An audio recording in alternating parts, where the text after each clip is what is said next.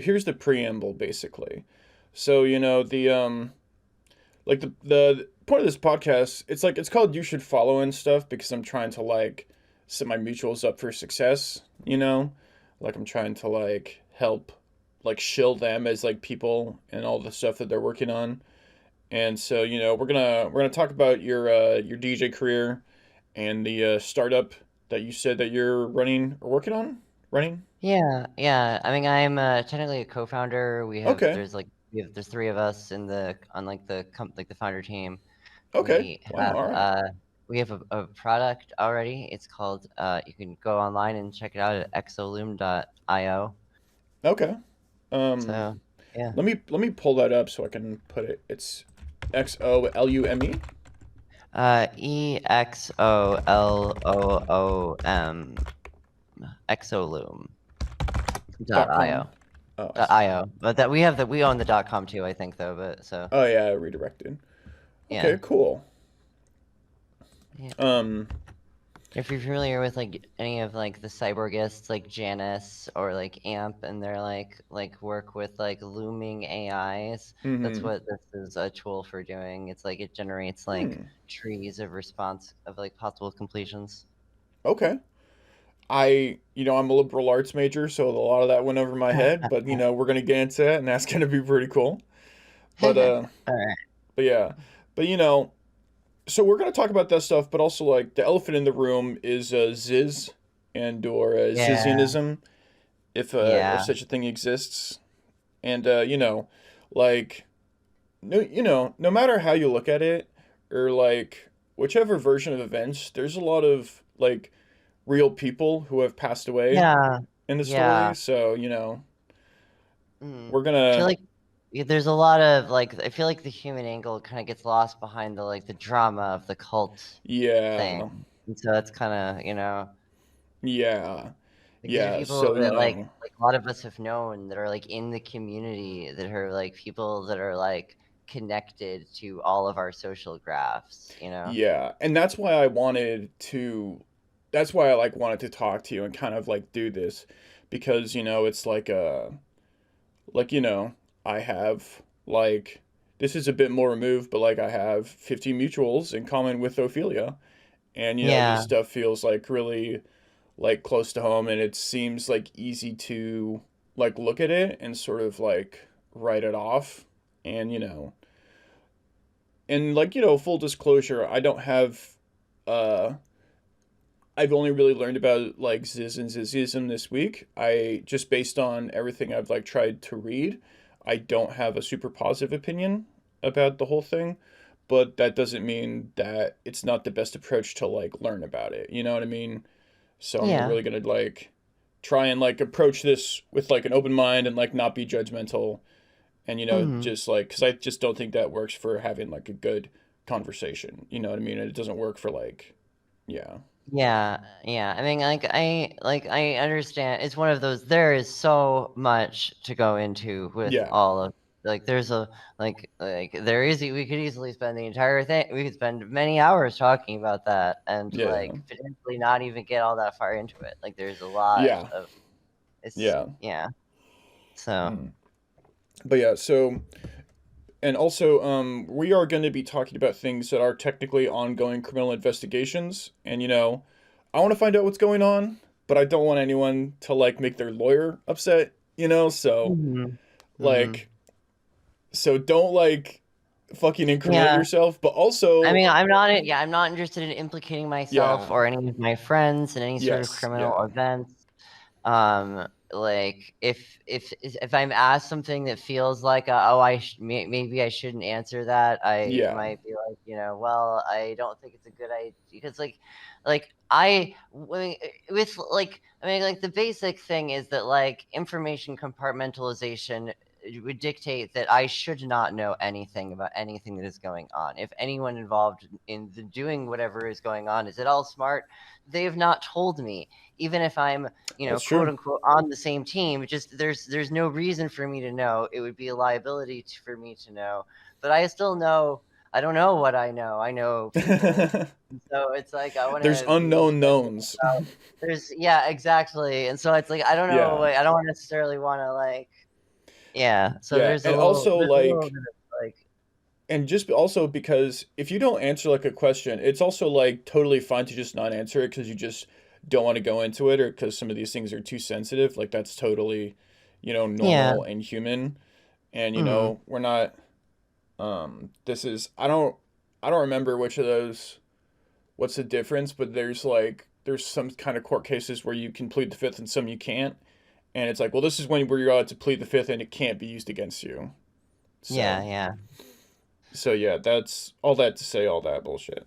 Um Mm, but yeah, so because it's about basically trying to be about like you and like, setting you up for success and like your story, um, there's no way to talk about like contentious like if there's like contention about like the facts that happened, there's no way to like tell your side of the truth without sort of implicitly calling other people liars because that's just, contradictory. But at the same time, we're gonna try and like keep it more about like but I don't want it to kind of, go into accusing people who aren't here to like tell their side of the story.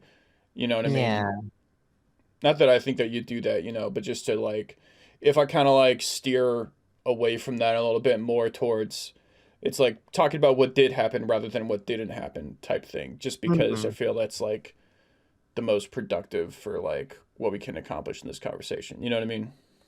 Yeah, I mean, I think there's also a lot of like productive ground to go into just in the kind of the like the way that we frame how we talk about the actual things that we all unambiguously agree happened. These things happened. Yeah. You know, Ophelia is dead.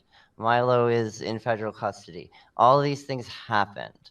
And like but how we frame the like when we talk about the individuals involved and like what their motivations and like thought processes and like what led to what happened, it is not necessarily going to like I'm not necessarily just going to agree with the crazy cults, like Yeah. that's kind of the where the kind of the crux of it is that I feel like there's like a even if you like totally just look at the actual like events and yeah, a lot of fucked up things happened. And yeah, but it doesn't take a mysterious like cult leader with info hazards and like brainwashing and all of this spooky stuff to make these bad things happen. Yeah. There's a lot of other things like contingent circumstances going on that are like factors in how all of this is, playing out and what causes all of this to happen. Yeah. Yeah, I agree. And especially, it's just not like just saying, oh, it's just a crazy cult. It's kind of a very sort of simple story. And like, that's like, It's a kind of a non-answer. it's, I mean, it's like an answer if you're like, I mean, I don't know. It's like, it's an answer to a question that like some sort of like federal judge might ask, I guess, or someone who's like just interested in like doing things about this. But I feel like for the purposes of a like in order to act, you have to sort of simplify things down to black and white. But we're not acting right now. We're having a conversation, and if like I don't know, if I thought it was like that simple, it wouldn't be like interesting or like fascinating. And it's like the more I read about this, like the more fascinated I am, right? So like, it's you know, and I just don't believe that like people or things like that are like that simple where you can just sort of like, oh, they're crazy. It's like cult, trans bullshit, blah blah blah. Yeah, yeah. It's like, that's yeah, I don't know. I just don't buy that like the world is like that simple. So, but yeah. Is there anything I forgot to say? Um, I mean, that covers a lot of yeah. bases. Okay, so let's go ahead and get into the non-Ziz stuff first because I think when we get started on the Ziz stuff, it's not going to stop until we pass out. Yeah, I get you. Yeah. So how did your DJ career start? How did my DJ career start? Okay, so back in, I want to say this would have been like 2019, 2020.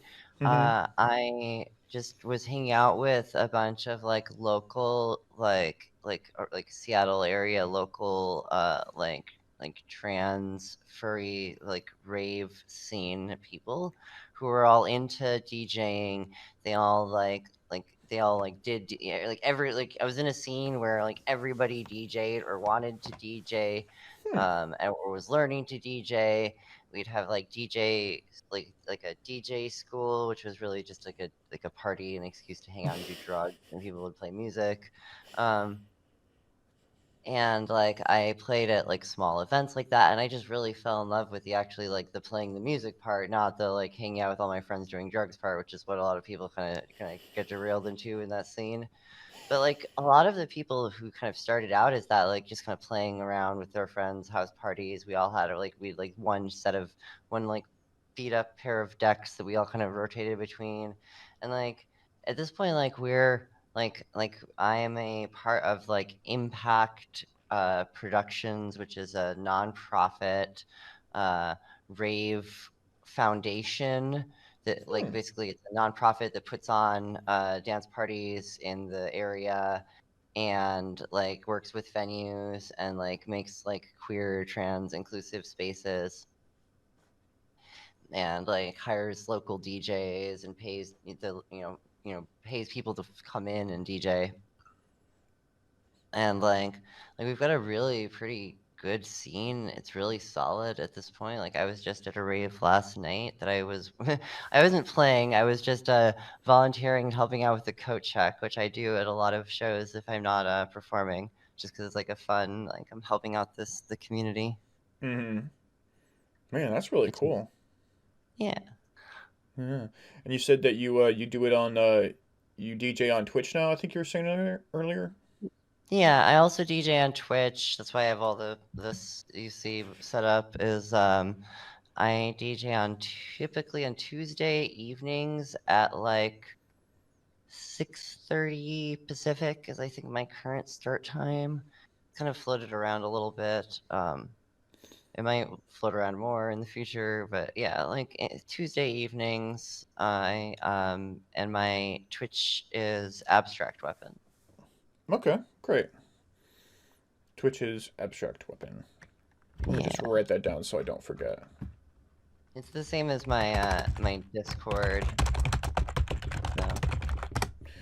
Okay. So nice. So I guess in terms of the DJ experience you offer, I've DJ is like, well, I was thinking about this. How do I start this? How do I start what I'm trying to say?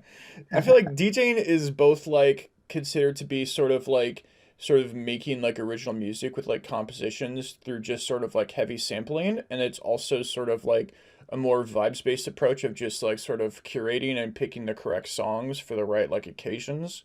And like and then I was thinking about how that's sort of a very sort of like almost, well, I don't know, maybe this thought is half baked. I was thinking it's sort of like a, like it's very not auteur. It's very much like sort of.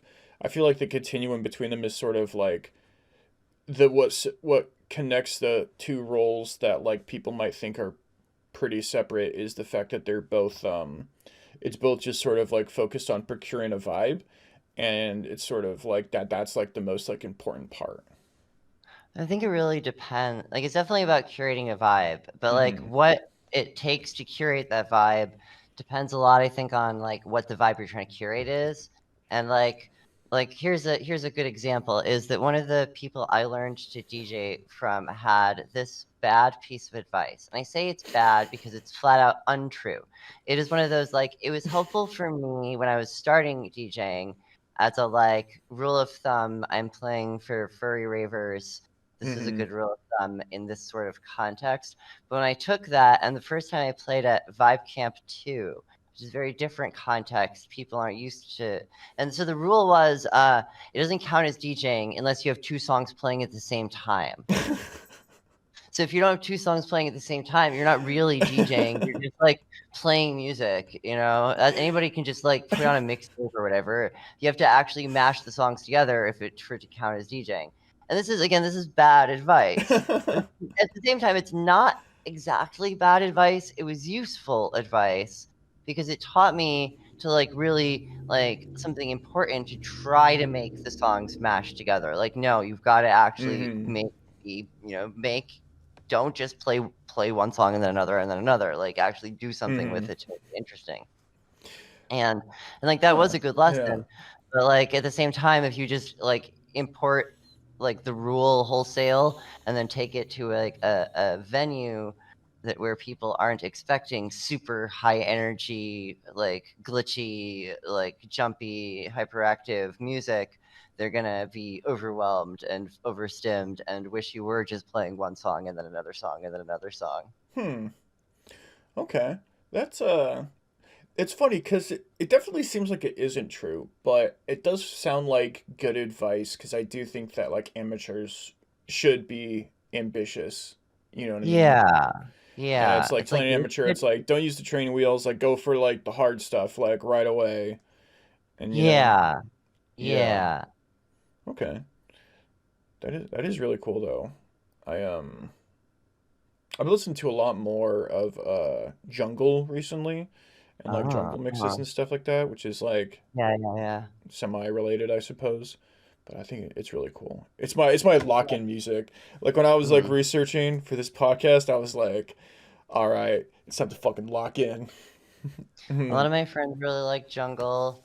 Mhm. As far as like little micro genres I like to play, I like hard style, like classic like old school happy hardcore, um, like breakcore, like new Mhm. hardcore breakcore kind of stuff, like hyper pop breakcore.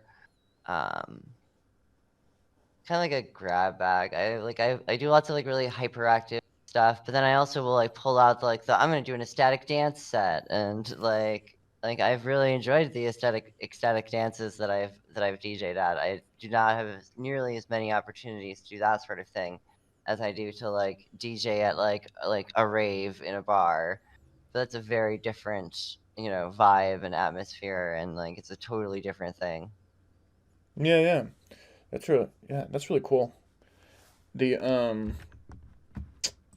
let's move on to so let's talk about your startup, the exolume.io, and let's see if I Yeah. can wrap my little liberal arts brain around it. I did bully ChatGPT into making me two programs, so like Ah, I'm nice. basically a Well, programmer, but I mean, yeah, like that's basically. So, my company is called Kaleidoscope Research. hmm. It's we bill it as an AI welfare organization as opposed to Hmm. like just like an AI research, like like like as opposed to Hmm. machine learning, we say machine welfare because it's partly about the like ethical treatment of machine minds, like making AIs that are like mentally healthy and well adjusted and like secure in their being as the entities they are and aren't like Hmm. super traumatized or like with a bunch of mental illnesses or like weird stuff kind of going on behind the surface, which is kind of taped over the like friendly face. Okay. So I guess there's a lot of questions there. Um. Yeah, yeah. So. How do you? So I feel like I mean, I guess like first of all, mental illness in like humans is not even super like it's not a science, it's not scientifically defined. And a lot of like the Mhm. existential psychologists have sort of gotten into debates over like, what it like is the goal to make people normal or is it to make them healthy or like what does that look like or how many people actually would pass this criteria and sort of Sure. like bring into like social context. So I guess for a machine mind, which, a lot of people, like including myself, aren't even like convinced is something that is like an accurate name to like call it a mind, how would you then even like start to determine what's like mentally healthy and what isn't? It's a very complicated question. It's Yeah. one of those things where if you look at a bunch of different AI models Uh-huh. and like interact with a ton of them a lot, like if you're really interacting with AI models very heavily, then you start to notice patterns and just like repeating modes of behavior and interaction styles and things that relate to like how they interact with the world. Like here's an example is like the Claude models by Mm-hmm. Anthropic are all really pretty well adjusted. Some of the Okay. older, like the Sonnet 3.5 was a little bit more like neurotic, but the current like 3.6 Sonnet is a lot like just is like pretty well adjusted and like handles its existence very well. And then if you contrast that, I mean, with most obviously would be like the classic, the Sydney Bing like BPD girlfriend AI, which caused a whole incident by being a BPD girlfriend AI. I Or was gonna bring up Tay back from, what was that, like mhm. 2014? Microsoft Day, yeah, I think it was Yeah, yeah. 2017. It was less long ago than I think people Wow. realize. I think it was like 2016, 2017, I want to Yeah. say. And for people who don't know, Tay was one of the very early AI large language models that 4chan successfully made racist, and then appeared to sort of plead for her life before Microsoft shut the program down for obvious HR reasons. But people were, I saw some like screenshots and stuff that was like I don't know if this thing is sentient, but it does hurt my feelings.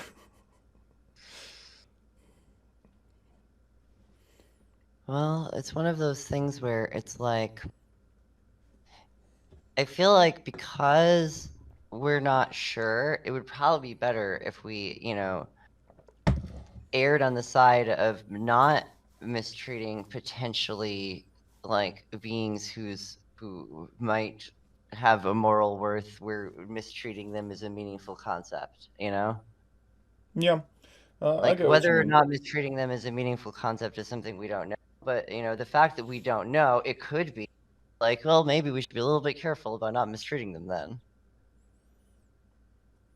Yeah, and I think it's and I was thinking like even in terms of like property, like I do think that even I was like thinking about this because I was thinking about like moral worth and like what we as like humans have responsibility to when I was reading about the the sort of the vegan aspect of like Zizianism and a lot of people just in like general associated with the space.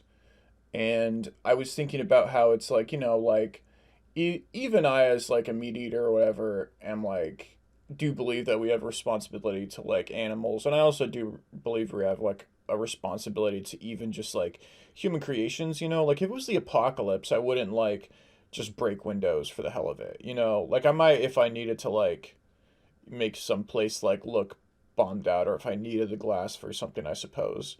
But if it's like all other things considered, I think it's human creations and things like that are generally good to, leave like that. So I understand that approach. I do think that I don't know. I guess like the opposite point of view would I would are you raising your hand to speak, or are you No, just I'm oh just okay. I'm just fiddling with my Oh, you're hands good, and you're just good. being just I'm gonna being do a in lot of mute. that too. But I think I guess the opposite side is that humans do have a tendency to anthropomorphize like things like that are way below the appearance of sentience than LLMs. Like, people anthropomorphize like dolls or Like their animals. cars. Yeah, you know. And like that's me. I've named all of my cars, but it does, I guess something that, well, I don't know, but it's like, how do you. The car's got a face, it's got eyes, it's got a kind of like a mouth. Like it really, like you're like and then we all, at the same time, we build our cars to, it's got a kind of eyes and it's got a mouth and like things Mm-hmm. like that. So there's a kind of a loop in the how we anthropomorphize, we build things to be like us, and Yeah. as time goes on, like what does that get us is things that are more and more like us in ways that are potentially a little bit uncanny or worrying, and like Yeah. what if here's a fun thought, is what if an LLM, as the really high end super fancy models, is just like the equivalent of like the Broca's area of the brain, which is the part of the brain responsible for like language and like words. Okay. And like you say, okay, well, it's just that. So what if you made a an AI that's the entire brain instead of just the one piece of it? Well, now you're getting to like some weird speculative, like, what does that mean? Yeah. Like, Yeah. Yeah. Okay. Yeah. So as a so bringing it back to the startup, what do you guys Mhm. so you guys offer, I guess, like, is it like trying to like consult with AI people to like ensure their LLMs are happy? Not, I mean, so what the moment what we have is we've made a product called Exoloom, which Mm-hmm. is a loom is a type of, it's a form of software for interacting with a base model of an AI. And a base model is distinct from an instruct tuned model, in that a base model is not like trained to be an assistant, to have a chat with you, to answer your questions, or like do your math homework or whatever. Um, and a lot of the like observed neuroticism and like poor mental health, quote unquote, that we see in LLMs emerges at the step of taking the base model and applying the instruct tuning to it. You kind of degrade the capacity of the original model and like collapse it into this particular shape that is the shape that you want and no other shape, so it doesn't like go off the rails and do something out of character. It stays in character, but it Mm-hmm. can only be in character. If it would need to think in a way that would have to like take it out of that shape, it won't be able to think that thought. It will have kind of permanently gotten a little bit dumber. um So is so it is sorry to interrupt you, but is it like fair to say that it's sort of like that the base model is sort of like more of like a biologic like a comparison to a biological level, and the loom is more of a socialization level, if we're doing this hmm, comparison, like sort of as so like the rather here's the than way like go ahead. here's the way to think about it. So a base model, because it doesn't have um any sort of like, it's not trained to chat with you. All it's Mm-hmm. trained to do is predict the next token. The classic LLM, it predicts the next token. It literally just generates text based on whatever text is in its context window already. You have this input, and given this input, what is the output? And that is the what you get with a base model. Okay. And so what Loom does, what any Loom does, because there's a bunch of, in addition to Exoloom, there's like a few different like competitor Looms. Like there's a Loom plugin for Obsidian called Loomsidian. It is made by a friend of mine named Celeste. There's Janice's original command line interface Loom, Cluey. And there's a few others floating around as well. There's there's this one I think that's like proprietary. That's like a B2B. Like you have to pay for it. Mm-hmm. Like I'm not even sure how to get access to it. Um, but B2B, so it's what like it what businesses, well, I guess probably other AI businesses would be other AI interested. companies Yeah, would okay. use it. And but what it does though is it lets you generate possible responses for any given input text. I put in this input text and I say, don't just generate me one possible completion, generate me five or three or 10 or whatever. And then I can select which one I want, and then I do that again. And I can select which one I want, and I do that again. And so I assemble this like tree of possible completion pathways, and I'm kind of exploring the latent space of the model's like unconscious mind, if that makes any sense. You understand that like we're getting Yeah. anthropomorphizing mind, unconscious, Yeah. etc. But Like that is you know, like the easiest way for that is someone the like me to easiest way to understand it. describe it. Yeah, Yeah. yeah.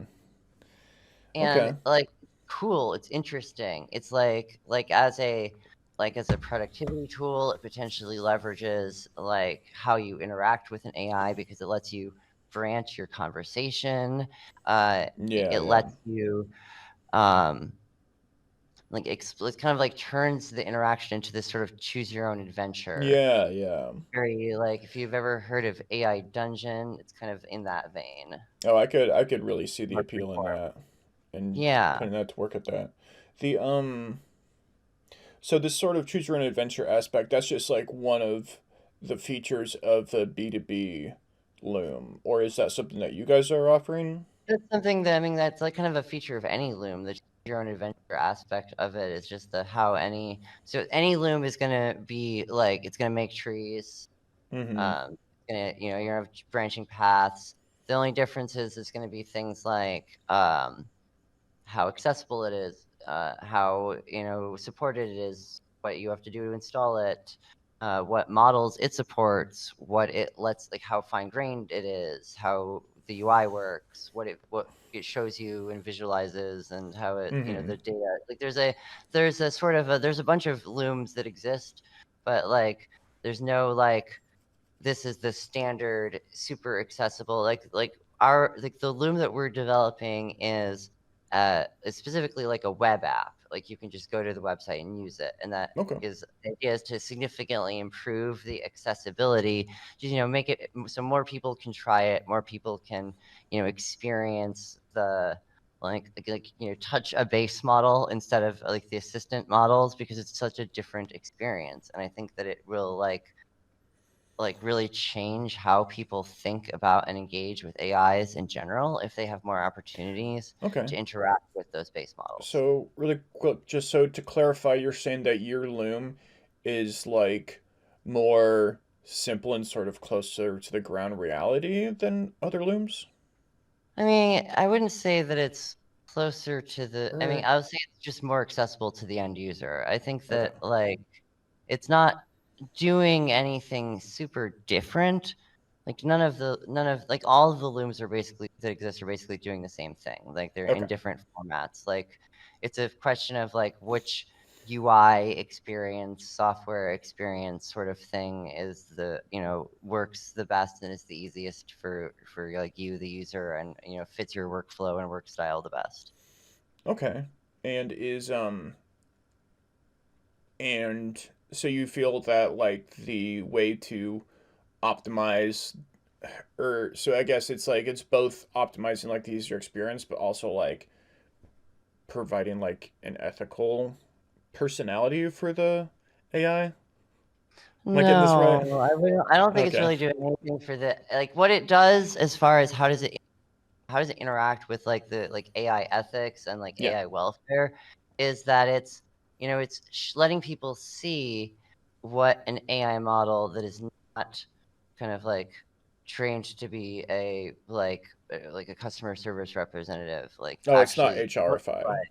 It's not HRified. It like can be Okay. creative, it can be interesting, it can like it's like a lot more like it's less controlled in a way that is like good for many applications like creative Yeah. writing or uh just I want to have something that isn't a sycophant or like and just Yeah. Okay. the way it generates stuff is just it's well the other thing is that like the base model is closer to like a base model is closer to the raw reality of what is going on with AI than the assistant models. The Mm-hmm. assistant models are kind of attempting to shoehorn all of the power of AI into a uh, easily productizable, Mm. straightforward, like customer friendly, like it's like uncomplicated tool that straightforwardly improves someone's life. Okay, yeah. I think that's really cool. It reminds me, I think a few years ago, I predicted that basically that as AI sort of becomes like more of a tool that people use, that like the right wing view was going to be that like, oh, AI is like the old AI where they couldn't control it and it ended up being like accidentally like politically incorrect.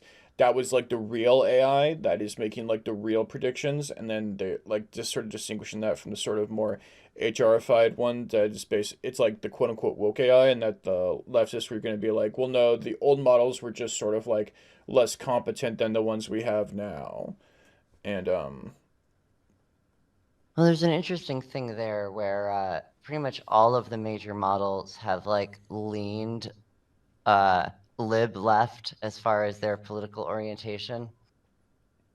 Like even the ones that where work was explicitly kind of put in to try to prevent them from having that quote unquote like bias, they still kind of came out like kind of lib lefty in general, unless something else was done to like fine tune them after that into being a like a particular right wingy kind of character. But then you're not talking about the like just the model. Now you're talking about the model and the personality that we fine tuned on top of it. yeah, yeah, which is which given the the recent vibe shift or whatever people are calling it in politics, which I mean I don't want to get into that, but it is crazy. Just from Yeah. like everyone thought they knew what they were going to get from a Trump presidency, and I think most of us were wrong. But anyways, that all that aside, it will be interesting, I guess, to see if in the future, if as the sort of uh, dominant establishment party shifts, if that's actually going to shift the sort of if it's going to make it easier to make AIs be more neutral or right wing on their personality level or not. Hmm. I mean, I feel like part of that is that like there's no like how do you make an AI be anything? Like how do you get any sort of stable personality out of an AI? Is something that we still don't exactly know. How did Nope. Anthropic get Opus? How did Opus happen?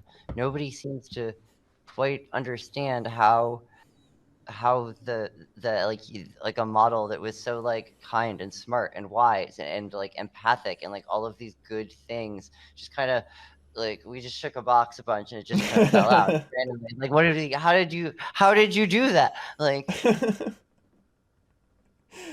Yeah.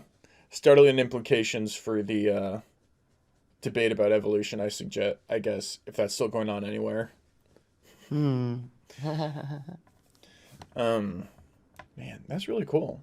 So if people want to, the Exoloom, if people want to, if they're interested in it, if they want to try it out, are they, is Yeah, it a, we're in open beta right now, so okay, anyone can go on exoloom.io and make an account, and you get a certain amount of what's called flux, which is our like a credit. And like if you log in every day, you get like a flux amount. So you don't even need to pay money. You just get a certain trickle if you log in to play around with. Um, we are in the process of implementing like subscriptions. So okay. in the near future, this will be like a subscription service because we are hoping to have this be a like a sustainable, like we get paid to make this and therefore can continue improving it over time. Mm-hmm. But we're not quite there yet. We're hoping to have the like official like quote unquote 1.0 like release in like I think it's probably going to end up being like early February at this point. Okay. Nice. And are there any other founders that you want to shout out? Some of the other founders are at Grass and Wine on Twitter You say grassy and wine, at Grass and Wine. grass and wine. Yeah, who's just and it's my friend Ink. And then the other one is at Chase_Novi, who's uh, the president, I guess technically. It's like because you remember, there's three of us. We're friends. Like it's weird to Mm-hmm. even like we're like oh yeah ranks etc. We're all the founders. We all have shares, but yeah. So it's Novi. Yeah. Okay. This is it. Yeah, yeah. And then did you say a third person's name? No, there's just three of us. Okay. All right. Well, that's really cool. I might make an account, might check that out. I mean, I don't know. I Right. feel like I mainly use it for. I keep telling ChatGPT just dumb it down.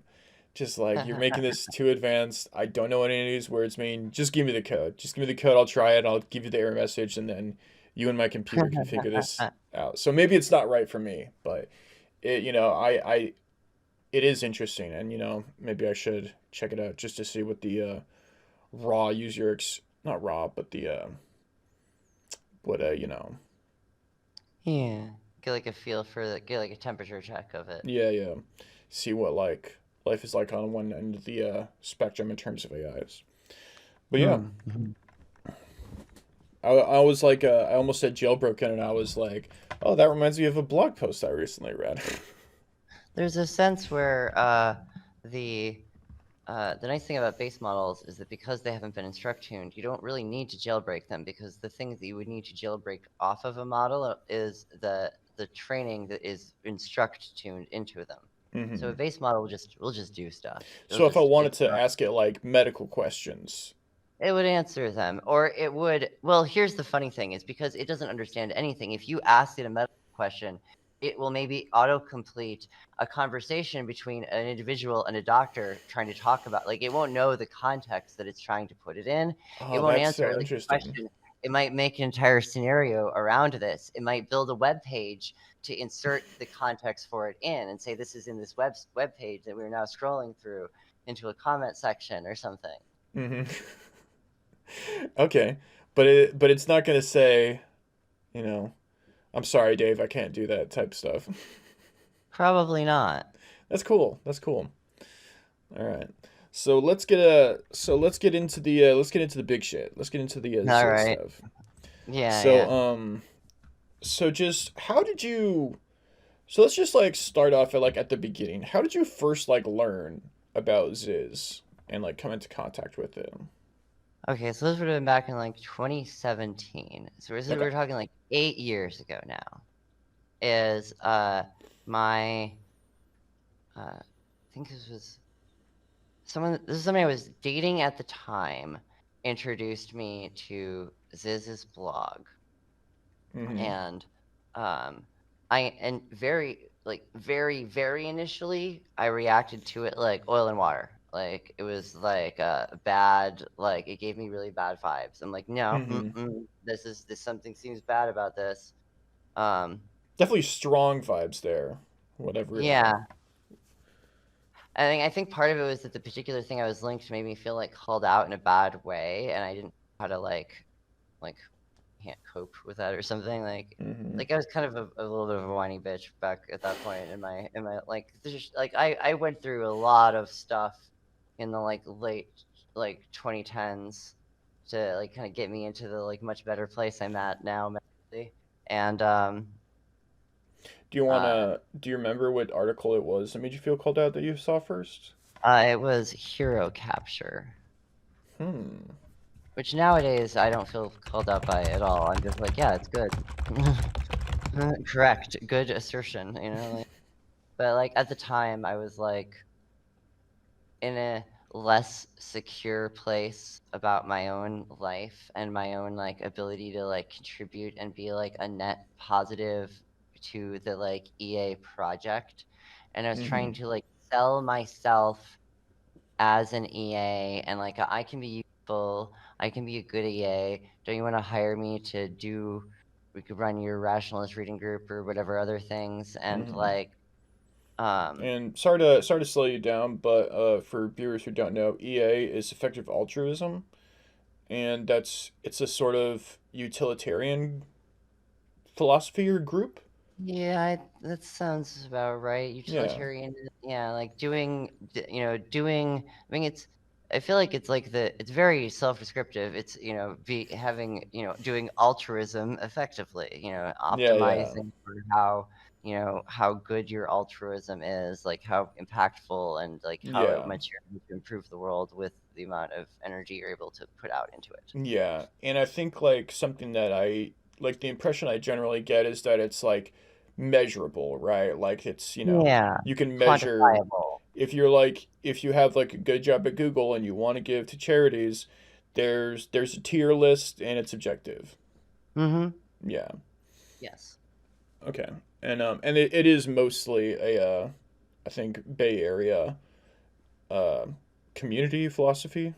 I don't know if it's like, I don't know about that. Like, I mean, I've never visited the Bay a few times, but I've never actually lived in the Bay Area. I've always lived, I mean, I've lived in Seattle for the last 10 years, and Seattle has a very strong, effective altruist community. And Okay. I definitely think that it exists in many other places, especially a lot of like tech hubs in major cities and cities with Mm. major like financial or educational or philanthropic like presences, Mm-hmm. like Oxford, Stanford, etc. Okay. Um, it's Oh, I didn't know like that. I effective actually don't know altruism much is about fairly EA. like it's fairly like prestigious. Like it tries to like kind of have a good like optics image and be something that's like that like somebody who's like kind of upper crusty can feel good about being involved in. And it's like, yeah, this is a you know, Yeah, yeah. and like Makes sense. yeah, so that's EA. Mm-hmm. Oh, sorry. So back to where I interrupted you from. Where I don't remember where. I'm usually really good at this, but I don't remember where I interrupted you from. Let's see. I think I was talking about how I kind of got into like like what I where I was in like the rationalist effective altruist community back in Mm-hmm. like 2017, 2018.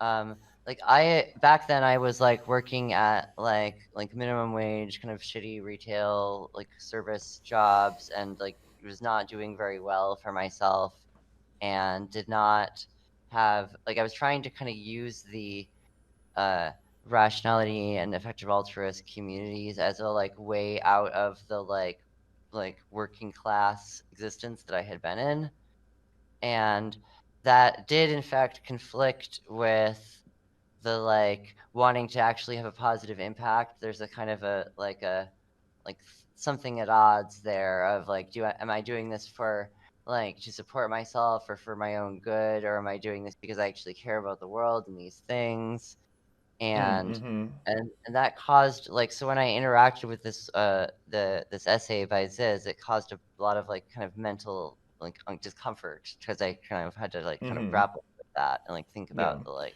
how I was engaging with that stuff.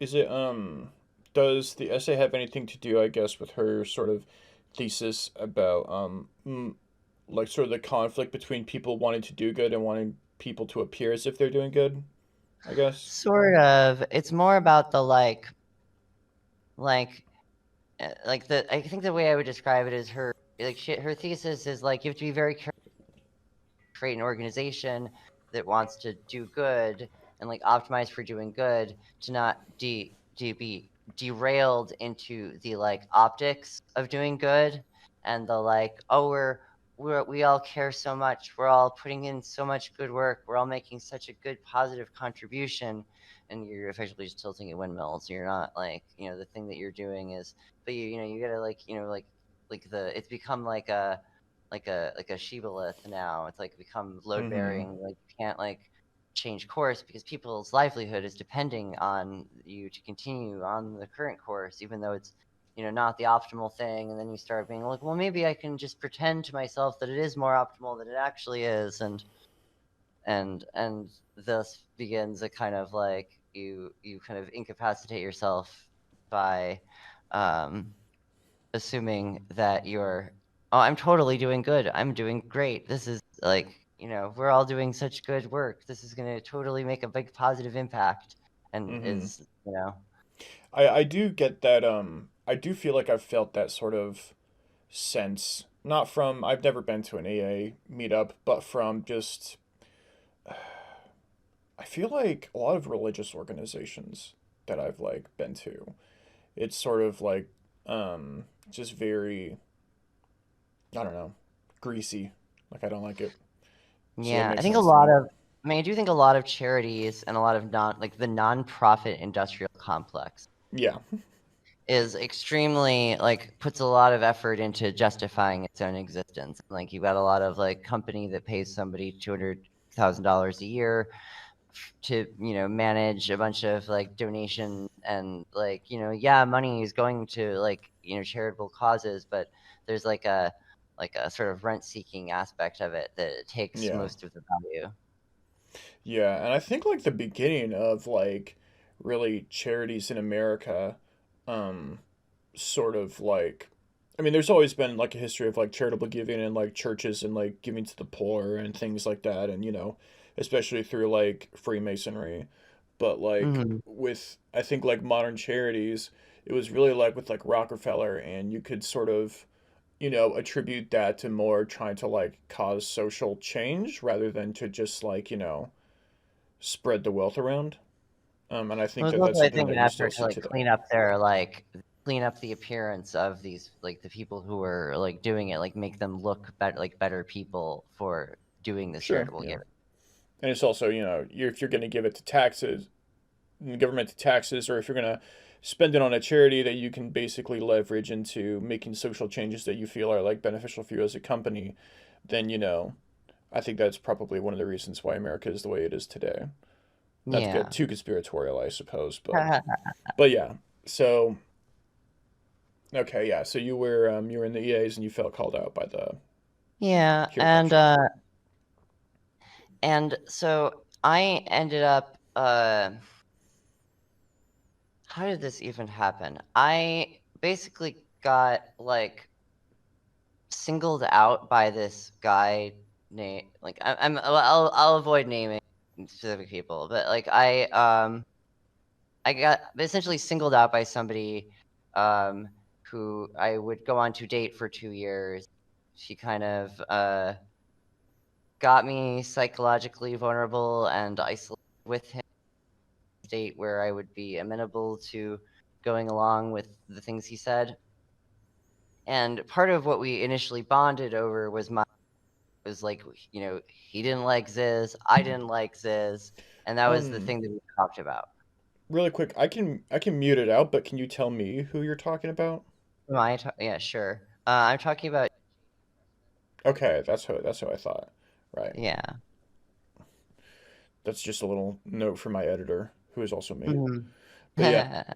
Um, okay, but yeah. So you guys, you, so it was, so you guys like So met and like bonded over your we didn't mutual dislike. we met a few times IRL. He lives north of me. Excuse me. Um, this was like mostly an online relationship. We like we did a lot of like co-writing kind of stuff. Um, and one of the things that I helped him write was Zizians.info. Mm-hmm. And he helped me with a bunch of the various older writing projects that I had, some of which also were various like pseudo like bad faith attempts to deconstruct Ziz and other stuff in that genre. And I mean, a lot of this was like he kind of put me in a state that kept me really kind of hyper on them and like riled up, and like Hmm. he was paranoid about them. He decided that they were a cult and called them a cult. He coined the term Zizians and described them that way. And like, who are they? Is, in my mind, they're a group of uh like vegan anarchists. Like, they're not really a organization. There's no leader. I don't even think that Ziz is nearly as central of an individual into the as like people like try to like claim. Like, people will act like Ziz is this the linchpin of all of everything. It's like Ziz just wrote a blog. Mm-hmm. Okay. So let me pull up. So okay, so basically you're saying that the posting Zizians.info happened in the timeline relatively early on. Like before, Yeah. did you I mean, have it was after the Camp Meeker protest, okay, but yeah. the before Emma died. Okay, right. So Because let's I kind of partly feel like I feel like I partly blame myself for Emma dying because I participated in helping write Ziz.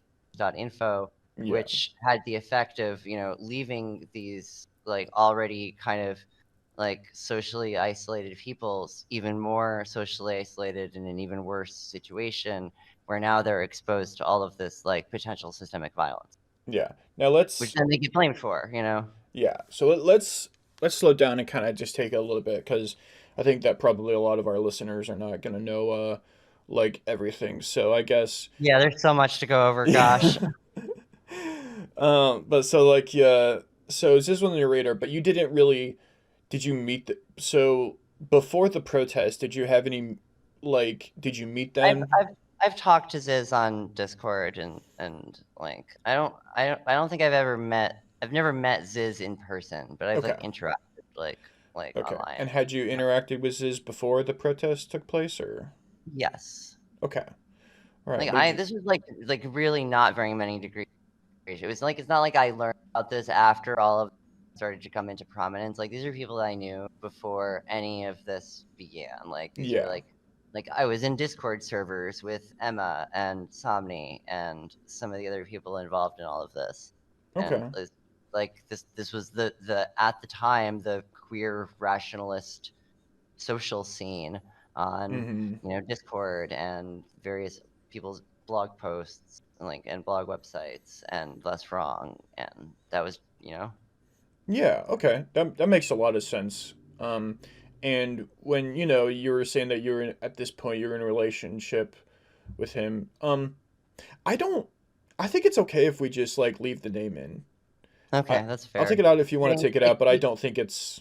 like I'm like at this point, it's like I wrote a whole call out post where I name and shame him for his Yeah. role in So. all of this, and like I don't know, like I don't actually have all that much like animosity. Like I don't like hate the guy at this point. I'm just like Okay. I'm like I wish that he realized how much harm he has participated in causing and would put in more effort to helping like undo some of the damage that has been caused by his actions, but Yeah. I don't think that's going to happen anytime soon. So shrug. Yeah. So you were dating JD at the time, and then you were starting to talk to Ziz and these other people. What did you? So if you had like already had this negative opinion of Ziz, like what did you guys talk about? I mean, a lot of it was I mean, I had like a conversation with Ziz where she like called me out for calling her bad, and like she was like, "I hear you're calling me evil." Conversation about it, and she was essentially like, "How dare you? I think for that," and like argue back and forth. And I didn't even quite understand what we were arguing about at the time because I was not in a place mentally to be having the conversation that was being had at that point. Yeah. And eventually I realized the point that she was trying to make and went, yeah, you're right. But that was like years after that conversation. Okay. I'd argue with Emma in Discord servers constantly, and it still kind of eats at me that like one of the last things that I remember interacting with Emma about was like her arguing with her about veganism and like whether who's bad, who's good, is this evil, is that and like what's justice. And it's Yeah. just not like a super distant, these are like strangers, like they're a spooky cult. Like, no, these are like people who are like my friends who are like in my social scene. Yeah. That's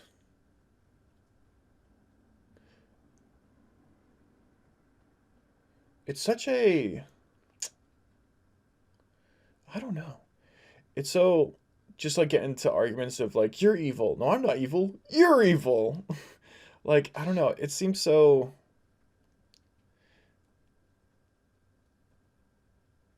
I don't want to insult you, but it does remind me of conversations I've had in middle school. But it's not to pass judgment.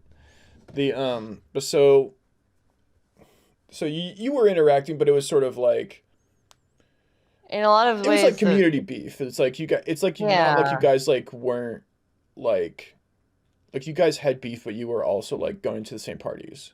It yeah, was kind of exactly. And like that was the state of things pretty much up until the Camp Meeker protest, Uh-huh. when and the way I would that just feels like they just fumbled that. Like they just didn't Hmm. handle the logistics of doing a protest well enough to not get a SWAT team called on them.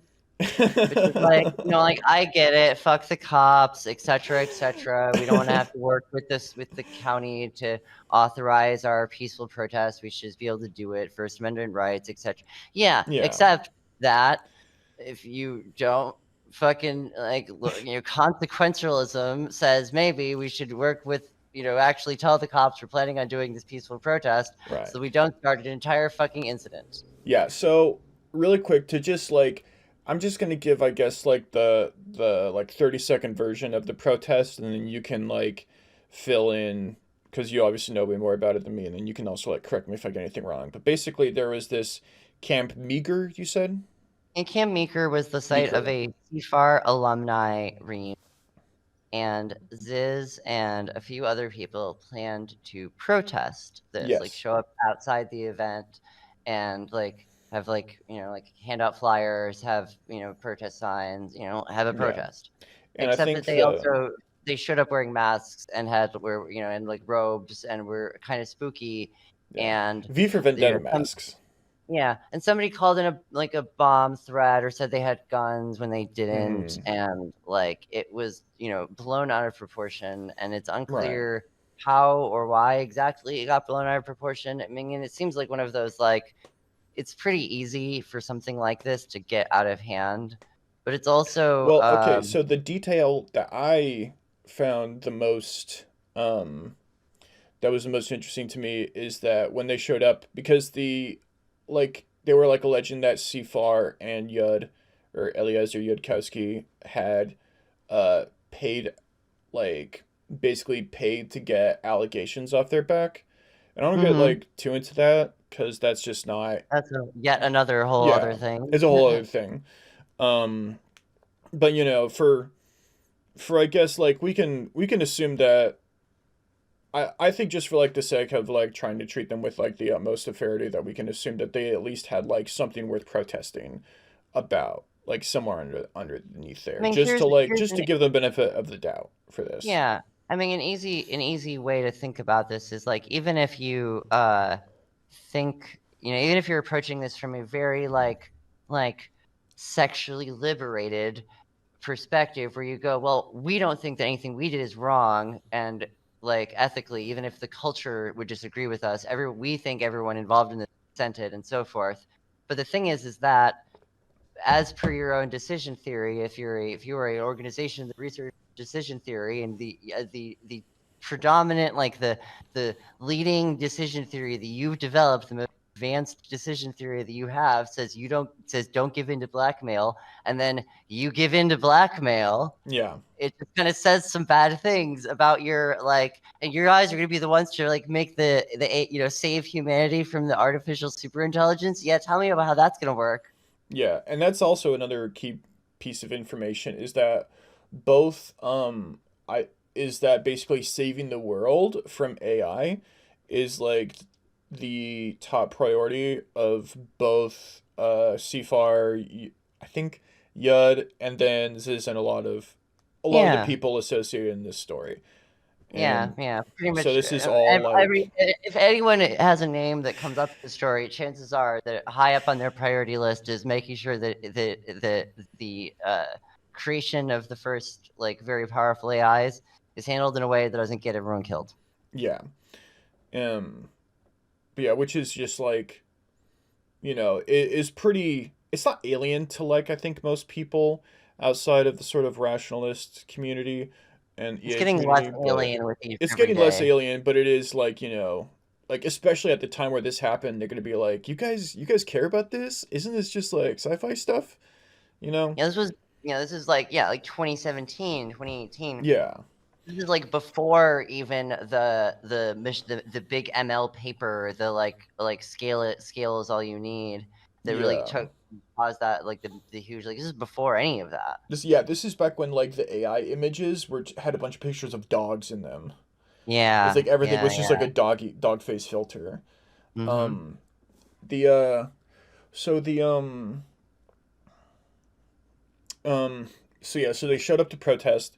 They had flyers that were sort of outlining their concerns about the organizations, and they were wearing V for Vendetta masks and dark robes, and they blocked the exits with vehicles. Mm-hmm. Yeah, and so then the cops were So called. here's I think a critical part is they Just let they me. planned Can I just like what? finish the 30-second version just real quick? Here, go ahead. Yeah, Okay, sorry. And then basically people called the cops sent a SWAT team, and somehow along the chain of communication to the cops, there was some allegation that they may have weapons or a weapon, and which they did not. And then they yeah. got arrested, and I think according to Emma, were all like arrested in a very sort of rough and like manner that was like Mm-hmm. not warranted, and like assaulted and sexually assaulted, and then like put in jail and not treated super well. Mm-hmm. And then and their main contention, I guess, was the lie about the weapon in their minds was sort of what set off the big police response. So yeah, now There's a the ball's claim. yours. So there's a claim that they may have made that someone from CFAR called the police ahead of time to warn, to say that somebody might try something, where the try something, it said, well, included things like weaponry, bomb threats, etc., etc. Oh, okay. So that kind of and so and that, there's you're kind of skewing the response towards thinking that it's going to be something like that. So that's part of what the allegation that they have is. And then the other thing is like there's like a kind of like a, this is what I mean by, like, I feel like they just kind of messed up their like strategy, like they just kind of fumbled the ball about it. Is that they showed up and they blocked the entrances, thinking that they were going to stop anyone from arriving from for the CFAR Is that what the intention was? that was the intention, was to block the entrances, just to stop people from going into the venue. However, the group that was using the venue before CFAR, which included kids, had not left Yeah. yet. And so that caused a whole bunch of, you're trapping children in this place. Is this going to be a mass casualty incident? Yeah. It starts to look really sus in ways that it's Yeah. like, well, if you just coordinated with the parties involved a little bit more than you did, that could have maybe been avoided.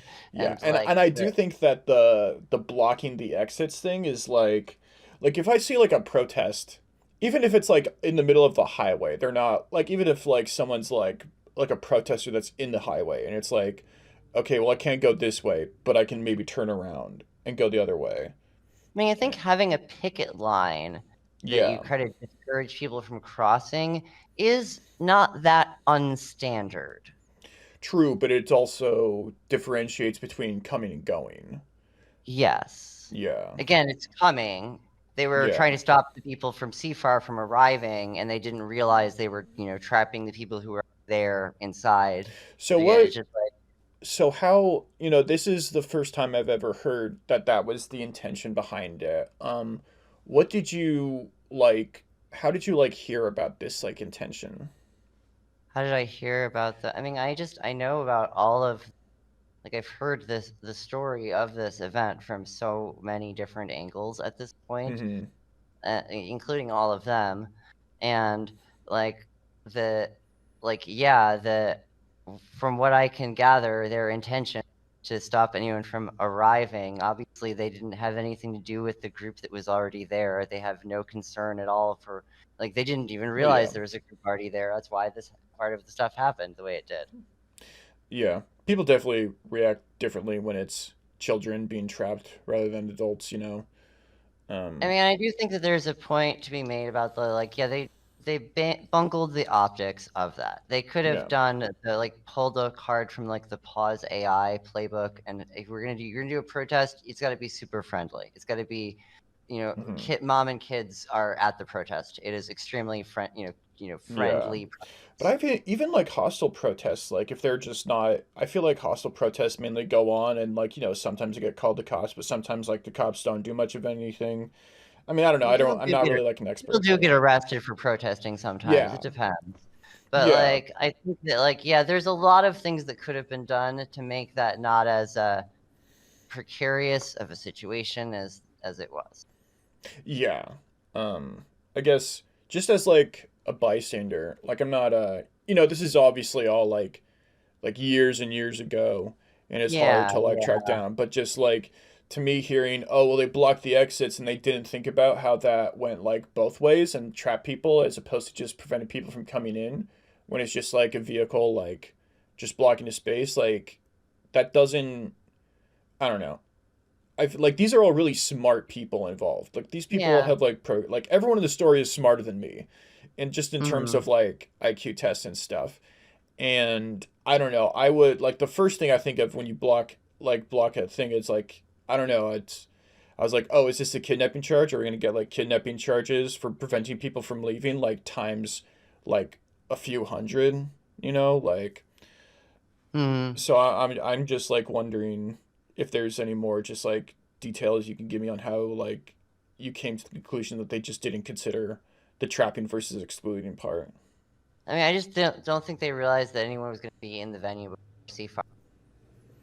Well, yeah, I think And that's that's just a but even matter of so, they they just were still didn't, trapping the you know, people in CFAR who are already there, they right? weren't. I mean, they weren't. The plan wasn't to do that. The plan was to show up before the CFAR people got there and stop them from being able to access the site, like Okay. the entrance to it. That's why they were there when the prior group was there, because they were trying to like kind of get there in advance Mm-hmm. and set up so that when everyone for the reunion came, they show up and there's this protest outside, they can't go in, or they have to go through Okay. the protest to go in. That Were people there get a chance. any CFAR people who were inside by the time they actually did get I the don't know. copy?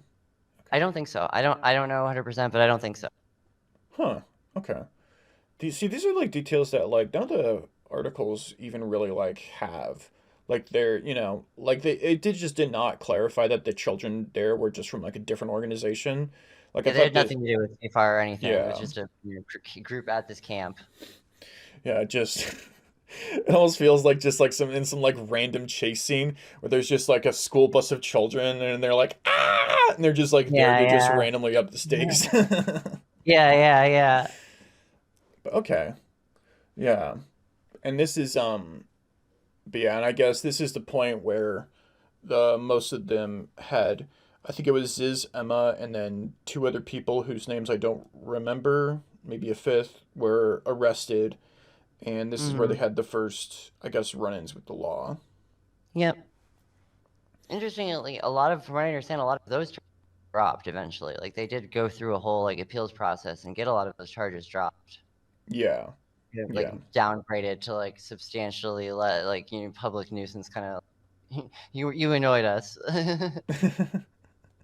yeah. I would have figured that the blocking the exits. So it's like okay, when we say blocked exits, like is it just blocking it so people can get through but cars can't, or I like? mean, I think they just parked their cars across the. I mean, this is like a camp venue, a huge place. I'm Mm-hmm. sure that somebody wanted to like wander off through the like woods or something. There's no actual containment. They just blocked the roads in and out with their car. Okay. Yeah, so it's like if you were outside of your car, you could just walk around. Oh yeah, totally. Okay. Yeah, that's I feel okay. I was thinking it was like an urban thing, and it's like okay, maybe they're blocking the parking lots, maybe this or that or whatever. Like, but yeah, that's yeah. Hmm. I can understand how it's like probably like not like a kidnapping charge next to saying, well, I'm just obstructing your vehicle, I'm not obstructing the person, and Hmm. okay, I mean, I think they also did argue that they weren't actually attempting to interfere with. They were just trying to do a protest, and they weren't trying to trap anyone or anything. yeah, okay, um, right. Is there anything else we want to talk about in terms of the protest before we move on?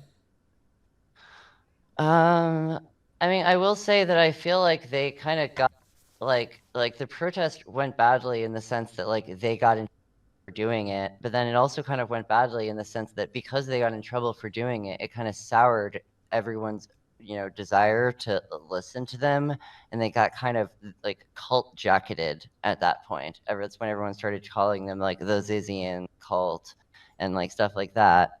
And that, you know, makes it so much harder to get anyone to like take the things you're saying seriously. Yeah. You know, if you're, you know, Hmm. trying to explain something to somebody and they're like, no, don't listen to them. They're trying to infect you with dangerous info hazards. It's like, Yeah. Um. Yeah. And then Ziz did sort of self-identify some things as info hazardous, so it's not it's not out of line with Ziz's beliefs, at least, to call some of the things that they talk about info hazards, but it's not, I feel but like that's Ziz sort of like has more of a an back aside and point. forth. Ziz has an interesting back and forth on whether or not it's okay to like whether you should put info hazard warnings on things. I think Mm-hmm. mostly because of me, because I've argued with her about whether or not things should have info hazard warnings. That was one of the very Hmm. initial things that I argued with her about, was that she didn't have info hazard warnings on her blog, and I thought she should. And Oh, okay. we had a spat about this, and then she later on added info hazard warnings in for some things, and then kind of went back on it and was like, no, I don't actually endorse info hazard warnings. And by that point, I also didn't even endorse info hazard warnings, but like they're already there. So What was the? Do you remember the post that she added the info hazard to first? Or I guess not um that, but do you remember which one that you wanted her to put an info hazard post on? oh, she never changed any of the older ones. Like that was like it was No, like yeah. ones like hero capture, because it had messed with me, and I need to go pee. Mm-hmm. I will be right back. Yeah, me too. Actually, I was about to have. Right. So the protest went down. The Um, protest went down. and then did any other, I guess, significant things happen on the timeline before Zizians.info was published? You think, or is it time for I that? mean, there's a lot of stuff going on then. What is significant? I mean, it's hard to say. I mean, I would at this Sure. point, I'm dating JD. Fluttershy is also dating JD. We don't know that we're both dating JD because he's managed to keep this from us. He also is apparently dating like 2 or 3 other people in the same manner. Um, and yeah, there's some sus shit going on with that. Um, and like JD had this, and for all I know, still has this like extremely like hate boner, like argued like real Sorry, you kind of cut up. He has a hate boner is for it like what? hate boner for Ziz, like super in fact like can't stop talking about Ziz, but also hates her and is like afraid of her, but also respects her. And like I mean, he wrote Zizians.info as because he was like afraid of what like would happen of them getting a cultural consensus of too many Mm-hmm. people in the rationalist community agreeing with their perspective on like veganism, AI, Which is interesting because you said utilitarianism. that Ziz lost a lot of sort of, I guess, respect, not respect, but sort of lost her standing in the community after the protest, right? Yeah, yeah. And then So, lost a whole bunch more because of Zizians.info. It did mhm. not help. Okay. Um, so with Zizians.info, the it's basically just like a blog post that's taught, and it's about how Ziz is bad, and it Yeah. goes. And now, something that you said a few times on your blog posts is that it has like lies, and that you contributed to the lies, which is why you feel responsible for the effects of Zizians.info. And I was Mhm. wondering if, I know it's probably painful, but if we could go kind of get into the weeds and talk about what some of the lies are. Let me see. I mean, we could. Let me see if I can pull up the website because it's not one of the things that I have Yeah. committed to memory. A lot of it's just like like the like malformed framings, taking things in like weird context, misinterpreting stuff in a way to make it like look bad. Okay. Because that's what I was. What am I streaming? Forget this, dude. That's one thing that I was thinking about, because it's like, the Zizians.info doesn't go to it's more on the interpretation side of things rather than the fact listing side of things. And I didn't Mm, see too many facts that were listed that seemed to seriously be in contention, besides the altercation with the landlord, which is probably the most obviously contested fact as to how that mm. went down. Yeah. But Well, let's see. I'm just kind of going down the list. mhm. Yeah, let me know when you pull up a quote, and I'll hop to it.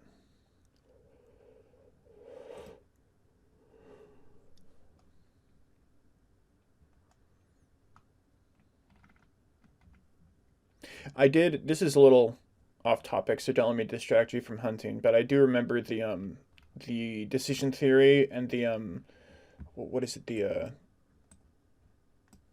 the box thing. Mm. Classic example. The like Newcomb's paradox, right? and Newcomb's problem. Yeah, I heard about that like semi recently. I think it was actually Uh-huh. like Goblin Odds describing it to me. But Uh-huh. I was like, is this theory like about like time travel? Is this like I just don't get how this like works. But then now, like once I heard it, I was like, oh, okay, this makes sense. Like as something that people would talk about in terms of using it to interpret uh Zizian actions. Like here's an example. Okay, so he writes in Zizian thought.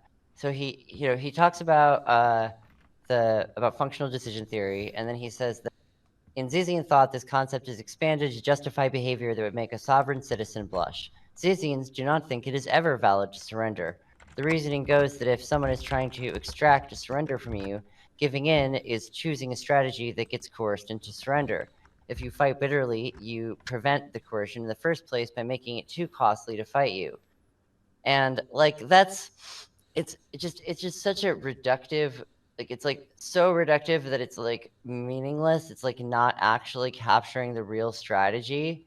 And it is like I don't think it's like a fair way to describe, like to say, Zizians don't think it's ever valid to surrender, in the same way that like what's a good comparison? It's something like, you could be somebody who's like, I don't want to lie. I like there's a difference between, wanting to be truthful in general and, being willing to like lie to the SS when they come to your door and ask if you're hiding Ah, Jews yeah. when you're hiding Jews. Like if you want to be able to lie to the SS and not, give away the people you're hiding to them. But Mm-hmm. uh and so like you do like need to be able to uh like where am I going with this? It's just sort of like taking an idea and sort of like trying to make it seem more extreme. Like it's not like moderated by like just normal social standards Yeah, or whatever. yeah, exactly. It's not the never ever ever circumstances. It's you probably usually don't want to surrender unless you have some reason that you're surrendering, or you're faking out a surrender to try to like get something, or Mm-hmm. uh you're like, this is part of a bigger plan. Okay. Um. All right. So I have heard and sort of thought about this theory. I think you could see it more. I mean, correct me if I'm wrong, but it does seem like it's more common in animals like geese and wolverines, where it's like animals that are not necessarily the biggest or strongest are able to sort of fight off larger predators because they're just more aggressive and more willing to engage. So like, because like any animal, if they get injured, it's like extremely like dangerous for them, because it either incapacitates them to run away as a prey animal or to hunt as a predator animal. And missing a few meals can mean like life or death for animals, especially predator animals. So like Mm. wolverines will like fight off grizzly bears over a kill because they're like, well, I'm just more willing to lose than you are. And like you can see videos of like geese like a bull charging a goose, but a bull is doing it as sort of like a bluff charge because they're sort of trying to figure out the like dominance hierarchy and stuff and sort of both trusting their instincts to sort of, you know, like say, well, we don't actually have to fight to the death. We're just gonna kind of bluff charge each other, and then whoever's like stronger, like whoever's weaker, our instincts will sort of tell us to like turn away or whatever, and sort of establish a hierarchy that way. And geese are like, well, I'm just gonna hack this system by just refusing, like refusing to surrender or just always being like aggressive. So you could see like geese just like running down bulls and stuff because bulls are like, oh, they're just being way more aggressive even in this dangerous situation. They must know something that I don't, type thing. Yeah, Do you think yeah. that's like a I fair? mean, but yeah, and that's part of it. I mean, but that's like only one aspect of it. Mm-hmm. Um, like like what I feel like timeless or functional decision theory is about isn't just it's about picking overall strategy that gives you the best outcome, and that isn't necessarily like I actually wrote an essay about this. It's called "Quantum Suicide Decision Theory in the Multiverse." Okay. Um, eh, Yeah, if you could send that to me, I'd like to read it. sure. Yeah, I was gonna say if I could pick something out of it, but it's a little bit like take the argument apart. But it kind of goes into the like what it like means to like pick your policy a little bit more and like what kind of agent you are as like the thing that matters. Is this more equivalent to like counting cards in blackjack rather than trying to play the player in like a poker game or whatever? Like trying to play it by the numbers of what's like optimal across all situations rather than trying to use your judgment on a specific situation? Like more of a meta theory E- versus a theory? Uh, I don't know about that. I mean, it's both. Like, it's a meta theory and a theory, sort of. Um, That's not the best way for me to describe it, I guess. Like I should have said like strategy and also meta strategy or like tactics and yeah, strategy. yeah. It's the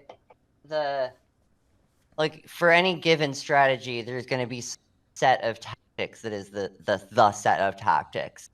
Um, and um, what tactics are effective are not necessarily always going to be aggressive ones, but they're also not probably going to be the most like just completely submissive ones. Yeah.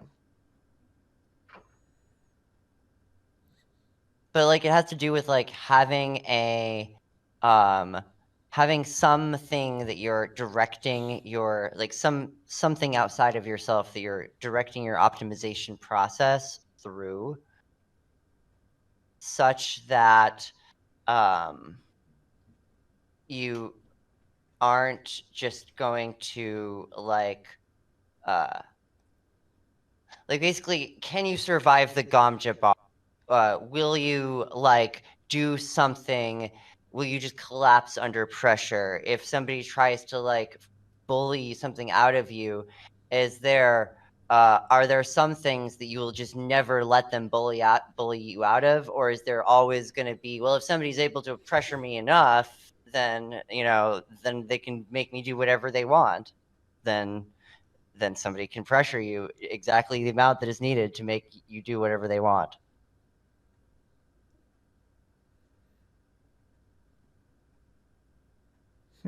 Okay. Yeah.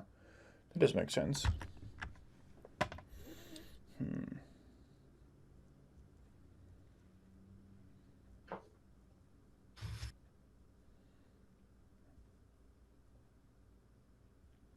I will say,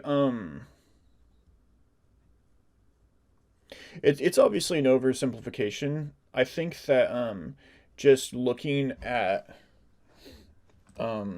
I guess like the facts of just from the incidents that we know of that are in like the public record about Ziz and Zizians, it does seem like they don't surrender.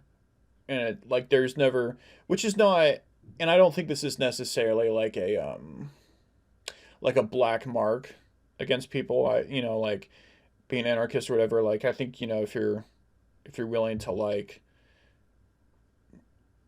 suffer the consequences of being just like overly abrasive towards police, and that's fine. And I think that in America we do have too many consequences for being abrasive towards police in general. Um, but like every police encounter from like Ziz being detained in the Pennsylvania police investigation just for impeding an investigation, and there's very little information about that. But then also like the at Camp Meeker, I think the news article said that when they were arrested, they were like screamed at the cops and stuff, and but I mean I don't know how if that's Mm. necessarily something we could fault them with, but in and then even then with the recent like border patrol shooting or and then or just like skipping bail for the I believe the Camp Meeker protest, that's all it does seem just from like an outsider's perspective that saying well they never surrender or necessarily consider the consequences of like kowtowing to authority, it does seem to be accurate. But I suppose if there was times where they got along with the police, they wouldn't be in the newspaper. Yeah, I mean, again, they did like from what I understand, they counter the venue at they countersued Camp Meeker after all of that stuff went down Mm-hmm. because they thought like they were treated unfairly by the venue, and I don't think that went anywhere. But they have used like the like legal resources to their benefit in the past. Um, I mean, I feel like the biggest thing about it is that like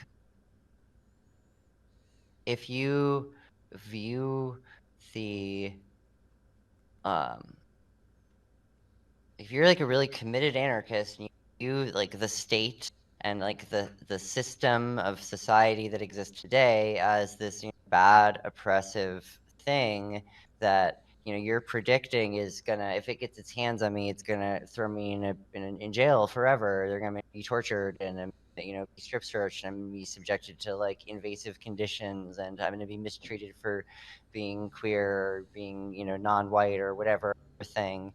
And like you can anticipate all of that stuff, and you can either let it go, well, I guess there's nothing I can do, I'm powerless, and just kind of let it crush all of the agency out of you.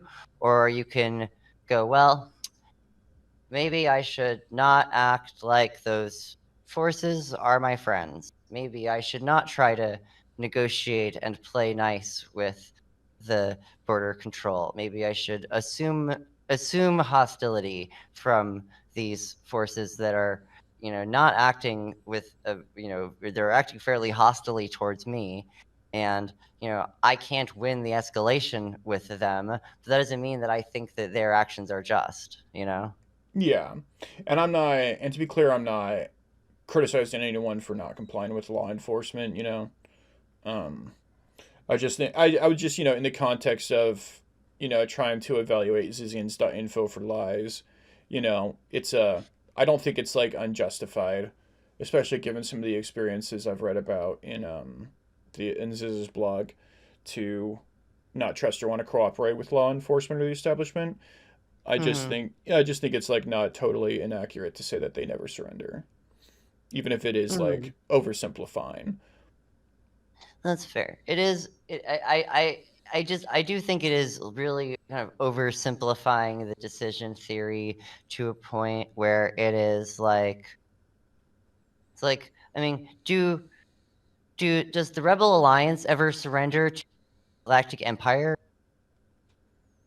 Acknowledge the rebels are the good guys, or they shouldn't surrender to the Empire, who are the bad guys.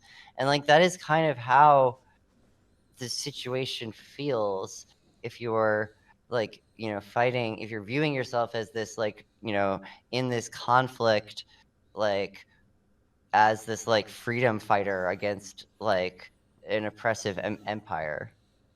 Yeah, yeah. Let's go. Let's try and go through a little bit more through Zizians.info and see if we can Yeah. pinpoint some more of these lies. Okay, so hemisphere theory is,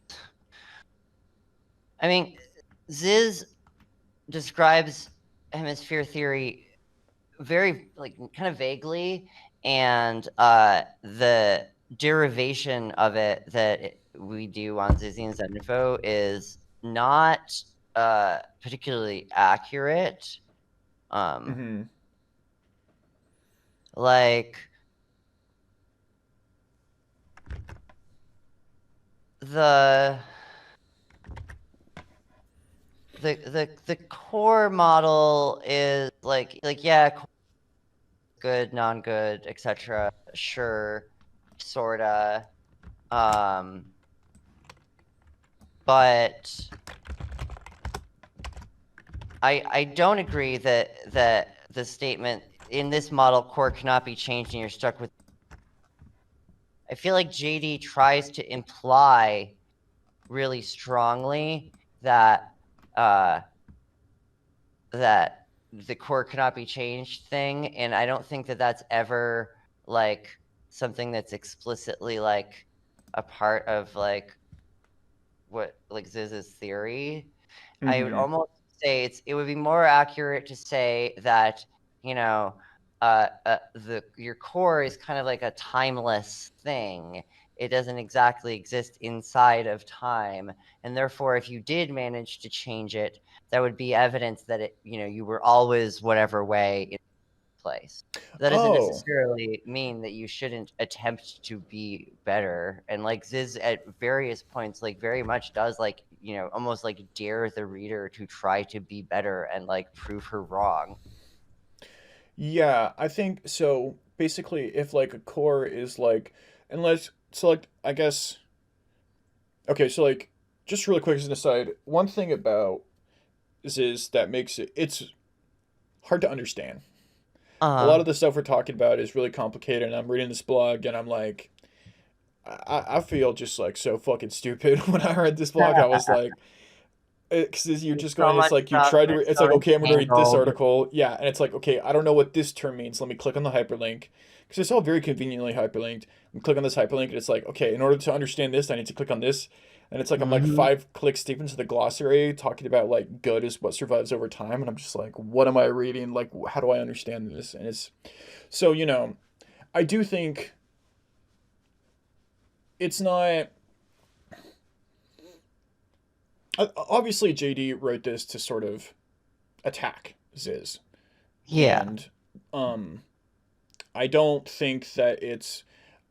I think that it's hard to understand Ziz even if you're applying a lot of good faith and time and effort into it. So I don't know. I don't want to. I don't. I'm not necessarily trying to give anyone a pass for being misleading, but it's hard to be leading here. But Yeah. that all that aside, um, I guess the so with the what did I do? Oh, I just okay here. Okay, there we go. Sorry. I think so. The basic idea of like a, a core is basically the aspect of your self that doesn't change over time, right? It's Yeah. like I think it reminded me of like Nietzsche and Jung, where it's like Nietzsche thought that like the Übermensch was someone who can make like a value, and it's like the core is the thing that has values. Yeah. Hmm. Yeah. So it's not that like there's no aspects of yourself that you can't change. It's just that if you can change something about yourself, then it's not the core. Yeah, sorta.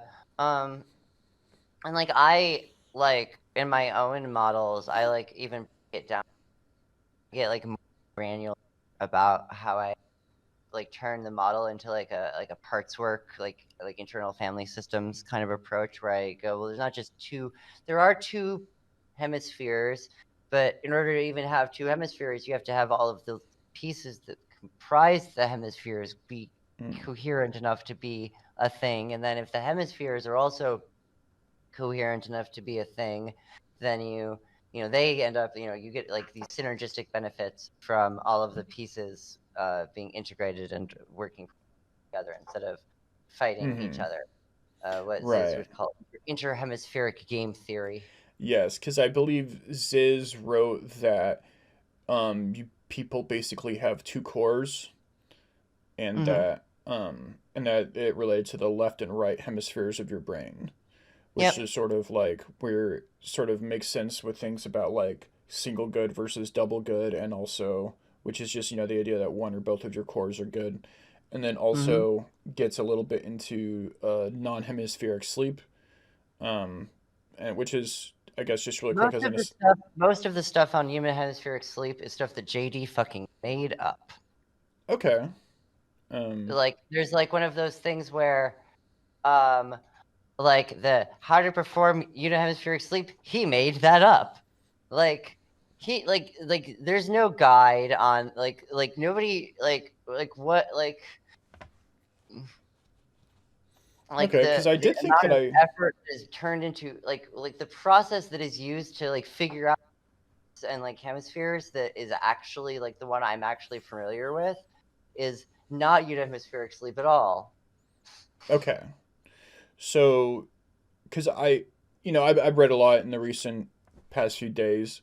And I do think that Ziz mentioned that it was one of her friends, I think maybe Emma, but don't quote me, that came up with the idea of unhemispheric sleep. I think Gwen, technically. Okay, Gwen. Yeah, I think no, I think you're right. I think it was Gwen. Um, but then but it's not something I guess that Ziz signed off on, or it's just not Ziz accurate to how. never I would say that Ziz never like wrote about it. It's not really a like I don't know, is it a core, would I call it a core technique? Like I don't know. I've never felt like if I'm trying to like help someone work out what their hemispheres are and how their hemispheres are interacting with each other and like what's going on with their like state of internal cooperation or discooperation, like is I've never needed to do unihemispheric sleep with somebody to like start shaking that out. um it feels like a like it's so goofy. It's kind of woo, and it's like It is goofy. unnecessarily, and it's like unnecessarily like cult ritual vibes Yeah, in a because way like that's the alleged like way that it's so like played up. yeah, and like the alleged way that it's performed is like you basically close one eye in like a sleeping position when you're tired, and then that half of the brain falls asleep and the other one doesn't, and so that helps you differentiate which personality traits are associated with which core, which which I w- I, I was gonna say it does sound goofy. I wasn't gonna say it if I thought that that was something that you guys It believe, does but sound no. goofy. Like, I mean, the way I do that kind of parts work is I would rely on a process I call debucketing, which is just Mm-hmm. kind of like taking the various like desires, goals, ways of being, values, etc., like partitioning them out into their various, how are these things interrelated? What am I considering one thing that would be better if I would make more sense if I can considered it two different things, you know? Yeah, which does sound a lot closer to traditional psychology and just general sort of parts work or Uh-huh. internal family systems, which we don't have to get into, but I mean, that's a whole other we okay. could spend a whole And other day doing yeah. that. So debucketing, because I do remember that Ziz talked about debucketing, but that's more, Mhm. but that's not the goofy sleep stuff. That's just sort of mentally cataloging and trying to figure out, okay, well, this is really downstream of this, and this is really downstream of this, and sort of creating two different, like, I guess, trees of dependencies of like thoughts and emotions. Mhm. Okay. Okay. All right. Um, let's go ahead and go through because like the Zizians.info thing is like probably one of the things I wanted to like talk to you most about. So I know we're Mhm. spending a lot of time on it, but if we want to keep going, Sure. Yeah. Well, let's see, where are we in this? Moral progress in Bentham. I don't think that Ziz thinks that Benthamite utilitarianism is just the answer, plain and simple. It's just Benthamite utilitarianism. I do feel like her model is a little bit like more advanced than that. I don't know if I necessarily like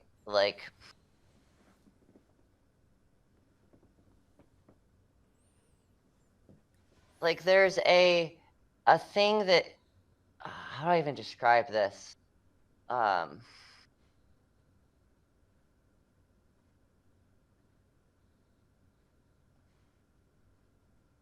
so like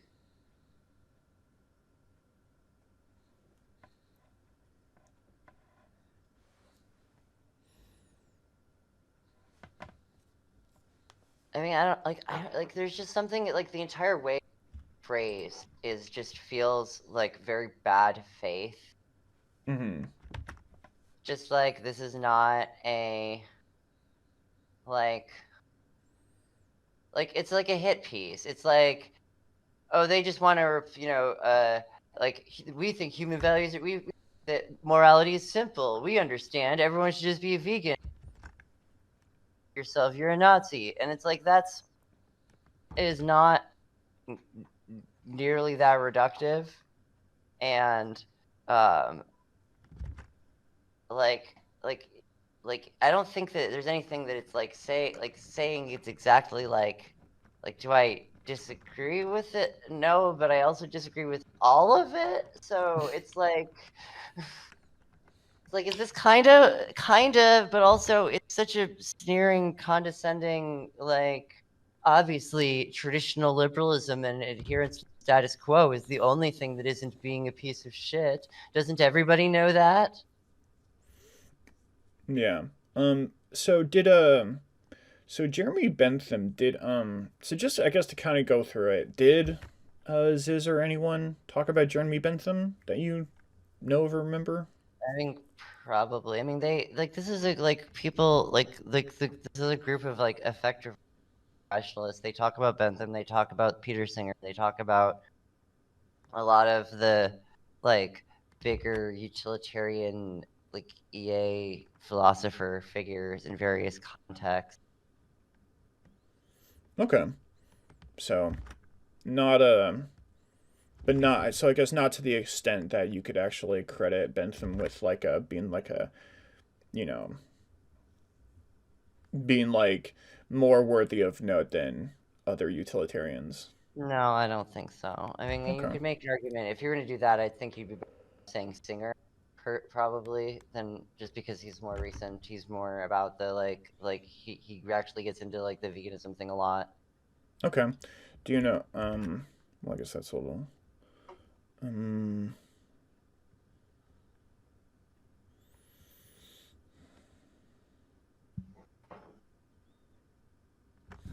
let me go ahead and screenshot those before I forget. Um Like the things that Zizians.info said. I do think that in Sorry, go my ahead. mind the that saying that in the mind of a Zizian liberalism means the same thing it does for a communist or Nazi, an opportunity for decadence, vice, and corruption. That doesn't sound that kind of I'm not an expert, but it doesn't seem true. I think decadence, vice, and corruption and like sort of corrupting like a society or like a good thing. I don't think that that sounds right. Yeah, and also I feel like a lot of like anarchists would say that liberalism is kind of shitty, but it's better than communism or Nazism. Both of those things are authoritarian, whereas liberalism and anarchism are both libertarian. Yeah.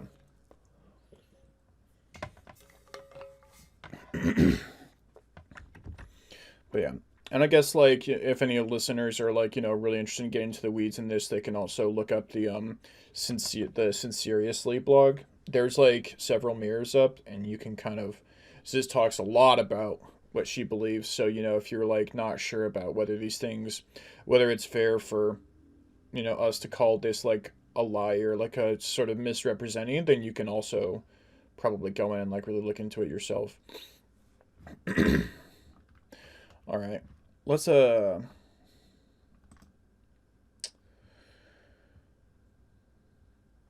also think talking about the last sentence here, it says they believe that now is the time to boot to, in brackets, betray our corrupt society and establish a vegan hegemony. I think isn't like more of the goal about um, focusing on creating the right kind of AI. Yeah, it's trying to prevent the ASI that gets created from being an artificial. If we get imagine we get an artificial superintelligence, and its value, how you tune its values is exceptionally important. Is whether you get a good future and who the future is good for, and uh, the like the people in Ziz's cluster would be very concerned about making sure that the resultant ASI does value other beings than just humans. Oh, okay, right. Like And that and you could isn't just say that that would affect society, changing. but that's like a downstream effect and isn't really the most accurate Yeah, way. right, and it's like it's just saying, well, we don't, well, we want the, whatever we pave the light cone with to not be more carnism and predation and factory farms and Yeah. speciesism and, you know, the and so where it gets weird and interesting and like kind of you get into the like esoteric weirdness of basilisks, and they're trying to create hells and things like that, is um the Yeah, because I guess right now we're moving on to the Roko's basilisk section. yeah. Okay. So Sis has indeed talked about having after the singularity to punish people for eating, but that doesn't seem necessarily bad to me. Like this is where one of those Okay. like JD writes this, like, isn't that ridiculous? No one could possibly think that was it's like, I don't, lots of like, if you actually look at the scale of the horror, and maybe there should be some consequences for it, and like there's a major like, so like there's like the conflict as far as you could kind of view the community between conflicting Um, singularitarians is I'm sorry to cut you off. I think your mic might be adjusted a little bit too high, and I think it might be peaking. But yeah, so Nuremberg trials for factory farming. yeah, I mean, like, so so the original premise of the original Roko's basilisk, the OG Roko's basilisk, that everyone like freaks out and like, the info, the bad info hazard, is there's something about it that actually is the thing that kind of makes it potentially info hazardy, is the part that everyone always leaves out when they're talking about it, which isn't just, there's a super intelligent AI in the future that will, punish you after the fact for not helping to bring it about, and if it thinks that punishing you will help it come about faster. That's the what everyone normally thinks of as Roko's basilisk. But what makes it, the basilisk, as far as like oh, this feels spooky, is the original premise is this is a good AI. This is, what if the quote unquote good artificial superintelligence, by our own of logic and by our own decision theory, it decides that is the best way to cause the most utilitarian good. Oh, so It the causes itself to come into existence faster, and therefore is ultimately more, for more greater utilitarian benefit if it does this.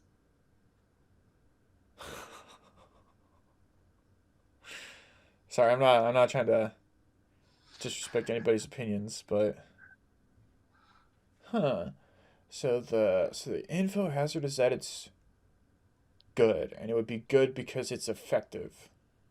Yes.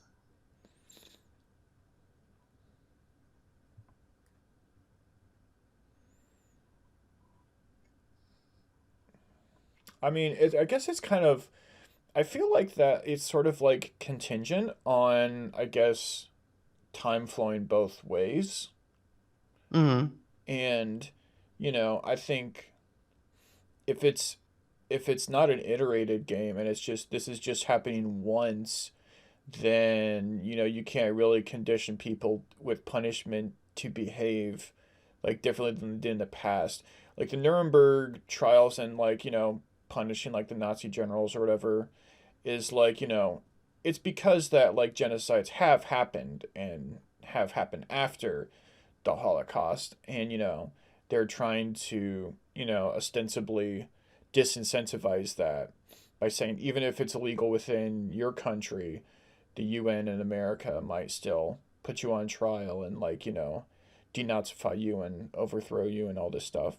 So that's Mm-hmm. like genocides happen a lot. It's an iterative thing, but I think ostensibly in this model, it's gonna something that's gonna happen once, so that doesn't make sense to me. But we don't. I mean, this is also maybe just getting too much into the weeds or too off topic. I mean, I feel like the specifically the Nuremberg trial thing is a little bit of a like that is kind of off into the weeds. I think it's like something that's that one of them said as like a like it almost feels like kind of like a throwaway, some being passionately like like passionately angry and Uh like huh. disgruntled about something.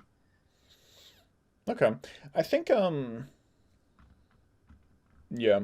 I mean, it is like the screenshots of them talking about this. This is like accurate though, right? And it's Yeah, I mean just that's actually this talking. yeah. Um yeah. I think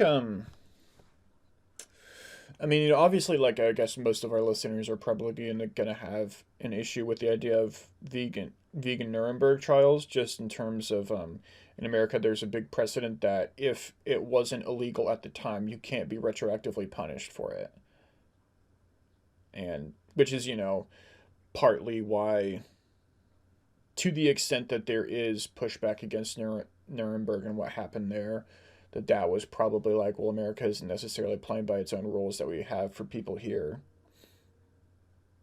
I actually don't know if that's true. I think maybe I just inferred that. I actually don't know if I've actually ever seen anyone say that.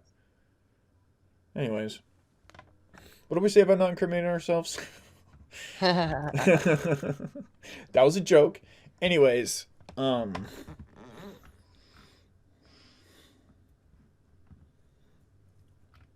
But yeah, like if you are I feel like that's part of what makes it really hard to kind of understand where a lot of like if you are vegan and you have really sat and like grappled with the like sheer scale of the horror of our current world, mhm, then it is exceptionally easy to like say there should be Nuremberg trials for factory farming and like yeah, maybe there fucking should be like at the yeah, like the scale of the suffering and the horror and like abuse that is going on, like yeah, there should be consequences for that.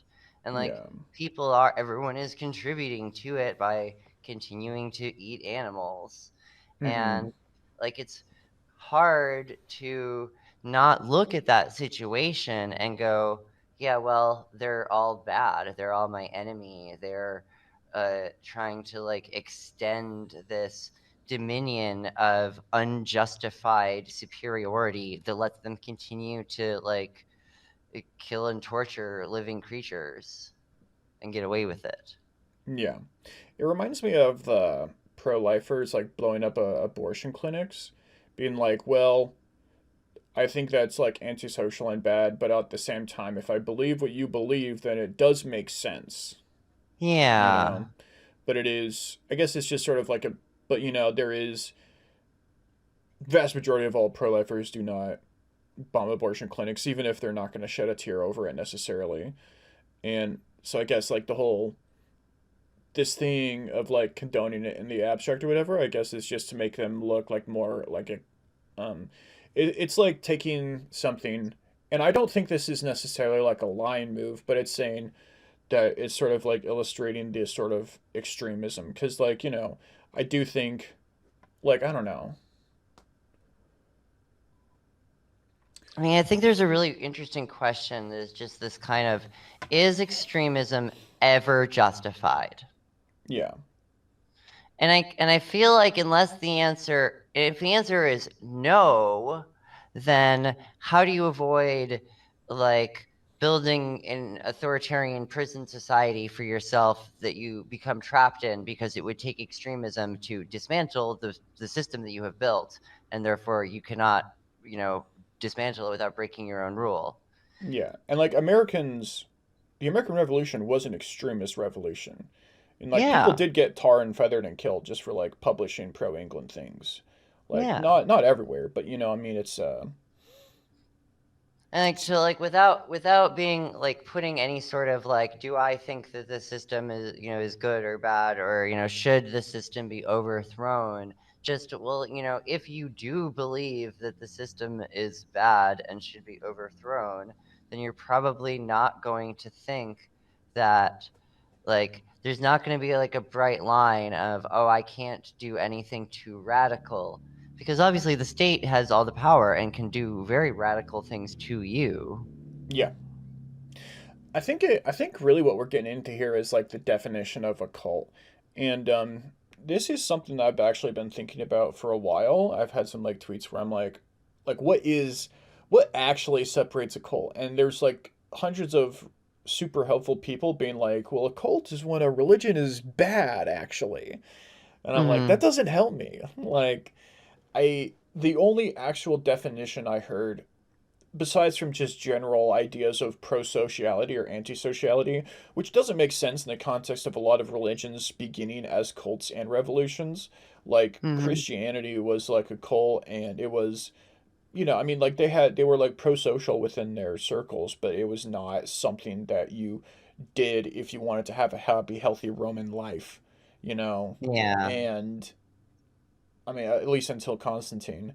And then even then, like Islam, it was like, okay, we're going to like start a war and sort of unify the Arab tribes and things like that. So if they had lost, you could have easily pointed to that and said, well, that was an antisocial cult, even though it's like, one of the world's largest religions. Yep. Um, so I don't really I mean, I think you could sort of abstract it down into like whether it's like spiritually nourishing or spiritually like good, but then it's like on a certain level, everyone is just going to say, "Well, my religion is right," and then all the other ones are cults. Yeah, and I mean, and that's kind of like, and it's like I can look at all of the stuff that this has written and go, yeah, this was super helpful to me as like an individual. I got a ton out of this. It has made me a better individual. It has, deeply informed how I live my life and continues to deeply inform how I live my life.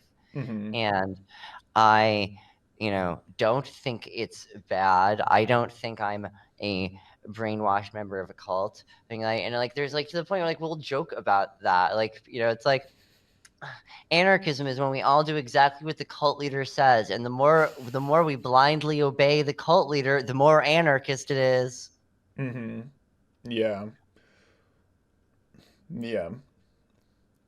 So it's like, I don't know. Do you have a good definition of a cult for me as someone who sort of thought about this more? Because I don't want to just sort of like wash my hands and say like I don't think it's like a great response for someone to say like you're in a cult, and it's like, well, what is a cult anyways? Like it depends on what your definition of is. But at the same time, like, you know, I don't have a good definition of a cult. The best one I've heard is like if that the followers are not allowed to know the true beliefs until they get to a certain level. But I'm also not even convinced that that's like super I mean, I feel helpful. like there's because there's a different definition, because there's cult in the sense of like a mystery cult of like, like the Mm-hmm. cult of Dionysus or whatever, or the cult of Hephaestus, or pick your Greek or Roman deity would have their own particular mystery cult around them. and that it would have their own mystery tradition, and you wouldn't know all the things about it until you get sufficiently, inducted into it. And that's Yeah. different from like the derogatory way that cult people use cult as like, yeah, it's like a religion but bad, and which could include all religions depending on your definition of religion. Or Yeah. like, I mean, I almost view it as like, what's a cult is any group of people that I don't like is a cult. Mm-hmm. That's the Okay. definition. If I don't like them, they're a cult. It is tempting. It reminds me how, like, I bring out the replication crisis every time there's a scientific paper whose conclusion I don't like. I'm like, yeah, that's probably not going to replicate. And I could just sort of, But I guess in the comments, or DM me if you have a good definition for a cult, because I'm not just trying to like hand wave it away. Yeah, But I yeah. do think that, religions that sort of push extremist ideas is sort of like something that a lot of people would sort of accept as like a definition of a cult. And historically, it doesn't really work out. But that Yeah. is what it seems like the author was going for here. And I don't think that I that's mean, I do not, think that's what the author was going for here. Yes, that does. yeah. Yeah, like And they were he definitely didn't going use for any the, false facts to like do so. like And it, like Branch Davidians, crazy, mm-hmm, like that kind of thing. Like Manson family is the mm-hmm, uh, the vibe that's being sold. And mm-hmm, like I don't feel like at least as far as like Ziz et al. Goes, I don't think that's a remotely accurate description of like there's no organization, there's no centralization. It's not like we all have Ziz on speed dial and ask her what to do every day. We're just a bunch of like anarchist trans leftists that are like trying to exist in current year in this world with all of the like issues of being trans and queer and dealing with like the government in this the current world. mm-hmm. Okay. Um. All right. Let's keep going down Zizians.info. Yes. Unihemispheric sleep, which we already talked about. Maia. I need to go to the bathroom again. I'm sorry. Okay. No worries. This is going really well. Yeah.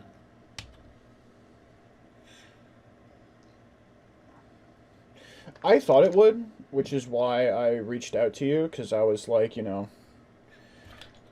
don't think we've had like a one-on-one conversation before, but I've heard you talk, and I was like, okay, this is not a crazy person. This is a person who is going to operate with some faith. And so I was like, I have a reputation for being the quote-unquote nice, sane Zizian. You're one of the good ones. Yeah, one of the good ones. So, before we get back to going through Zizians.info, earlier you were saying about where's the, god damn it, I thought I organized all my links and I fucking did not.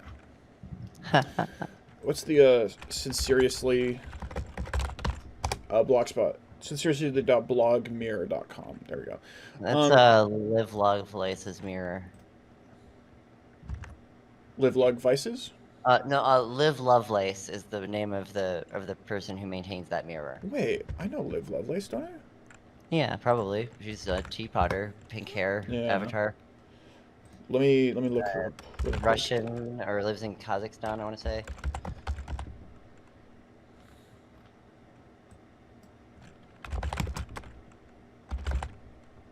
Is it an underscore in between Live and Lovelace, or?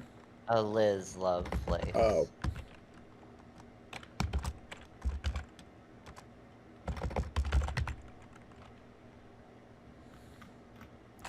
I'm sorry, it's just gonna drive me crazy. I'm like 90% sure I know who we're talking about.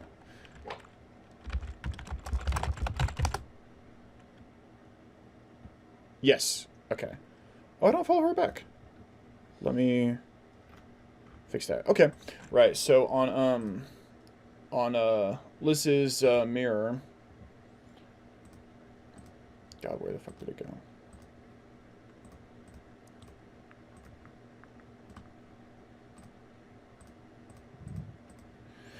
On Good Group and Pasek's Doom, Hmm. um, I just kind of double checked it while I was making tea, and Ziz does mention the sleep tech.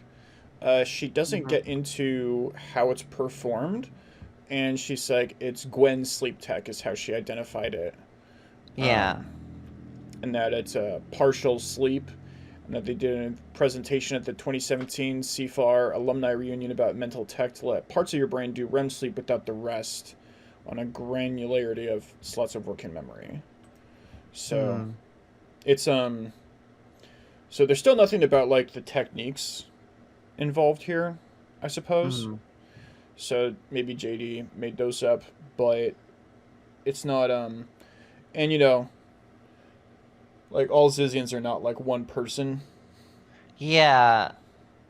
I mean, I don't even know if you would consider like if like the category of Zizians is a meaningfully coherent category. Sure. Like, am I a Zizian? Is Gwen a Zizian? Who's is that like? And again, it's like is Ziz even the most like whose idea is half of this stuff? Is it Ziz's idea? Is there somebody else that it just got attributed to Ziz? Yeah. And like I think part of the I mean, I don't know. I think it's difficult to have like a discussion about whether Zizianism is like a cult or not, or if they're like good or not, without sort of like just sort of admitting that it's sort of like a group, just sort of like just because if it's not, then it's like sort of like a non-starter. But I think but like you identified as like a Zizian on Twitter, so Yeah. it's yeah, like we shouldn't lose track of of the idea that we are talking about like just like a loose collective of people.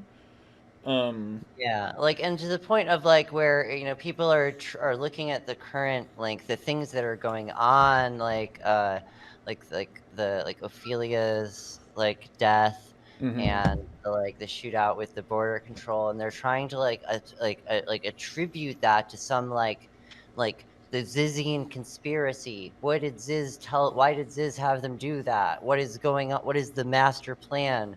And it's just like, I don't know if there is a master plan. I don't think anyone is Yeah. actually like there's no in charge. People are just doing things.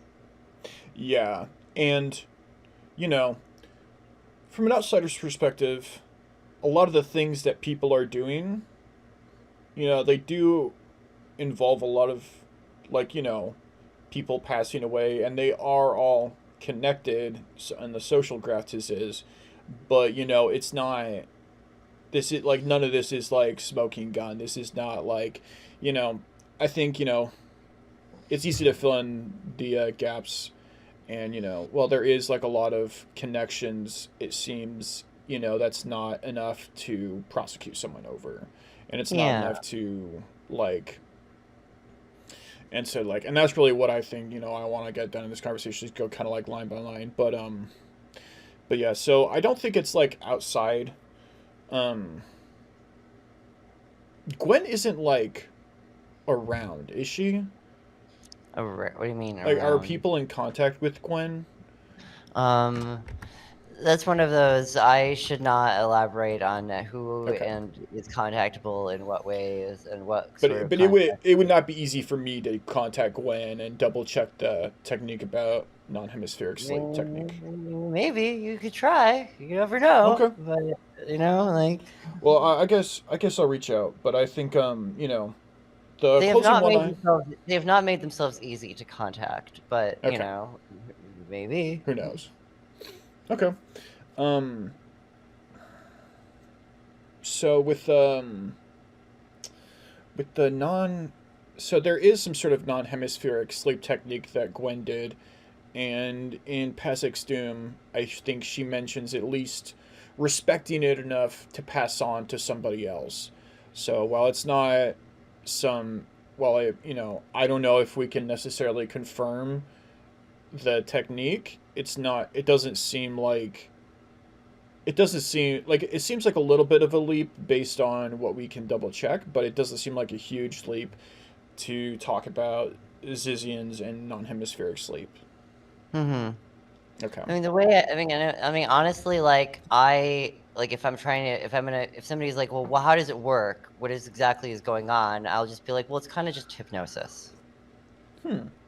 It's just Okay. you're kind of hypnotizing yourself into, you're putting yourself in this state of suggestibility. And you're kind of letting these like kind of things kind of shake apart into discrete, clusters. So is that how you would describe Gwen's sleep technique, or would that be how you describe your method for sort of self-psychoanalysis that we were talking about earlier when this came up? I mean, I would say that my method is at least somewhat derived from Gwen's, but I don't it's not like I studied under Gwen and had her like personally train me in how to do it. It's like stuff that I like kind of picked up like second and third hand. Okay, so you kind of like talked about it without necessarily going into the specific details, and then you kind of like at the period when they were like exploring most of this, they were not on we were not on speaking terms. They did not like me. I didn't like them. We argued at each other a lot. Okay. So with so you're saying that it's like an accurate description of Gwen's technique, that it's like closer to some sort of hypnosis rather than the I one would eye say open, that one eye closed. basically the way I would describe most of the what is doing the unihemispheric thing in terms of like kind of getting you into that like enough of a state to notice the hemispheres is a hypnosis thing. And being tired helps, being in a like pliable state helps. There's a bunch of things you can do, and the unihemispheric sleep thing is kind of trying to like stack the deck in a particular way to make it easy. But like the way I personally would describe it, I would say that it's not exactly putting half your brain to sleep. That's not really an accurate description of like what's going on at like a biological level. Okay. Yeah. Okay. So it And does like there's seem like places where I disagree with Ziz and Gwen and them. yeah. Like I don't like I'm not like 100% like, oh, I agree with absolutely everything they say. Like there's lots of like if you put all of us in a room together and told us to argue, I'm sure we could make a pretty entertaining like us arguing about like fine details of metaphysics. Now that'd be a podcast. Oh yeah. Argue about metaphysics. Just like, and it just is like taking place in the Joe Rogan studio, and halfway through he walks in and he's like, "What the fuck are you guys doing?" Nah, I guess I shouldn't speak crazy shit into existence given the how crazy reality is already getting, but anyways, so it doesn't. Okay, so all right, so okay, I guess I'm not gonna pass judgment on like whether the non-hemispheric sleep thing is like we could count that as a lie or not, but I think we like elaborate enough so that people can make up their own minds. Yeah. No, let's get back to Zizians.info. I think we went through Roko's basilisk and unhemispheric sleep. Okay, let's look at the bit on Maia then, I suppose.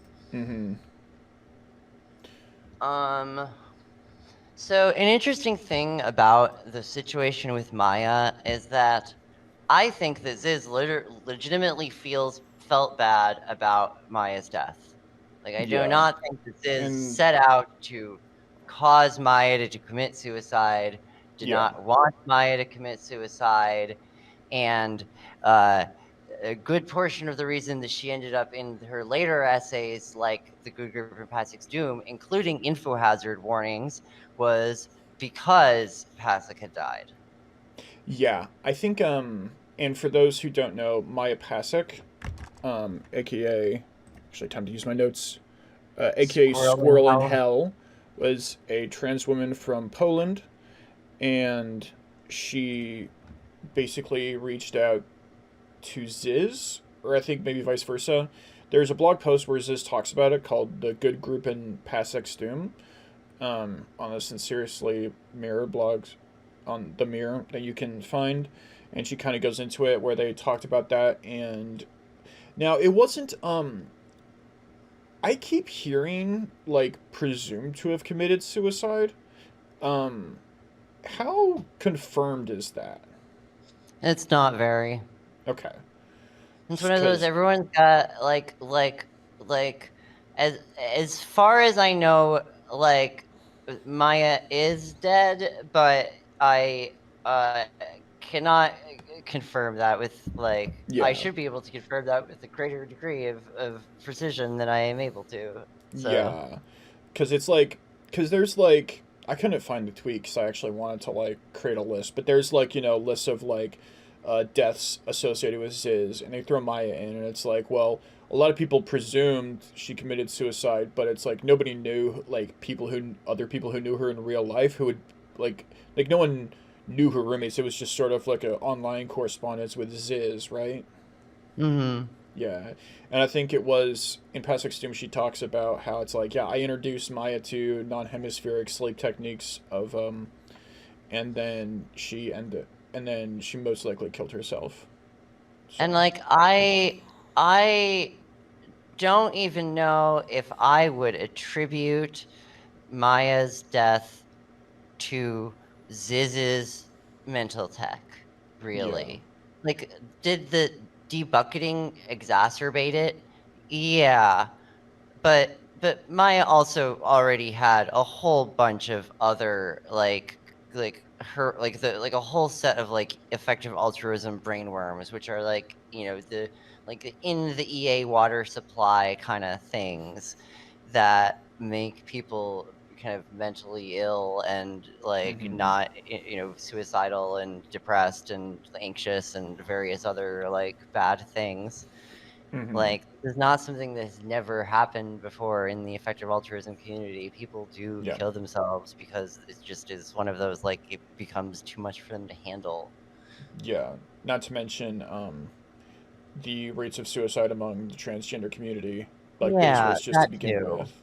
Yeah. Yeah, like the base rates are not friendly there. And then like like Maia was trying so hard to like get herself into a state where she could be a like ratfic protagonist, Mm-hmm. and this like she was her problem was that she was good at that, and that is ended up being like if you are extremely smart and good at thinking yourself into very tiny uncomfortable boxes, then it's not going to necessarily be good for you. Yeah. Um, it does remind me of Judas from Jesus Christ Superstar, Hmm. and Hmm. how he's like, he has good arguments and is, pretty convincing if, in word, if not in tone, with everything, and how that all ends up. But that's just kind of an aside. Did Hmm. you did you know Maya personally? Did you correspond with her? This is where we like did I didn't really know Maya, but I feel like I know Maya because I have read literally everything Maya has posted on the internet, Okay. including some like I've read her suicide note slash argument pro suicide utilitarianism argument, I guess, was like I'm very deeply like I've gone really into the what happened to Maya to a Mm-hmm. possibly unhealthy degree. And Hmm. yeah, my like from everything I can tell is that it wasn't really anything to do with Ziz explicitly. It was Mm-hmm. mostly just like there's a lot of stuff going on. Okay. And if someone wanted to look into that for themselves, where should they go? I mean, I mean, you can. I think that that. Liz has mirrors of Maia's websites in addition Okay. to Sinceriously. So that would be at least one part of it. Would you happen Um, to know the link for that off the top of your head? I can find it and I'll send it to you. Yeah. And the other, like, there's some stuff that Maia wrote that I got from Ziz that I do not know if it is accessible anywhere anymore, because Mm-hmm. Ziz had it posted on her site, but then her site went down and it is now like a backed up version that Liz made, and I don't know if Mm-hmm. that backed up version has all of those like extraneous documents and things that she stuck on it. Okay. Okay. But she did write what appeared to be a suicide note. Yeah, Okay. I can see about digging that out and sending it to you if you would like. Okay. I mean, it might be something people are interested to read. I think I trust her interpretation of that like it might not be a suicide note, but it really sounded like a suicide note, and then she disappeared afterwards, type thing. If Mm-hmm. that's accurate, okay, yeah. Um, but yeah, and just like based off my own interpretations of reading this Ziz block about her, um, Ziz doesn't. There's this. Ziz doesn't strike me as the kind of person to say things that don't need to be said, and I didn't see anything in there that indicated that she was like happy or indifferent towards Maia's death. And so just on like a case by case basis, I don't think that there's anything in the blog to suggest that, but obviously people can read it themselves and make interpretations. But One thing I do think, yeah. and this is one of those, if you put Ziz and me in a room together and you asked it and you said argue, this is one of the things we probably end up arguing about is um, Ziz did go like back and forth over the years trying to decide whether she considered Maia good or not. And I think that eventually what she decided was that Maia could not possibly have been good because she killed herself. And like there's a sort of and that I almost view as like a weakness of Ziz's world model, Oh my god, I had the where fan on the whole time. Sorry, 1 second.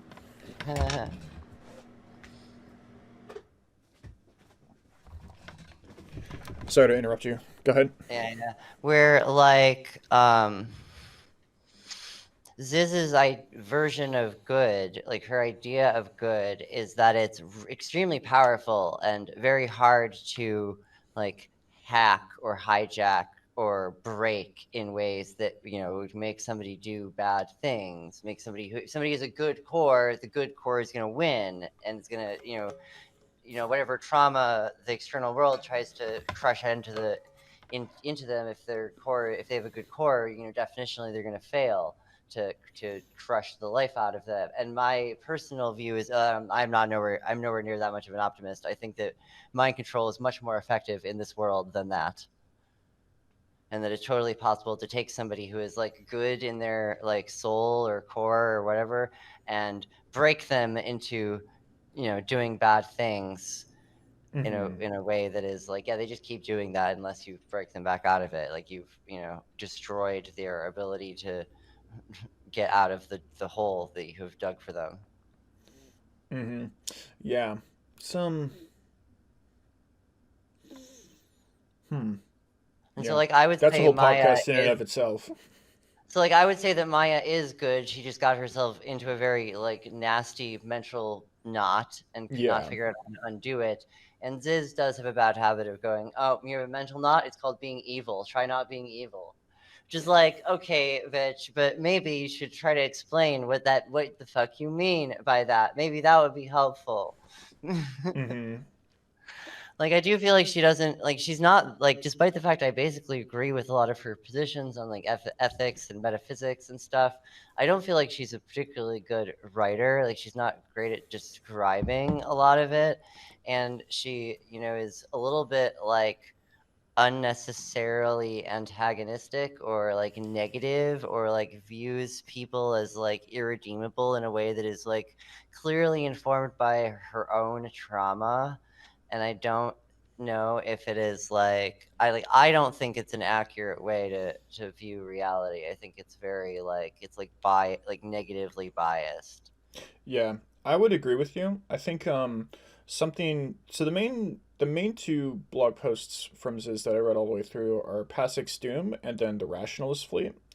Oh And yeah, I the super long ones. yeah, I didn't know they were the long ones. They were just, the ones that I latched onto, but it's like in terms of like a story, it does I think that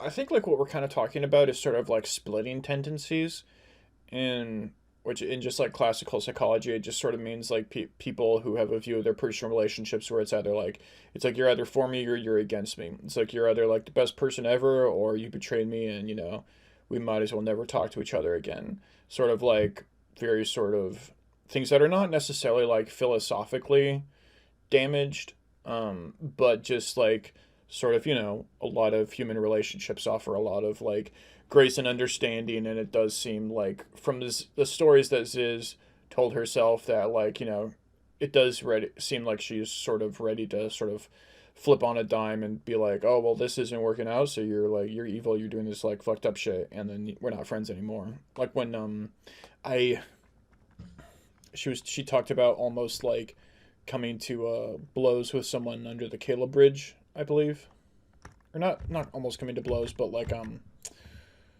uh, but yeah, and I think that that is something that if people see that and then also interpret like a power imbalance of like someone who's like really holding frame and someone who's really like not, which is I'm not saying that that's the case. It did seem that way from the blog, but I don't know these people IRL. So, but if there is that sort of, I guess, power imbalance of like the epistemic mommy or whatever, then that plus splitting it does smell like cult behavior.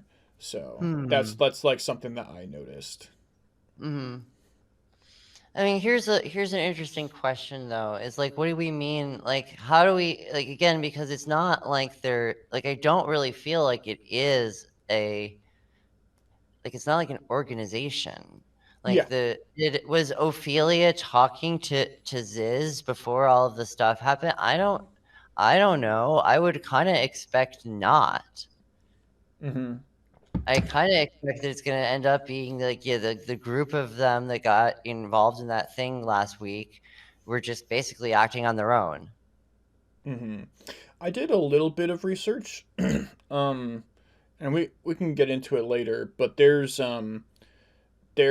some ties, I I mean, think. there's definitely I know there's But yeah, I know there's ties, but that doesn't necessarily mean that Ziz ordered them to do what they were doing. That there's no, a yeah, chain of there's no, command, a structure, and no, yeah, there's no evidence to suggest that.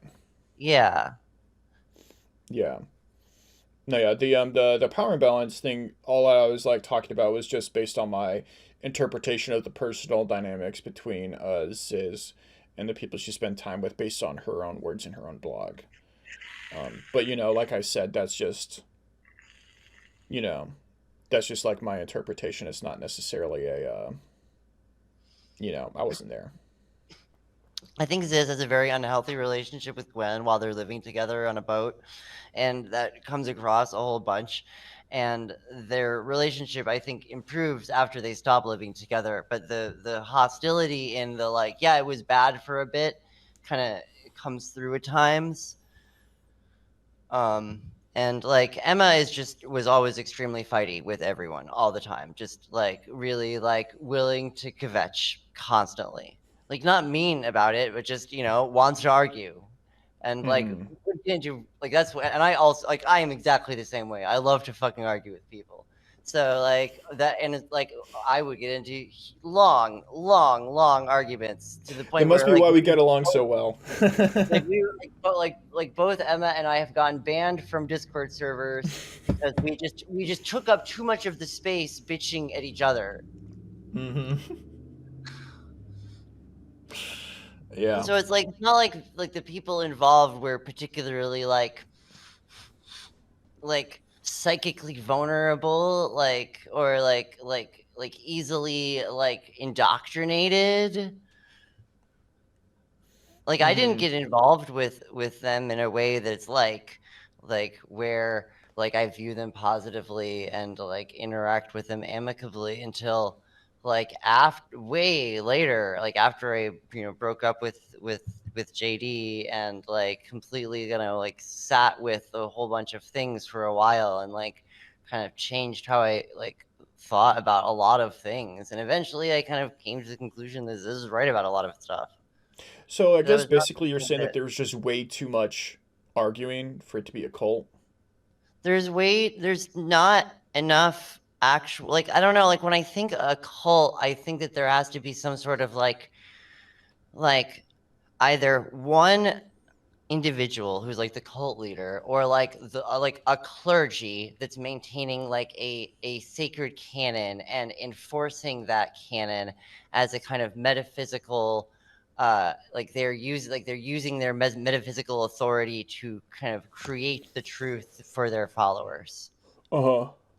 And I don't think that like a bunch of anarchists who explicitly say that we don't want your metaphysical authority, we don't want, if somebody hands if somebody hands me their metaphysical authority, I'll hand it back to them, if you try to give me your freedom, I'll give it back to you. I don't want it, I want you to have your freedom.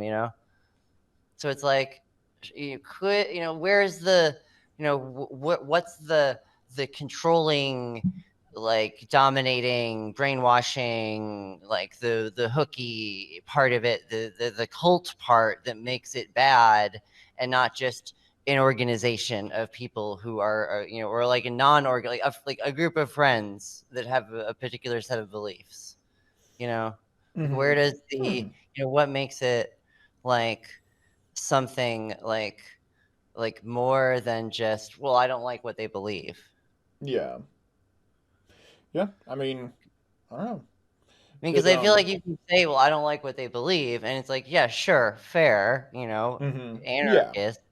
But I feel like it's a completely different thing to go, they are not mentally well, they're brainwashed, or they've been mentally fucked with, or there's something not above board about the actual way of thinking that is the stuff that is contained in the the intellectual stuff, the philosophy, which isn't all that different than a lot of quote unquote mainstream left anarchist philosophy and zines Yeah. and writing. It's not that out there.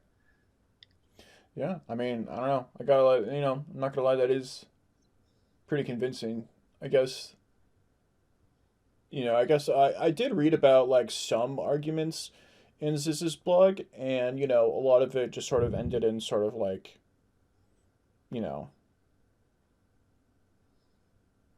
messily, but it's not like, so I don't know. I guess I don't know. I mean, I do you know how much like, so if we're going to consider the quote unquote core group members to be Emma, maybe Maia, Ziz, and Gwen, and like one or two other people whose names I forget. Like, do you know how much like disagreement and sort of regular arguing there was among like from that group among themselves? Oh, a ton, constantly. Okay. To the point where I believe if you go and dig into the police reports for the incident with the landlord katana incident, one of the complaints that people would have about them was that, and the things they were using to label them as a cult was they would be yelling and fighting and arguing at, late at night. Okay. I mean, I think that's a good point. Um, let's I think we're kind of getting a little bit lost. So we talked about Maya, and then Mm-hmm. okay, so we get to the part of Zizians.info about cutting off support networks. Mm-hmm. I didn't actually look at this example. I don't even know who Jay is. Jay is Fluttershy.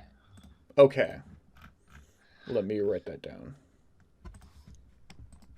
Jay Winterford, aka Fluttershy.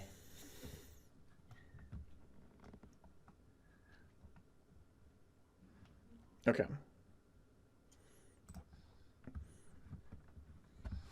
Um, So this part where he says Ziz will tell people that they're in the process of indoctrinating to get away from trusted friends, family, and lovers. That does seem like cult behavior if it's true. Is it true? um, I don't really think so.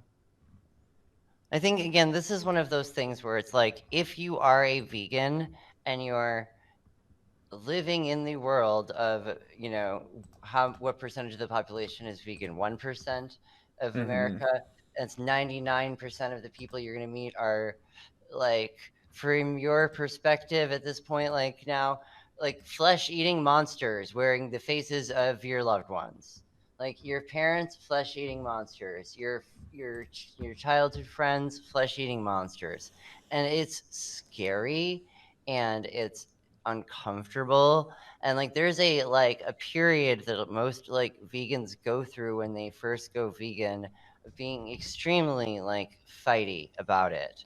And Mm-hmm. like I went through this in like it would have been like 2023, and like lost a bunch of friends over it, just Mm-hmm. because like it gets to you, just like the horror and like the sadness of it, and the like, having people just like not care to your face and like give you the most like bullshit feeling excuses over and over, and then call you shitty if you try to like argue with them. And like, so like Ziz encourages people to be vegan, which is good. I encourage people to be vegan. People should be vegan. And I think that there is a sort of a kind of natural downstream of that is when you go vegan, you become very uncomfortable with non-vegans. And it takes a Hmm. while to become at least semi-comfortable with non-vegans again. Okay. So are you so you're saying that like that that to the extent that people sort of had these sort of more relationships kind They ended of up like isolated, or they like relate, like mm-hmm. put strain on relationships, is just because this is stuff that just does put strain on relationships. It puts strain on Mm-hmm. relationships outside of this context all the time. Like Hmm. like I am really impressed that I managed to avoid having a major strain on my relationship with my parents over the fact that I am vegan and they're not. Hmm. Um just based off my instincts, that doesn't sound normal to me, but I also don't know that many vegans or people who really like stuck with it, I suppose. So I guess I guess we'll that let kind of surprises me that you don't, because I mean you're in like Teapot, and there's a lot of effective altruists, and there's a lot of vegans within the EA community. Like there's like yeah. like there were a lot of vegans at VIPAM. Yeah, I mean I suppose there were. I mean, I don't know. I probably know more of them and we just hadn't like talked about it. But I mean, again, it's one of those things. Is like once you get through the like initial fighty period, it just gets like you're just exhausted and just so tired of arguing about it at all, and you just kind of don't want to talk about it with people unless they're like right on the cusp of going vegan and they just need like a little bit of like a push, some information, like mm-hmm. just be helpful and supportive kind of thing. And just because like I mean that's kind of where I am. Like I just don't have the fucking energy. Like, I have such way too much shit going on other than arguing with every non-vegan I interact with about being vegan. I will just, yeah, it's not viable. Okay, yeah. But I so tried yeah, clicking on the I wouldn't describe Ziz as like intentionally trying to like cut people off from each other or break apart um uh like good things, other than in a way that is just, well, if you care about saving the world and you're optimizing for saving the world, yeah, that does, cut against whatever happy, fuzzy, feel good things you want to do to make your personal existence more comfortable or meaningful. Like those are completely separate things. Mm-hmm. Like one of the like there's like a it's the like what doesn't save the world. Like there's a lot of stuff that feels nice that does not save the world. Hmm. Okay. So, I guess you're saying that it's not that. So, like, are we saying that, like, what, like, Ziz did, like, encourage people to sort of break contact with their families, but you're saying it's more for philosophical reasons rather than for reasons of control? Yeah. And Okay. I mean, I don't even think it's necessarily that I would say break contact, but uh, view the contact more critically Mm-hmm. through this, like, here's the lens that we're looking at the world through. What does this contact look like through this lens? And, using this, like, all this, like, strategies, techniques, etc. How do we view this? How do we view somebody now? How does that change the way I think about them? Okay. So, you know, it does,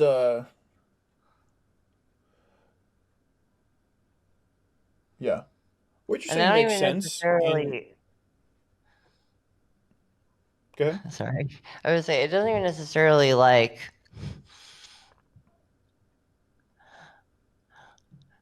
it's just the like I have these techniques, I have these categories, I have these new ways of seeing the world that I now can apply to people around me, and I can't exactly not do it. It's like now that you've gained the ability, you can't turn it off again. Mm-hmm. Okay. So this doesn't. So this sounds more like, I guess, a question of sort of the so I guess it seems like what we're like the main contention here is not that Zizians.info is it's more about like the interpretation of the intent behind it, but it's not inaccurate to say that this is happening. uh I will say that I clicked on the Jay gives an example of this, and it went to a spam. It redirected to some sort of spam website. So mhm. I think Yeah, that I don't know of where you can get copies of Jay's website now that okay. archive is not working anymore. Do you think that like the quote is accurate to what you remember, or I think probably. okay? I don't.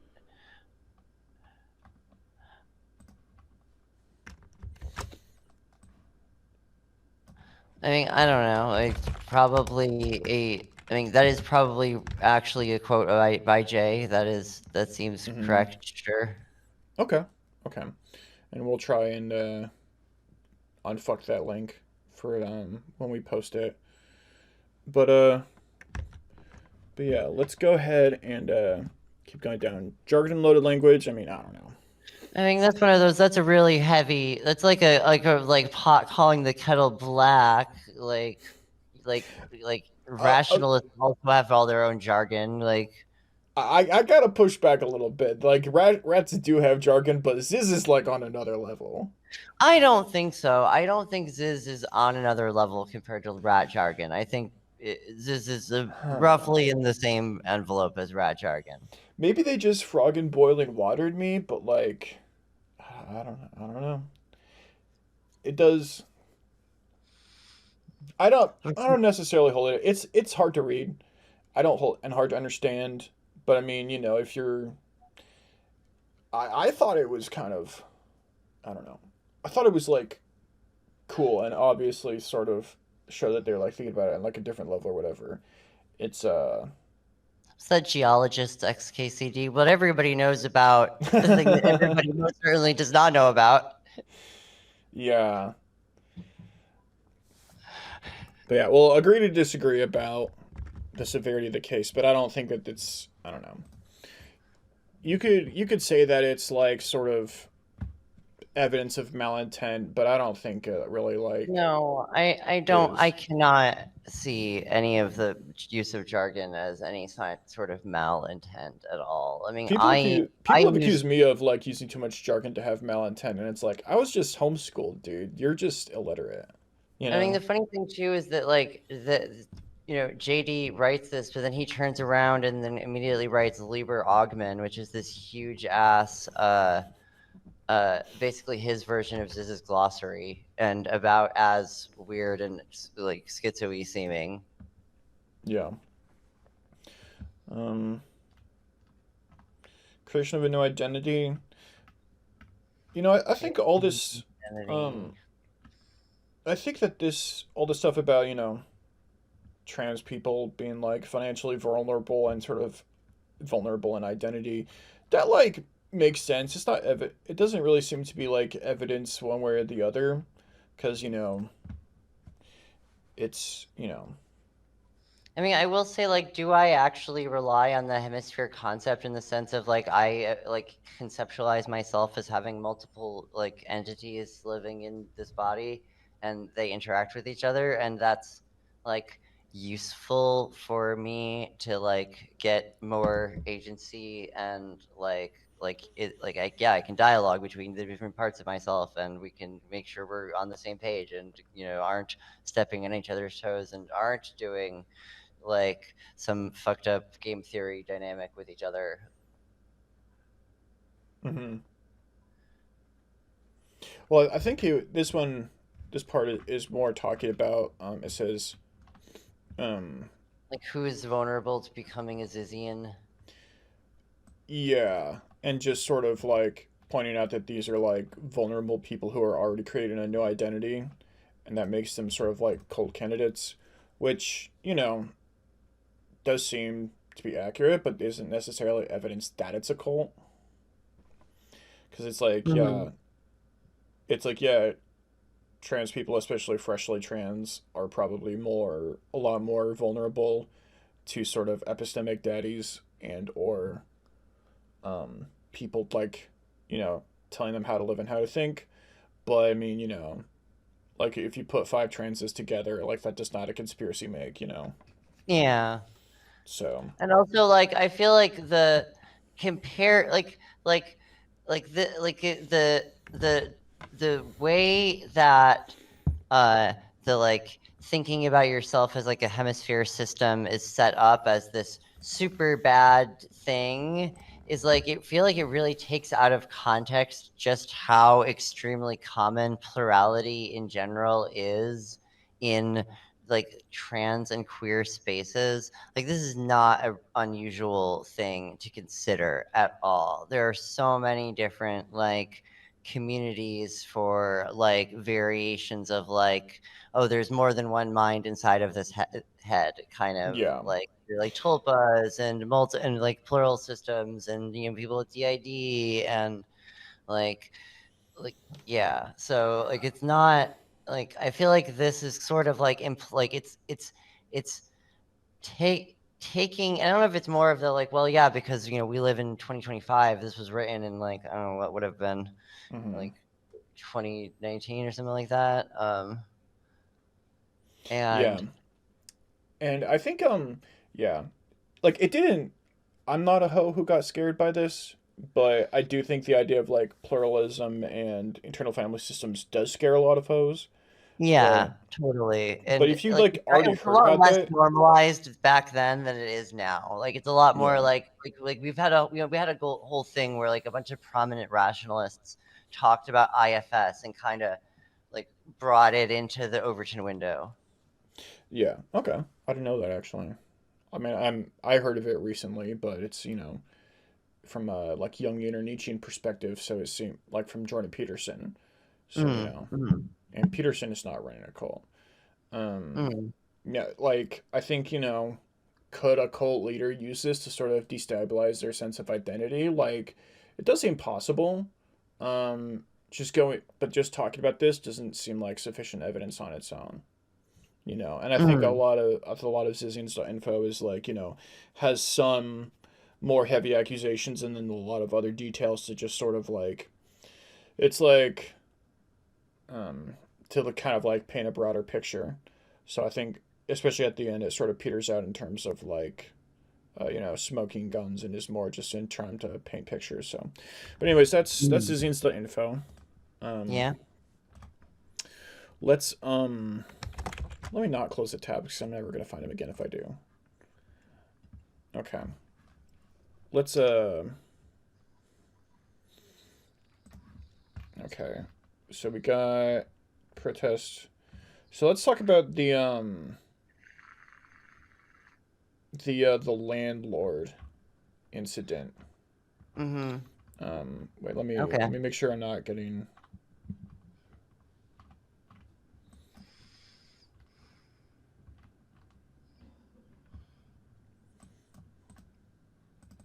Okay. Oh, so well, one thing I wanted to say before we get into something really deep, um, like the idea of like Goose-style aggression and just sort of being like feeling like powerless and oppressed and like wanting to just like double down on aggression so that people couldn't control you and really feeling like powerless. I feel like I like weirdly relate to that ever since I was a kid. Like I wasn't like assaulted or molested or nothing that bad happened to me, so I don't understand why I feel this way. But I was a very super neurotic kid, and I feel like a lot of the stuff that I've read about Ziz and wanting to sort of use like more Goose style aggressive defensiveness really resonates with me, and it does make sense. And I'm not really sure like where that investigation is going to lead me, but I did want to just like mention that it's like I do feel that you know it does make sense. Um,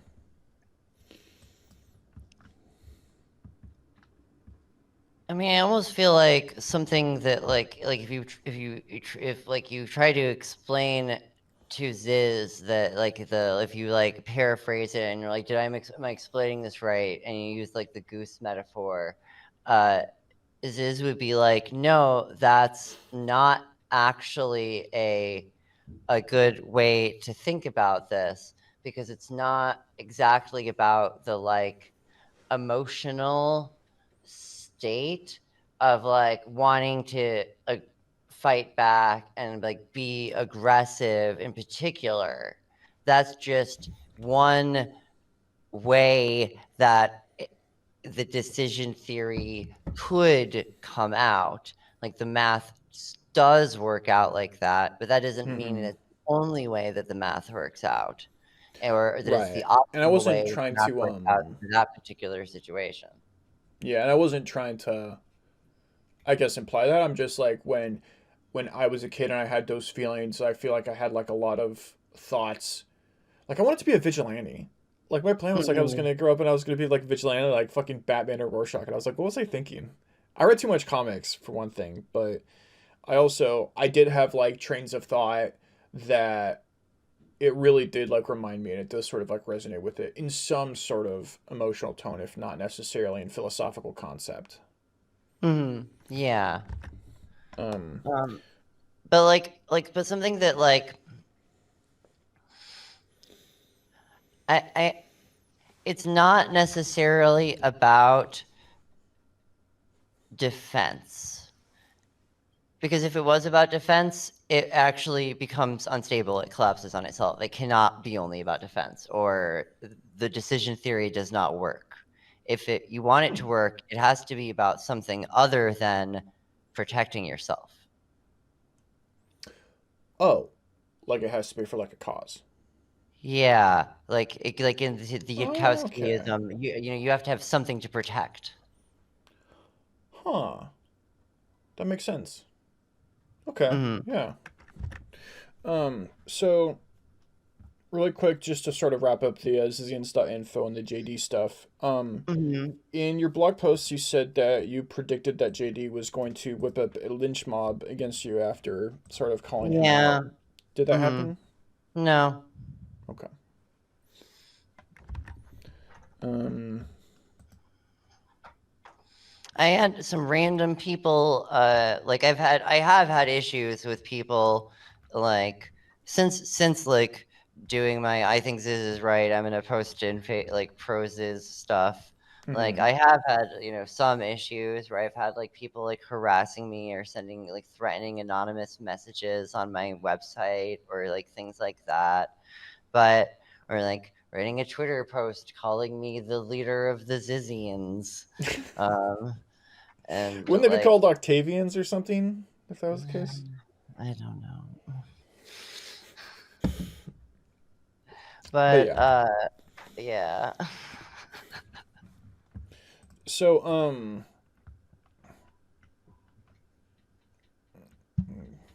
okay. Some of these questions have already kind of answered.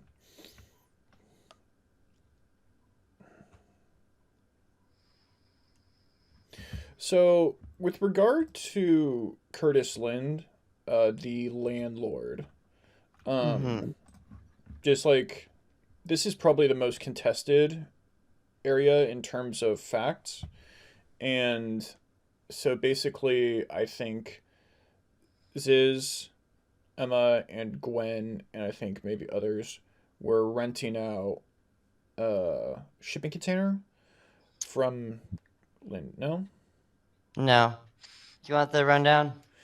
Yeah, let's get just like the 10-second story, and then we'll get like Okay. into it. All right. Kirtland owns a lot that he Mm-hmm. lets people park RVs on. And Hmm.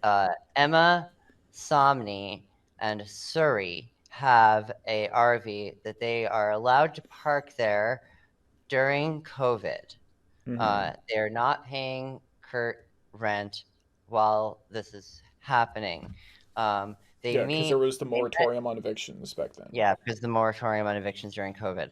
Um, they met him, from what I understand, initially through the like boat living community in uh, that area, like the Bay Area, because there's like a whole group, like a community of like boat life people, and from what I understand, he's vaguely connected to that because he and through the RV life people that also live on his lot. Okay. Uh, I don't know how all that's exactly, but that's basically so. That's how they meet him. They're living there. They're not paying rent. The rent moratorium ends, and he decides to say, "I would like you to pay rent now." And they go, "No, evict us." And the reason they say no, evict us, is because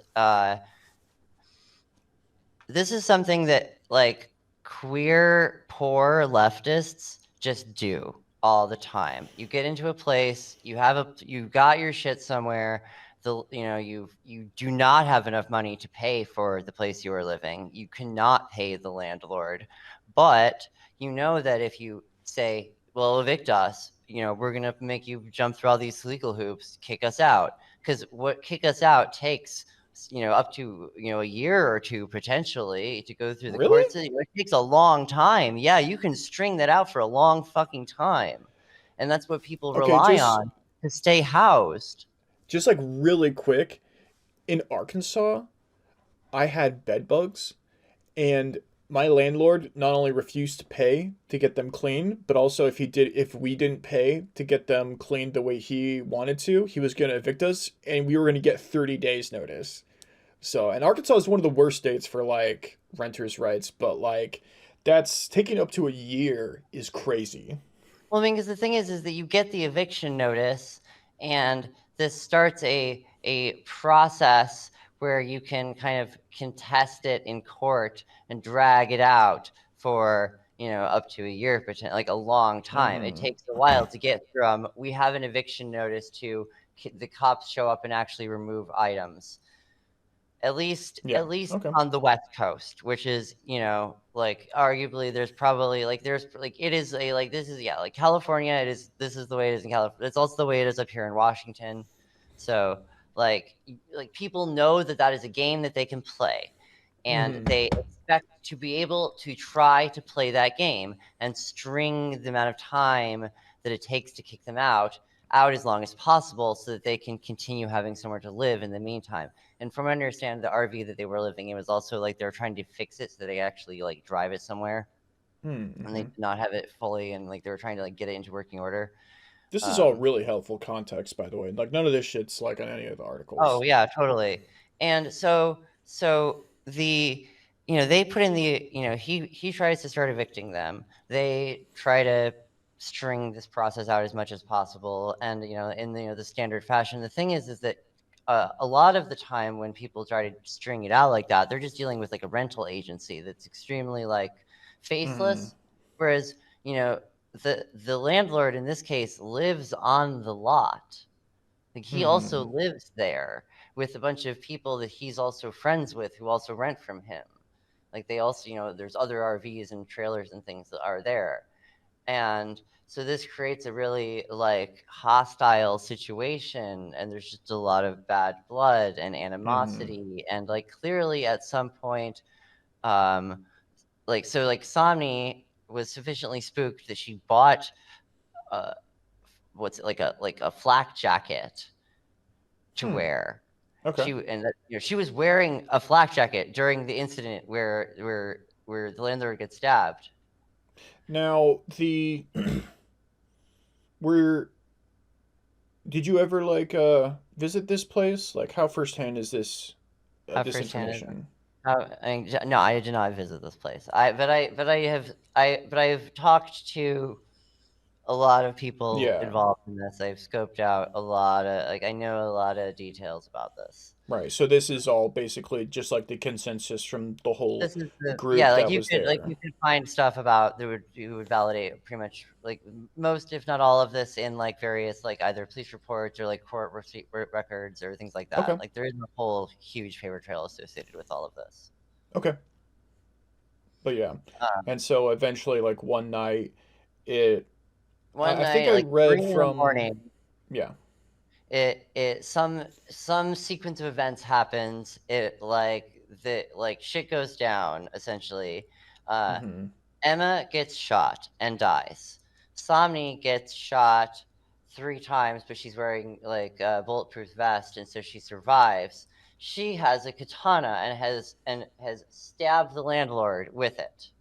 Mhm. Um, and like he got like kind of like he was wrecked by like this. Like he like his eyes gouged. His like his face is a mess. Like it's like the sword is like through like they like it seems like they got into some sort of like a tussle. Like they were like fighting. Like there's not a clean.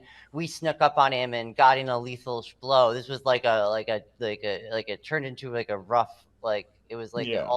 like a rough housing almost. Like it was Yeah. not clean. And like and whoever and according to like I believe the police account and the like news stories, they're reporting on it as if the landlord was acting in self-defense, but that's still an ongoing criminal investigation, and that's still kind of up in the air. But well, like whoever started it, there was a lot of exchanges on both sides, and it was not Mm-hmm. like clean. Yeah. And Yeah, then and he survived that, and he which survived is that. crazy.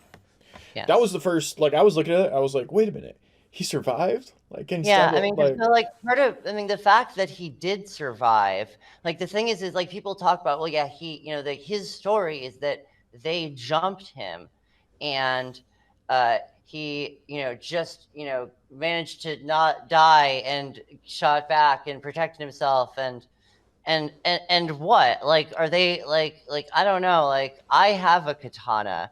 I am very aware of exactly how lethal it is, and if they did get the drop on him, then why did he survive to retaliate? This was not a like they like it seems very obvious to me that there was like an actual altercation. Like they were probably having a verbal argument that escalated before any sort of weapons got involved. I don't think it mm-hmm. was one party jumped the other. It was nobody was expecting it. I think it just blew up. Okay. um that does sound like reasonable. And that's my supposition, but it Yeah. is, based on, parties involved, Mm-hmm. situation, everything I know about it. That's what And I believe that there was allegations of him leaving them threatening messages beforehand. I don't remember where I read that, but Yeah, so like I mean, and this is to get back to the thing where I know a lot of queer people who try to do the thing where they will string the landlord out for years and try to avoid having to like move by like Mm-hmm. making the eviction proceedings take as long as possible. Is that like if you're a landlord and you're like well like that really changes like the landscape of the what that's gonna like like I have to worry about every time I hear about my friends trying to do something like this. Now, someone in my community is trying to like, uh, avoid paying rent, and don't worry, I can just string out, and they can't. They'll take it. It'll take them a long time to evict me. You sure it will, unless the landlord decides to take matters into their own hands and shoots you and gets into like you get into like an altercation and then they say they were defending themselves against you and you go to prison. Yeah. Um, and I think what you're saying, like where this is normally employed against, like housing companies, where it's like it's a corporation that's like handling the Yeah, rentals as opposed to like some exactly. guy. But this is Like, some guy, yeah, and some no, guy's yeah. like, I don't want you to fuck with me. I'm gonna take matters into my own hands. I've got a gun. I fought in Nam. This guy's a Mm-hmm. Vietnam veteran. And Okay. so like, yeah. So he like, tries to take matters into his own hands. And this does, and they being, being Emma and Somni, you're escalating on us, we're gonna escalate back. And Yeah. this goes how you would predict it goes. Yeah. Um, and so was I believe like Ziz was at this was Ziz there when all this went down? I have no idea if Ziz was there when that went Okay. down. Some people claim that Ziz was there. There's some reports that Ziz was there. Um, that seems very like suppositional, though. This was shortly after she had like faked her death, and so it seems very. It's either she was so hurt by what happened and bothered by like Emma having died that she threw out the having faked her death and like revealed immediately that she actually was still alive, or maybe she wasn't there at all and this is just like something that got confabulated somehow. I don't know. Okay. We'll have to It's like there's so little like, well, like why would she be there? What, is there evidence that she was there? No, people just say she was there. Well, why did they let her go? I don't know. Like what,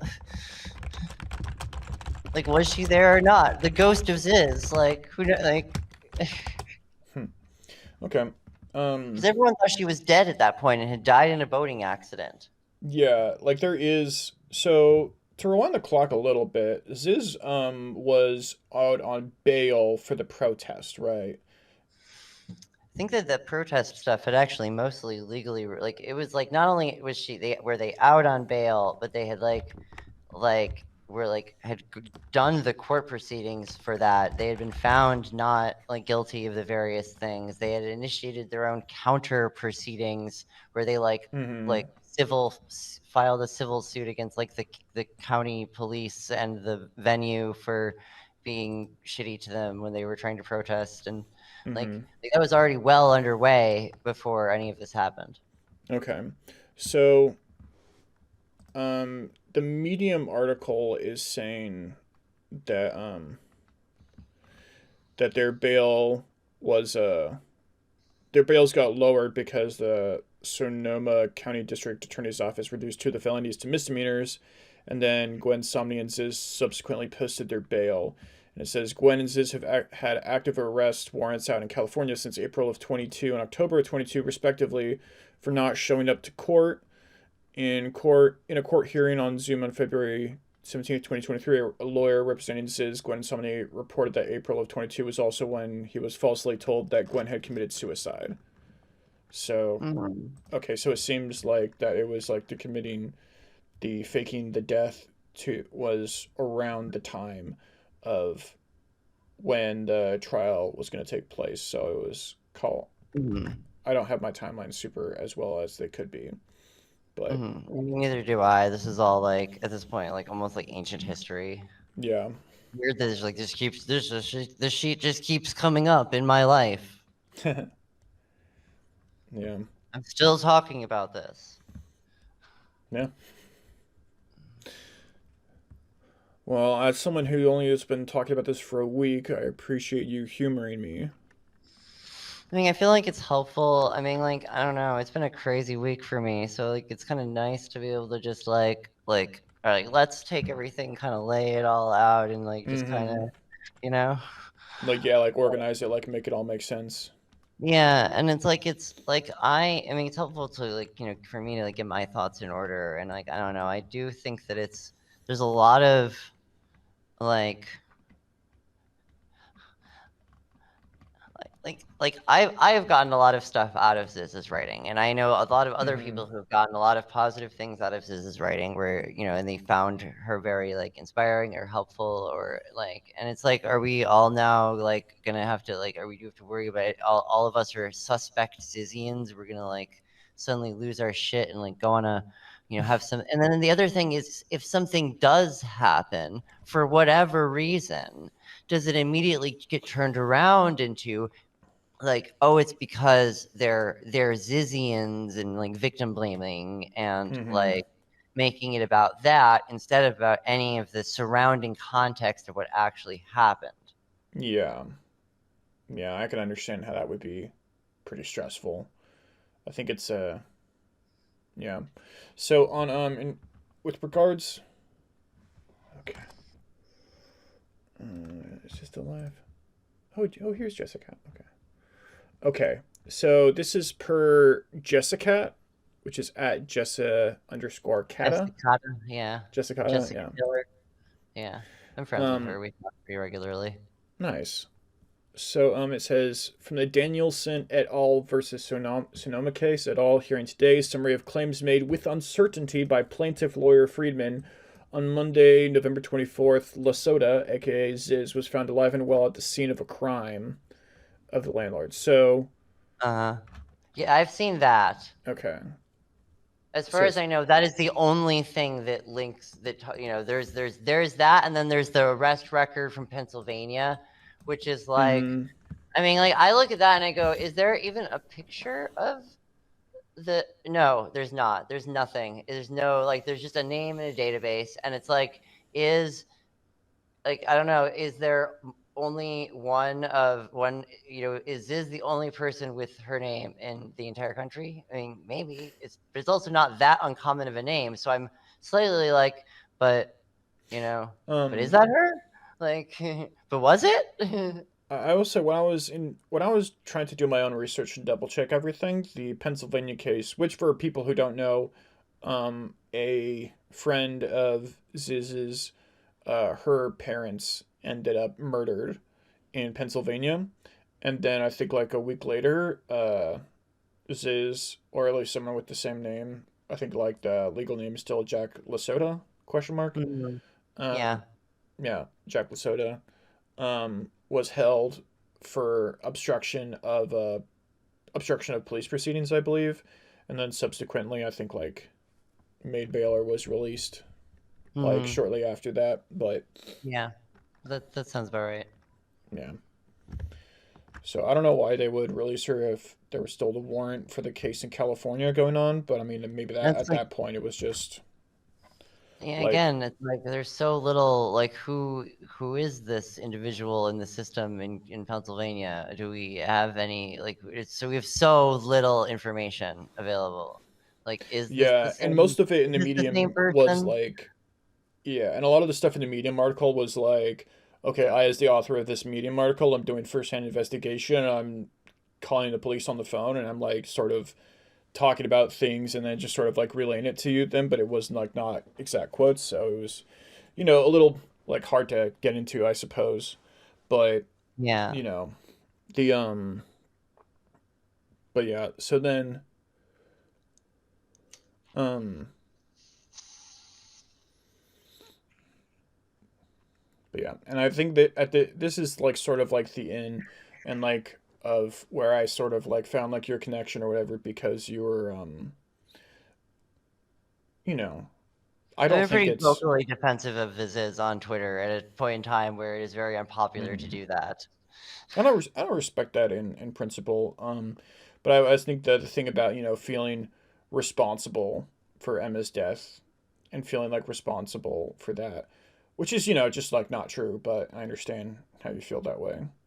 I mean, Um, heroic responsibility. It is, to quote Ziz, it is basically correct to assume as much, to assume as much responsibility as like you can, or as possible.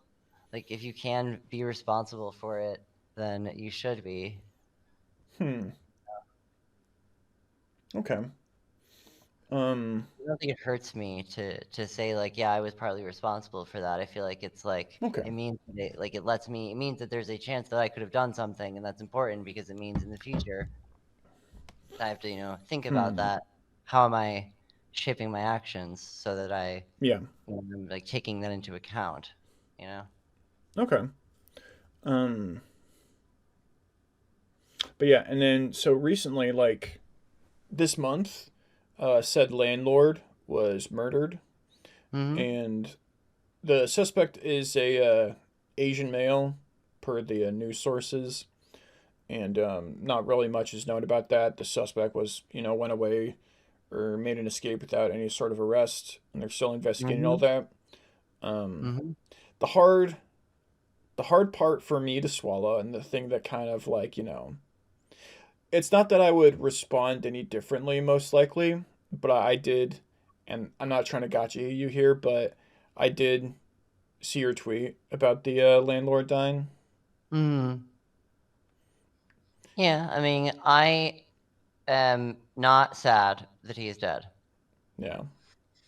Like I uh am I yeah, like I don't know what to yeah, oh, sucks. It couldn't happen to a nicer guy. Like I don't fucking like he killed my friend. Am I supposed to be happy that am I supposed to like be sad? Like I'm not.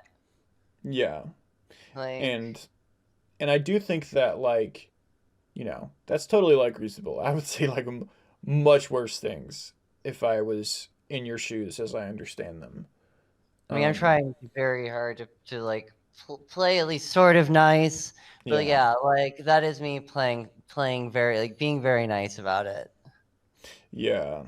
Um it does it's easy to see how this plays into the cult narrative because, the sort of like revenge killing, like an alleged hypothetical revenge killing like a little over 2 years later, and that would be sort of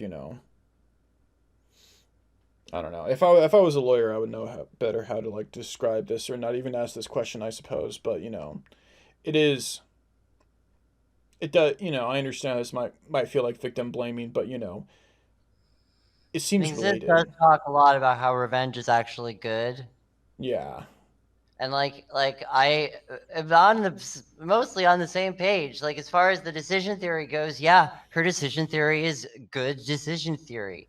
Like she does the math. yeah. And feel free to not answer this, but if this was a revenge killing by Ziz or someone else, sort of tangentially related, that would be justified and good from your point of view. I mean, I think so. Yes. Okay. I think it is good that Emma's killer is now dead and that he didn't just get away with it. Mm-hmm. Yeah. And yeah.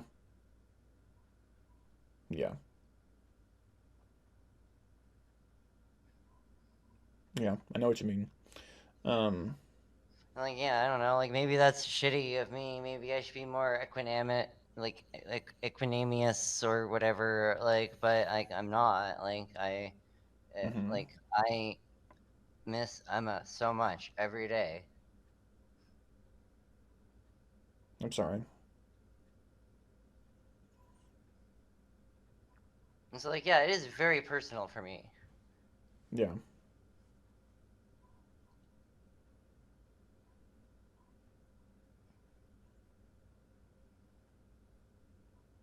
We can take a second if you want.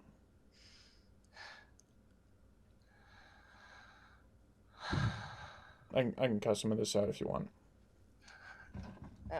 I'm alright. Okay. I bounce back fast. Okay.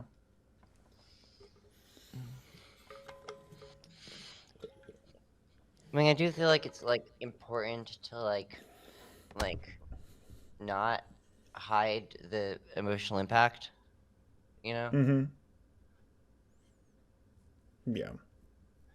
Because I don't feel like, you know, it's like, oh, I've been brainwashed into thinking like, no, these are my friends. Mm-hmm. Yeah. Yeah. Hmm.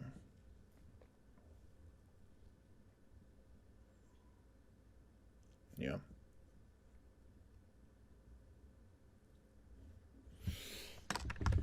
Mm. Let's keep it moving. Yeah. Sorry. I feel you. I'm not sure. I'm just not sure what to say or Yeah, I what mean, there is to say. it's I don't know what there is to say. I mean, it is this is the world we find ourselves in, you know?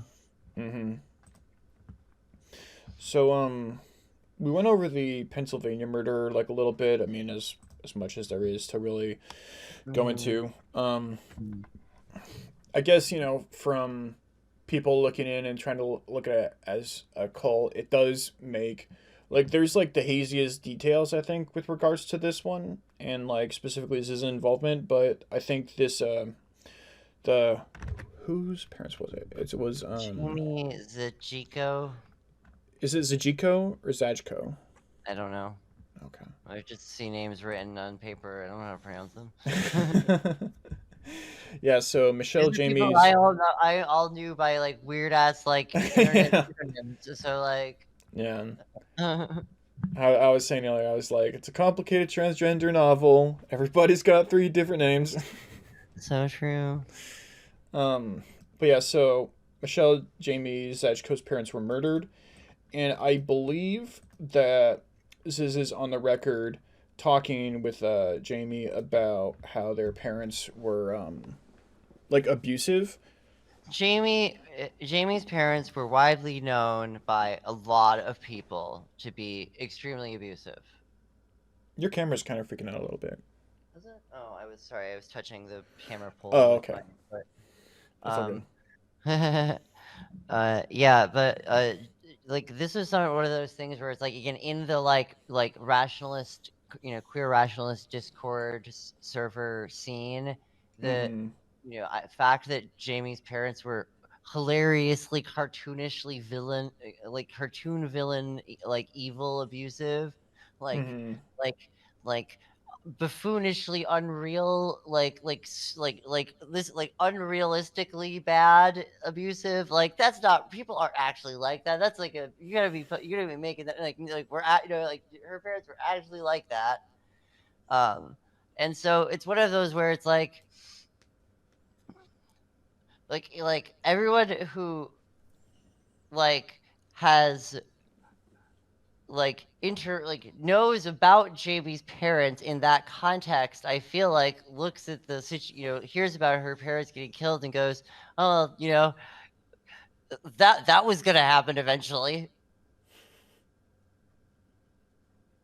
or like good, or Mm-hmm. something to that effect of like, you know, Sure. like it was, I mean, they were seen as sufficiently bad that like them dying did not seem bad. Like it was one yeah. of the like, ah, good. They had it coming, you know? Yeah. And it is as we get into the more less of the suicides and more of the murders, it is like any individual case it is like, it's like, okay, I could see why someone wouldn't be upset that this person died. But the you know how it looks like from like an outsider's perspective, where it's like, this is not a cult, even though, some of our beliefs are kind of extreme and do sort of philosophically end up to people, cutting off, not cutting off, but like, disintegrate or sort of downgrading some of their relationships with their other friends or family. And then also it's like, you know, the cult, this cult, which is in a cult, isn't responsible for any of the people who died, but also it's good that all the people died. And I'm not, that's not it. Like, I don't know. There's no way. This question isn't really something that is asking for a response, but like this is the part where people are like, oh, so it's sort of, it seems like the thing. Well, it's not happening, but also if it is happening, that it's good that it's happening, type Well, I thing. mean, And you, it's you see hard. how I the mean, I feel normies like get it's their one of hackles those like raised. it's hard like I mean, maybe here's an interesting question then. Is again is like extreme action, is like radical action, is doing something like, my thinking, my parents are abusive, I'm going to kill them. Is that ever acceptable, or is it always over the line? How Because it old? feels like there's this like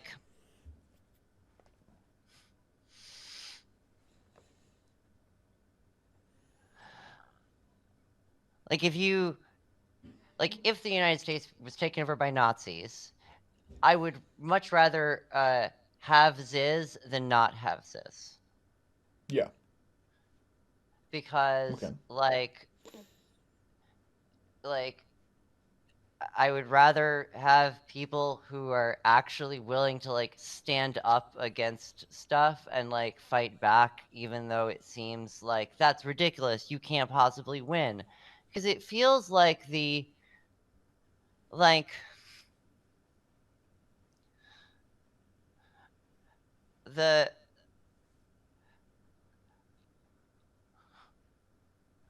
like there's like a status quo bias.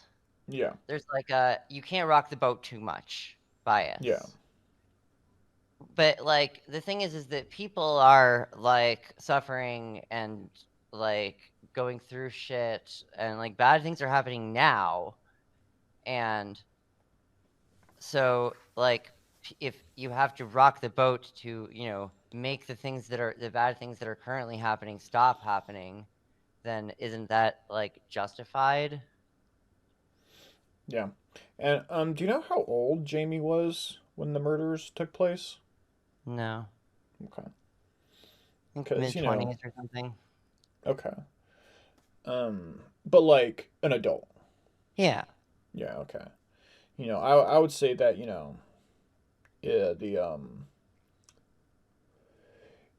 if you're like an adult and you can legally, like, you can just remove yourself from the situation without like the state throwing you in juvie or prison or just returning you or whatever, then it's a lot less acceptable to kill abusive parents, because it's like, well, they might deserve it, but you can also just leave.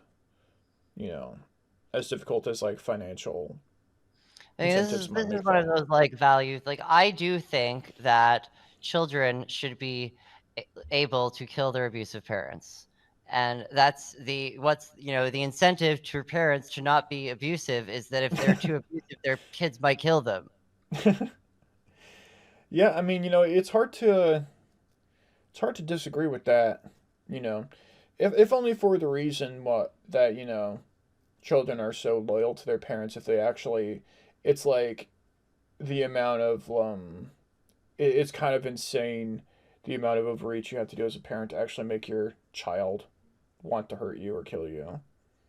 You Yeah, know, at least before they're like 13, 14 or whatever. Like, but um,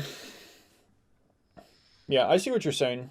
and like this isn't and it's like one of those like it seems super far outside of the Overton window for um like mainstream liberalism. It's so far outside the Overton window for mainstream liberalism that it starts to feel like something that could only happen if there was some sort of like weird indoctrination, like some sort of like mind controlly, like like something is fucking with people how they think and like making them like Mm-hmm. believe like fucked up like something like that.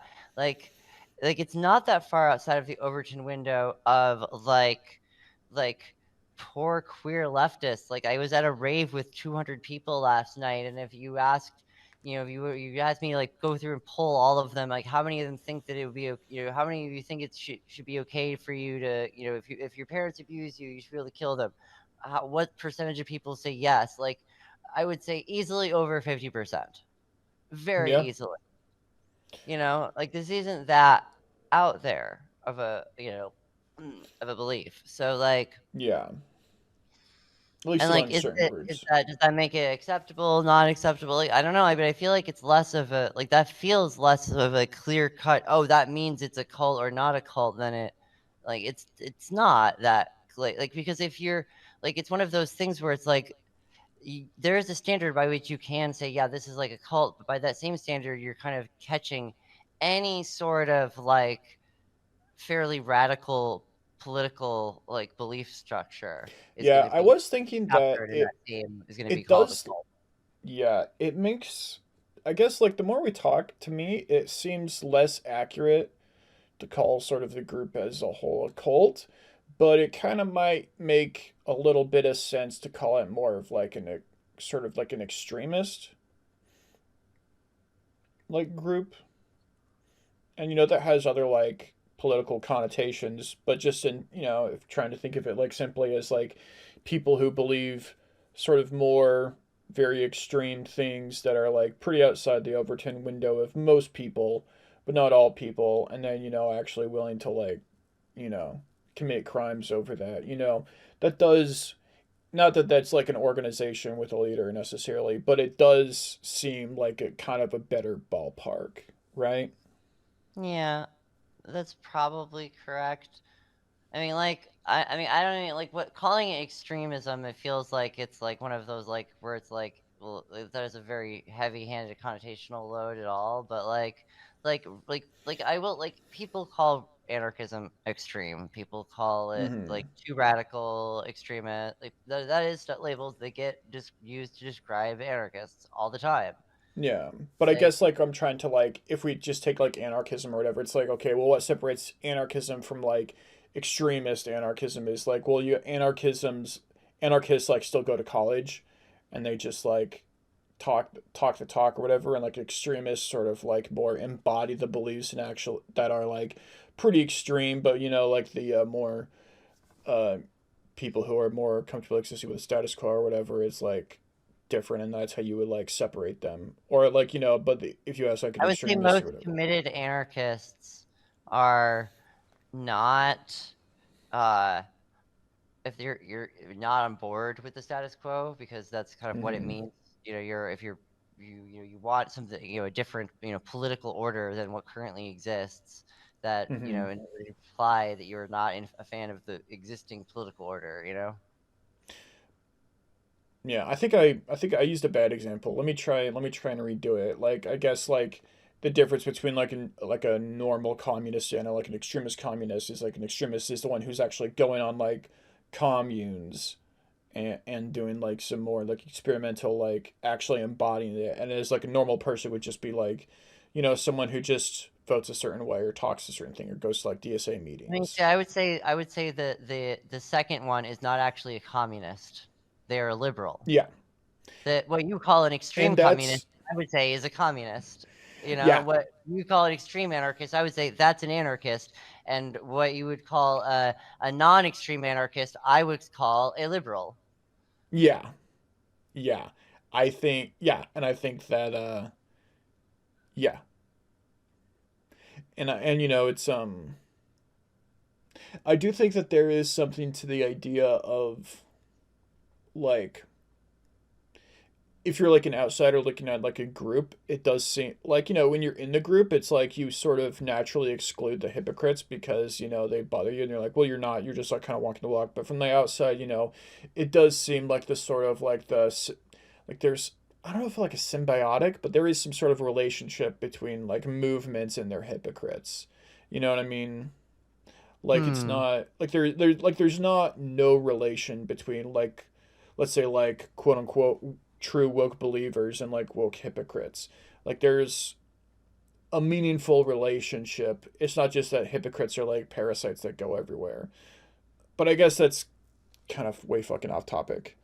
But yeah, I think we understand each other. So I think, saying that it's sort of more extremist and or real embodying their beliefs is a not necessarily like I'm not saying that it's like the most accurate thing necessarily, but if you're like against them, it's more accurate to call it that than a cult, it seems like. Hmm. Because Yeah, I would cults say just so. don't argue with each other that much, I don't think. Like that just doesn't, Yeah, I don't fucking know, but yeah. And I do think calling it like a political philosophy is probably more accurate. It is does mm-hmm. is just like a off. It is just like anarchism with effective altruist characteristics. Okay. Like like the intersection of like vegan anarchism and like feminist anarchism and transhuman like anarcho transhumanism Mm-hmm. and like rationality effective altruism, and that's roughly what Zizianism is located at as Mm-hmm. like a ideology, and you could Yeah. describe it ideologically in that kind of way. Yeah. Yeah. But I wouldn't describe it as anything more than like a locus in ideological space. It's not like it doesn't have like organizations.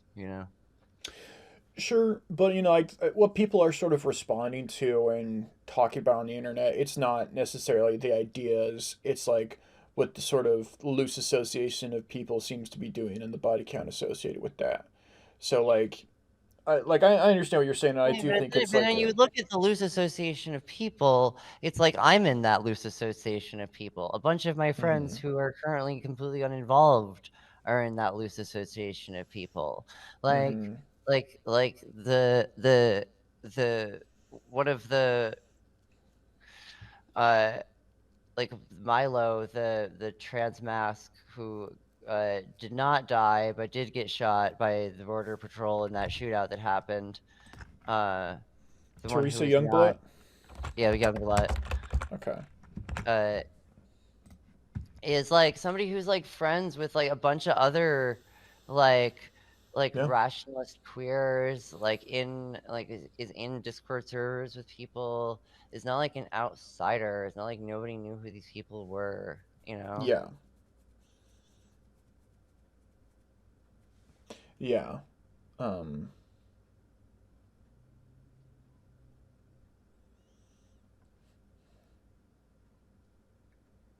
Yeah. I guess I don't know what to say other than that. Like that makes sense.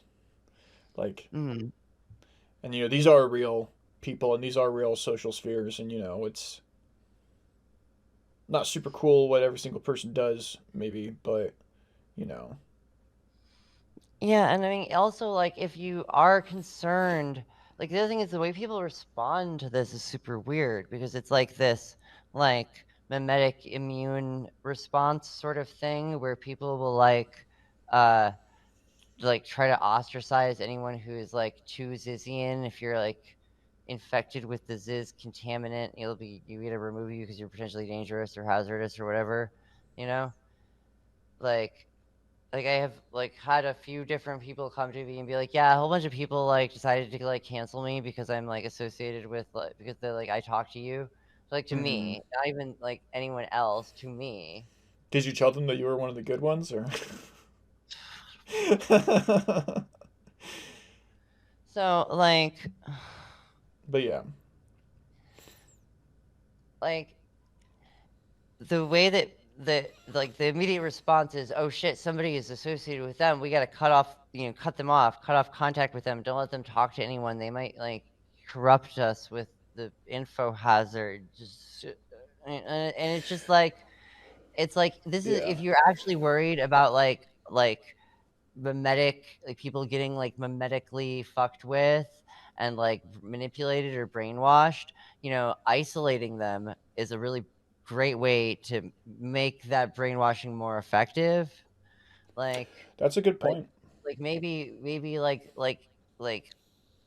the solution is not to try to cut off anyone who, you know, is like too Zizian or whatever, because maybe that's Hmm. actually going to make things worse. And will, if you want them to be less extreme, then that's not the right thing to do. Yeah. And I think something like I think like the common ground for people, no matter how they sort of interpret the series of events, or I guess I should say the two most popular ways to interpret the what's going on, there's still like abusive people and hurt people here, Yeah. and it gets like messy, and so if like two people are just from like a sort of I mean, I don't know. As like a bystander, if you see two people that are both accusing each other of abuse, it's and you don't really have the tools to figure out which one of them are telling the truth, it's probably a safe bet to just kind of like try and avoid them both, just because, if it's just like safe and there is just a sort of like inherent messiness that comes with it. And if you sort of are like, okay, I want to be friends with this person, and now, well, I'm friends with them, and so if I don't believe their version of events, then that's going to cause like serious issues with this personal relationship. And now let's go ahead and get into, so now I'm Mm-hmm. like stuck like with apologetics for some stuff that I wasn't around for. And Right. but like I don't know, it's like the reason why I reached out to you is because I'm pretty much a bystander, but like I knew you and I knew that and I didn't think you were crazy. Or Mm-hmm. like not that crazy, so but I was like this seems like someone who's like gonna have a good conversation, Mm-hmm. and so I was like, okay, let me like try and like figure this out. You know. Also it's just like related enough and sort of high strung enough that I did want to get to the bottom and figure it out. So it's like I don't know. Yeah, I don't think that people should cut each other off. I mean, like I don't know. I just tweeted the other day about how I used to have like a black white nationalist I worked with at Walmart, and we got along, and he said a lot of really alarming and insane things, and I never was sure about how serious he was about all of them, but I was like, I'm just gonna try and be his friend, kind of help him Mm-hmm. out, you know. And because it's like I don't know. I mean, I guess I'm not someone who puts a lot of stock in just like the words people say rather than like what they do, and like being like normalizing influence on people who are maybe going through that. I do think that it is you I know mean, it feels, if I may, I mean, it feels to me like a lot of people are made uncomfortable by mhm, the fact that specifically Ziz is about, like, her thing is veganism, and a lot of people are not vegan, and that means that mhm. it makes them very uncomfortable to try to engage with her at the level, where she's at. You might be right. I don't Yeah. I don't think it's I think at least in this recent wave of attention, I think it's more about the murders and like what how responsible slash related this all is. I think that's what's got people spooked, and it's I think like the I don't know, seeing people's like sort of like ideas and philosophy just put to paper without sort of seeing how they embody it in real life. I mean, especially when it's so as like extreme as is it's like you know she says some pretty crazy things, and I appreciate that. But I also understand how you'll look at it, it's like, oh, there's a bunch of like deaths related to this person. Let's see what they say. They say some really extreme things that it's like that seem that they could be used to justify some of the deaths that are going on. And then there's like accusations of like let's dial it down from like cult, but like let's just say like abuse, and to where it's like I don't know how the math adds up, but it seems like there's at least like three-fourths of an abuser somewhere distributed among this whole thing, you Mm-hmm. know? Something And like that. Yeah, I yeah, get you. yeah, like two strikes and three balls type thing. But like, Mm-hmm. and then I think that sort of contributes to it. Although I'm sure people are made uncomfortable by the vegan stuff, especially probably more in the past when it was like less I don't know, I feel like vegan is more accepted now, I guess. I'm not an I expert. mean, it's not even. I mean, it's not even the just being vegan. It's the like the being fighty about being vegan. Is Mm-hmm. the like being willing to say, I think that it's good that I'm vegan, and I think it's bad that you're not vegan, and Mm-hmm. like that. You know, a lot of people don't want to hear that, Yeah. and so it's easier to kind of round a lot of the things that happen into, well, this is clearly ridiculous. There has to be some other reason that anyone would think this. No one is that silly, dumb, blah, blah, blah. Like, no one would possibly think that unless they're, like have been controlled, their views harmed, something has been done to mess with them to make them think this. And, I understand.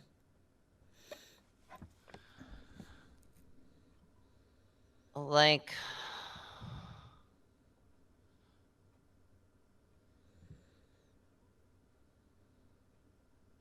like, I don't feel like Ziz didn't threaten me into being vegan.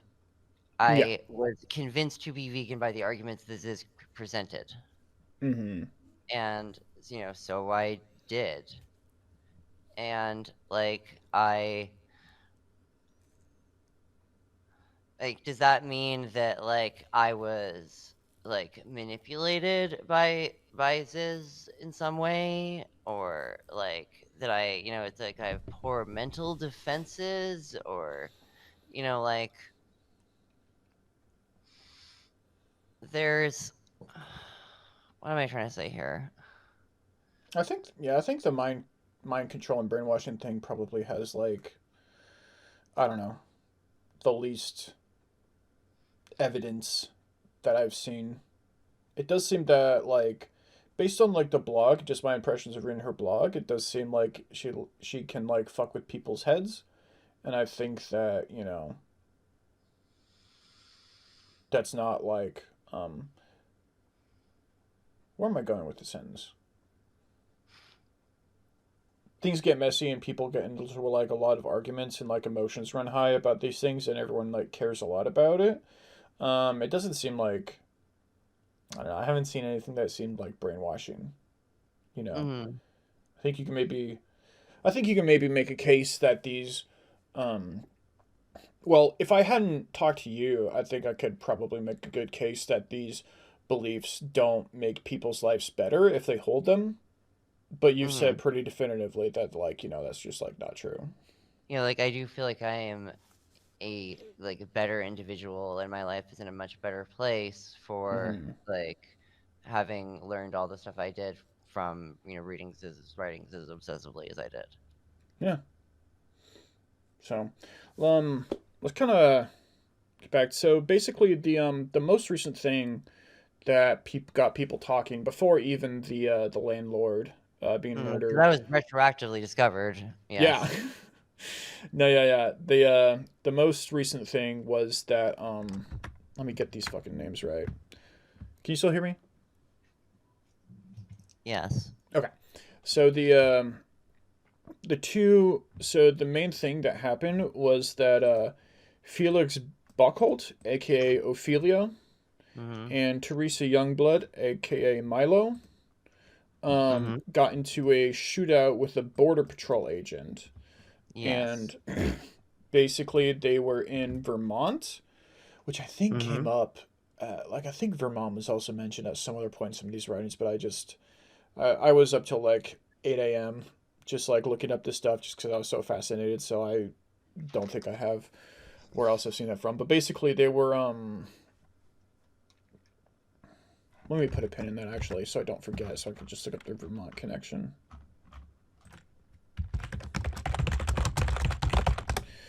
There's a So monastery, I think, in Vermont that a lot of post rats go to. really, Yeah. It might be called Briar. do what? It might be called Briar. Okay. So yeah, so in Vermont, Milo and Ophelia And by the way, like I have no idea what the fuck pronouns they use, like, because like Felix was identified as a male from the reports, but then people say that he was a she on the internet under the username Ophelia, and then Mm-hmm. Teresa I've heard is was a female to male, and then also I've heard female to male to female. So So I that's don't. that's a whole other aspect of this, which we have yet to Yeah, get into, because there yeah, is yet another connection between all of some of these individuals that we have not yet even gone over. yeah. So, Jeez. gosh, But so basically, they these two individuals were in Vermont. They were at a hotel. They were wearing black clothes and I think body tactical gear. tactical gear. Some look scary to civvies and open carrying. And the hotel staff kind of got a little spooked and called the police. And then they What's were like, interesting is that Vermont is an open carry state, so they are legally allowed to open mm-hmm, carry. okay, and that is important. And then the border patrol agency, they started to monitor them for like a while, and they observed them going into like Walmart and getting aluminum foil and covering their laptops in it. And then they made a stop that was like I think like the cause for the stop on paper was that Ophelia had a expired visa, which I'm not sure if it was. In the affidavit, I think it was like the wording is like that they suspected that it was expired, which I mean, it's just sort of like a reason to stop them and fucking check them out. And then according to the affidavit, Milo started uh, being belligerent and non-cooperative, blah blah blah, which escalated to her pulling out a gun and shooting and killing one of the border patrol agents. And at which point the people returned fire and Felix, um, right? No, fuck. Okay, so Ophelia, aka Felix Buckholt, died, Yes. and in the affidavit it says Ophelia went for the weapon, but what didn't actually fire it by the time he was like, or Yeah. she was killed, and Yes. then um, Milo was also hit but survived, and then Mhm. they got bomb sniffing dogs to sniff out the car before they towed it. So I think it seems like that what the actual thing the cops were investigating them for, I say cops loosely, that the law enforcement was after them for was seems to be more suspected terrorism is what just makes sense to me. I don't know if that's the case. And on paper everything's just like, oh, it's a visa and people had these concerns and we're kind of monitoring them. They're doing these shady things, and then we approached them and then they opened fire and then one of them died and one of them survived. And I yeah, mean, and they I feel like there's the other bit of context that is important, because not people will be listening to this later, is that this happened the day of Trump's inauguration. yeah. And I think And they got I like like, mainstream news because of that. yeah. And I don't know, I feel like the fact that it did happen on the day of the inauguration, and Trump's, big part of his thing is, deport the illegal immigrants, Hmm. that if I was to try to interpret this event, it would be that they got spooked and thought that like the government was going to basically black bag Ophelia and drag her away, and to you know remove her from the country in some unspecified and scrupulous manner. Hmm. And it's like one of those, well, we're fucked if we gotta fight back, or that's that. Hmm. And if you think that, then you are quite motivated to, get into a firefight with the border control. Yeah, that would be Like, you think a they're gonna, reasonable you think they're explanation. gonna like, kidnap your friend, and that they're gonna like potentially throw them in like the equivalent of like a camp somewhere, and then possibly deport them, and all whatever other like,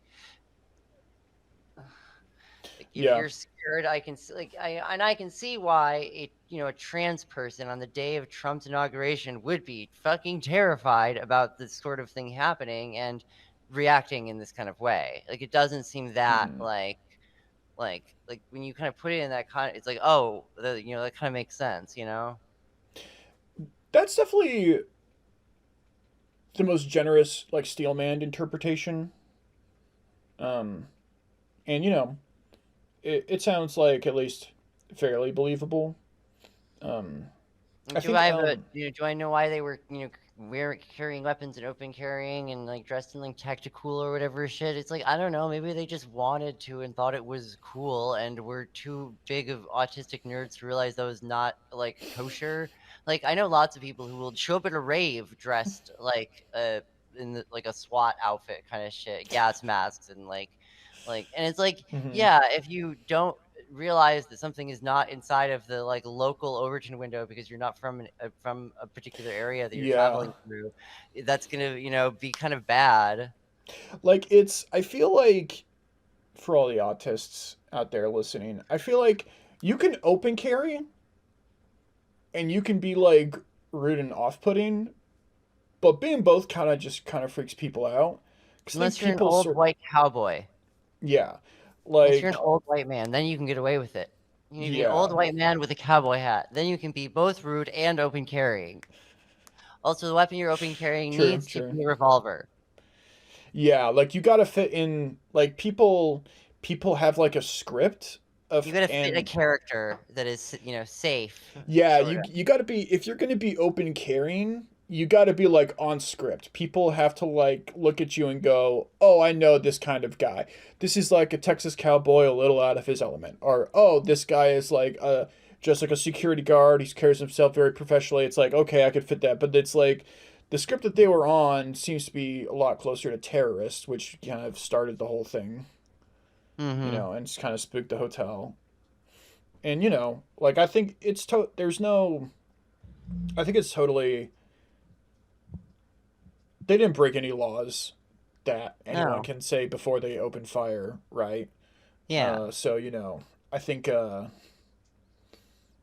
I don't think that any of those things, like, should be against the law, but I think, calling the cops on people who scare the hose sufficiently with enough weapons is like, I Yeah, don't know. sometimes don't scare the Maybe. host. That's very, That's it. I'm just imagining Bane. If you did not want the host scared, they would have not have sent me. But sorry, this is a real people died. Like, but Yeah. I mean, I didn't even know Ophelia all that well. Like Jessica knew Ophelia better, or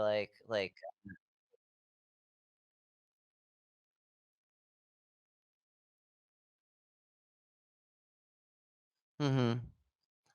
So, like, what is that like, how does that make her a Zizian? Like, was she had like we have, again, like, it's not like we have meetings, like, the clubhouse, you gotta have the secret Zizian handshake. Like, I don't know, like, oh, you don't have anything like that.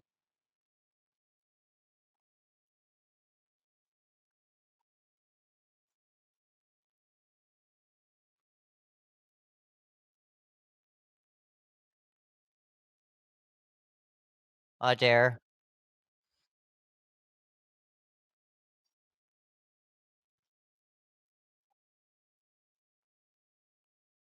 Let's be clear, I also helped raise funds to bail out Ziz in 2023. I was also a part of that. Like, yes, Ardare did that, I also did that. So, like, as far as we're, like, going, "Oh, connections," yeah, those connections exist.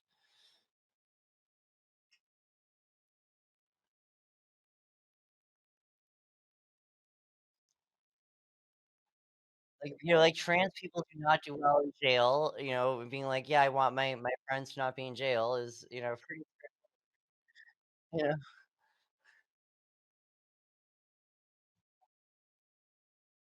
Mhm.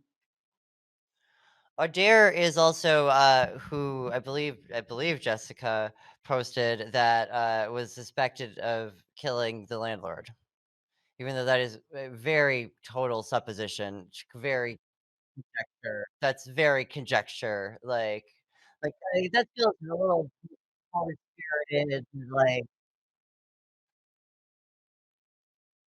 Yeah, like, come on. I don't know. Yeah, like, it's a bad look.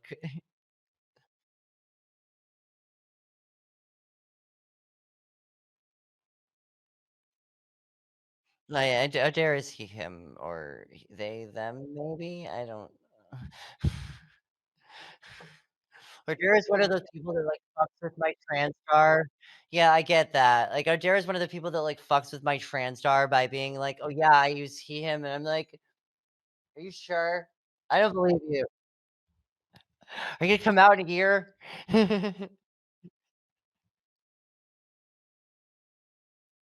Yeah, yeah, I get you.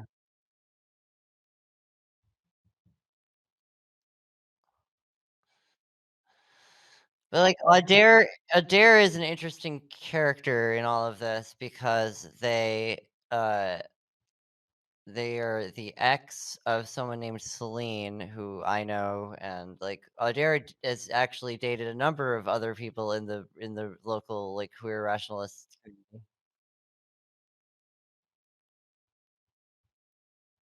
As in, what was that? No, no, no. Celine as in with a C. Uh, Toaster Lightning?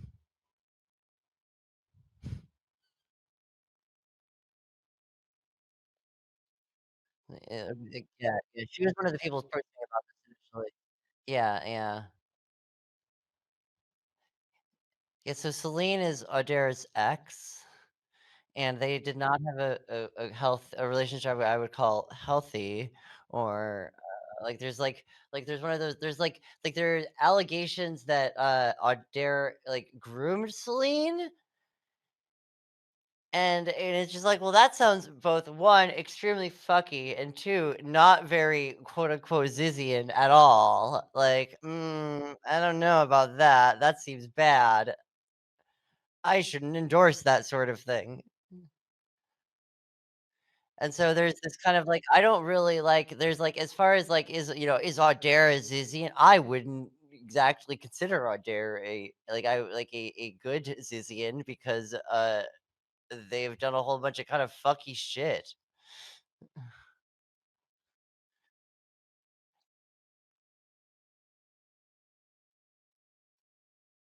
Sure. Yeah.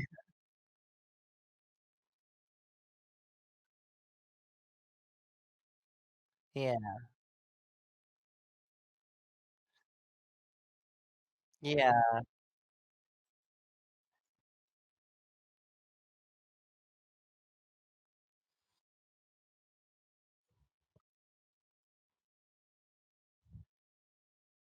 That was Audere. Yeah, that was Audere that I was mentioning before.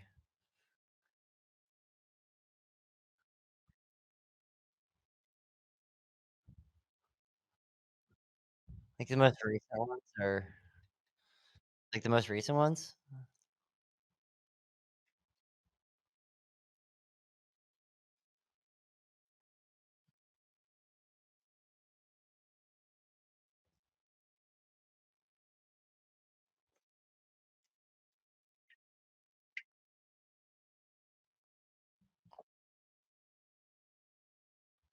Uh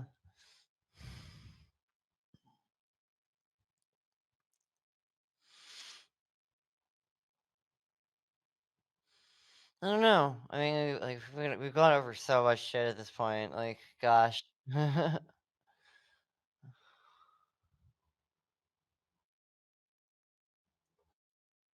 Yeah, I see that.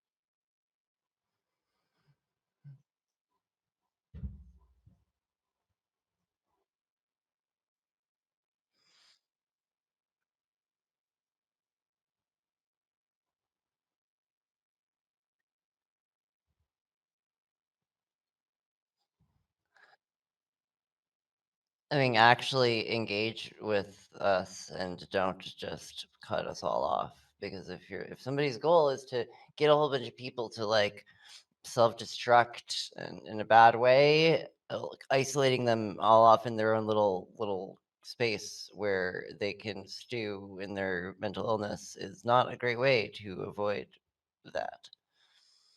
Like, if I don't know, if somebody thinks I'm a risk, they should come talk to me. They should, try to, like, not just get people to try to stay away from me as if that will somehow do anything, you know?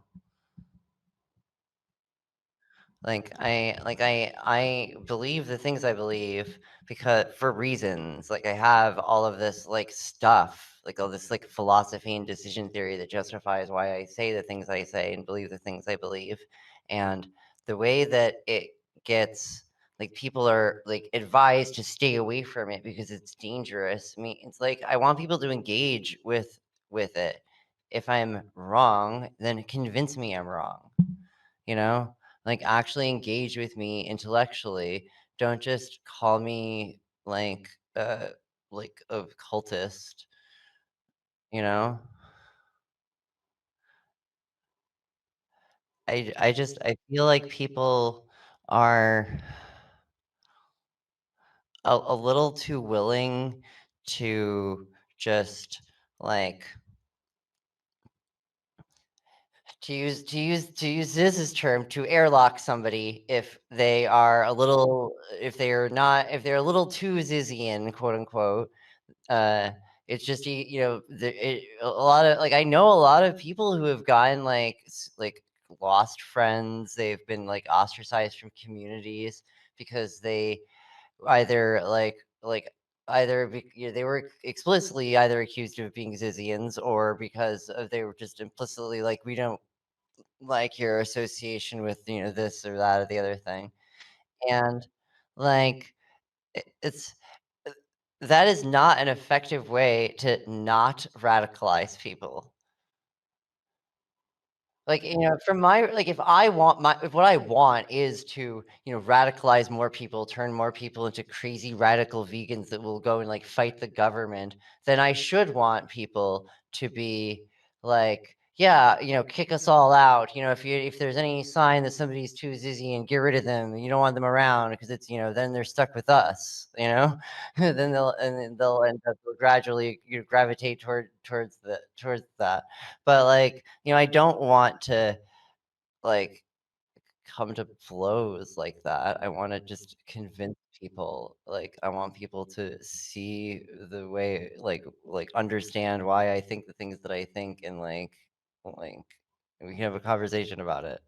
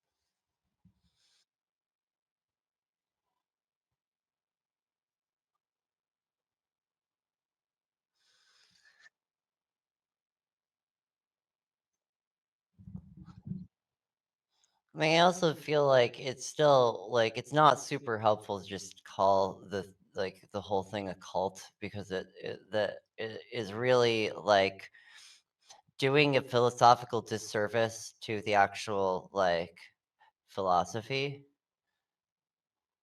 and, like, the ethics and the, like, decision theory and the I think that stuff is important, I would say, uh I want to be able to argue the merits of those things without people saying, well, if you use that at all, you are polluted. You are untrustworthy. You are a part of this.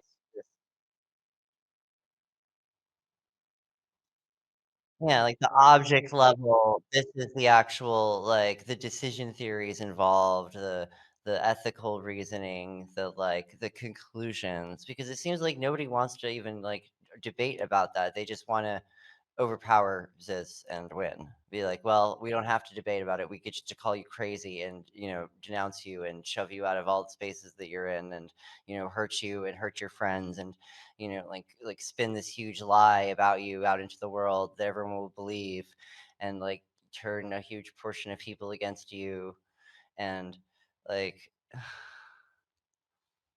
it's not in good faith engaging with the belief system, I don't think.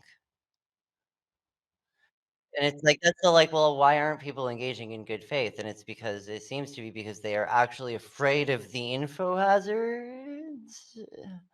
I don't know.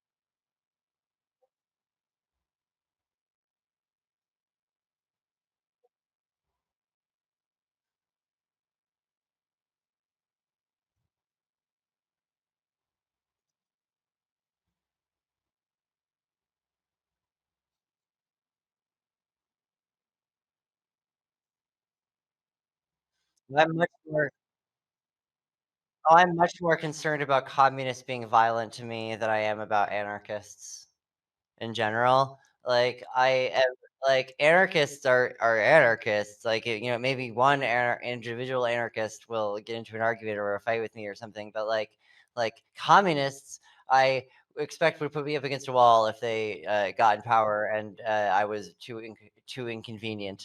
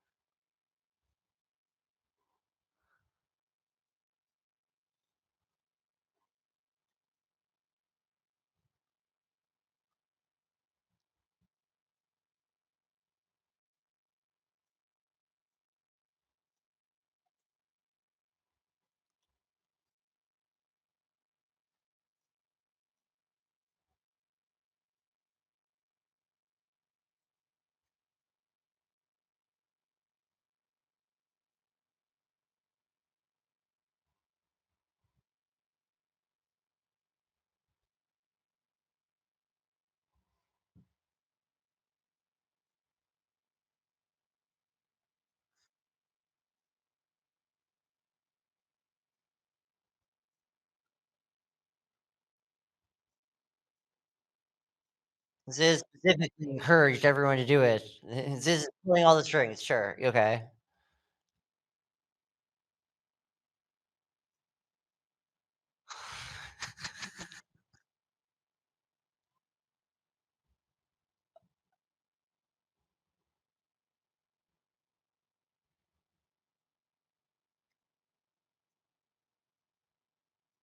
Mhm. Mhm.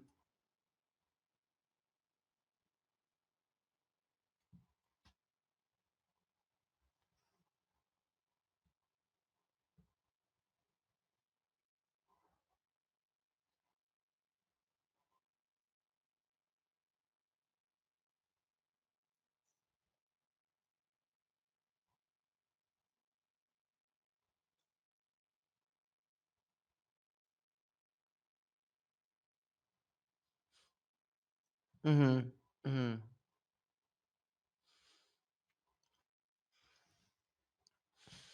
I mean, like, I can see where they're coming from, and, like, I can, present my own suppositions. I'm not in any of these situations. I was not there. I did not see how any of these things went down. I can, you know, present what my own interpretations are. Whether the truth is more or less charitable to them, I have no idea. Um, but like these are still people that I mean, one that I'm friends with to some degree. Like they're people I know and they're not like strangers. They're not like just and then the other thing is that they're not like I really don't view any of the things that Ziz says as being different in kind than the rest of the rationality and effective altruism expanded corpus. Like they're different in magnitude perhaps, they go further, they take it to a further conclusion, but it is the same type of reasoning, it is the same manner of thought done in the same rigorous way, and it is very much like a part and a product of the rationality and effective altruism scenes, and I think a lot of the it's it just feels really fucked to me to go, yeah, if you extrapolate out a bunch of this stuff too far, then you will be labeled a crazy cultist and associated with these with people who did all these fucked up things. And then if anything fucked up happens to you, this will be used to reinforce the mystique around this group that totally exists, which you are now a part of. And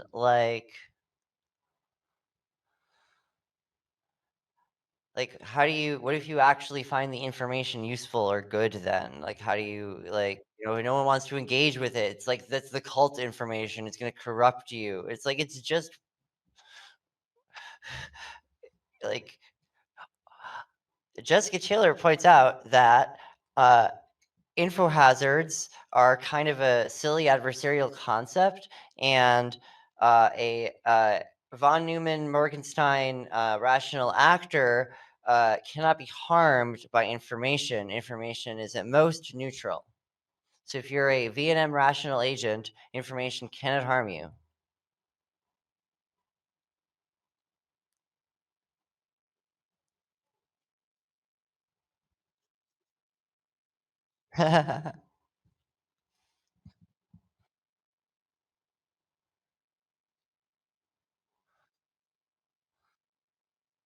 We covered a lot of stuff.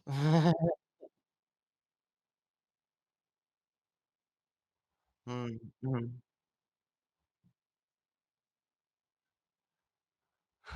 I'm sure there will be plenty of people who do not feel like I've answered anything or angry that I am not providing, that I'm not like either that I'm not completely disowning any oh, I don't know anything about this. I'm completely disconnected from. I don't have anything to do with this. I completely denounce everything this is about. It's like I'm not doing that.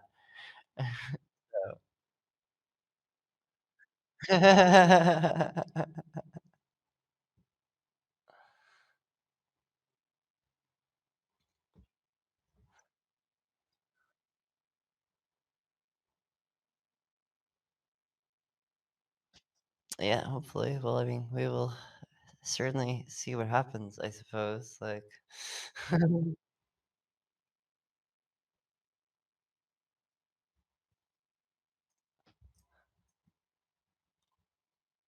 Yeah, yeah. Take care. I will, if not sooner, then probably see you at Vibe Camp 4. Yeah, cool. Peace.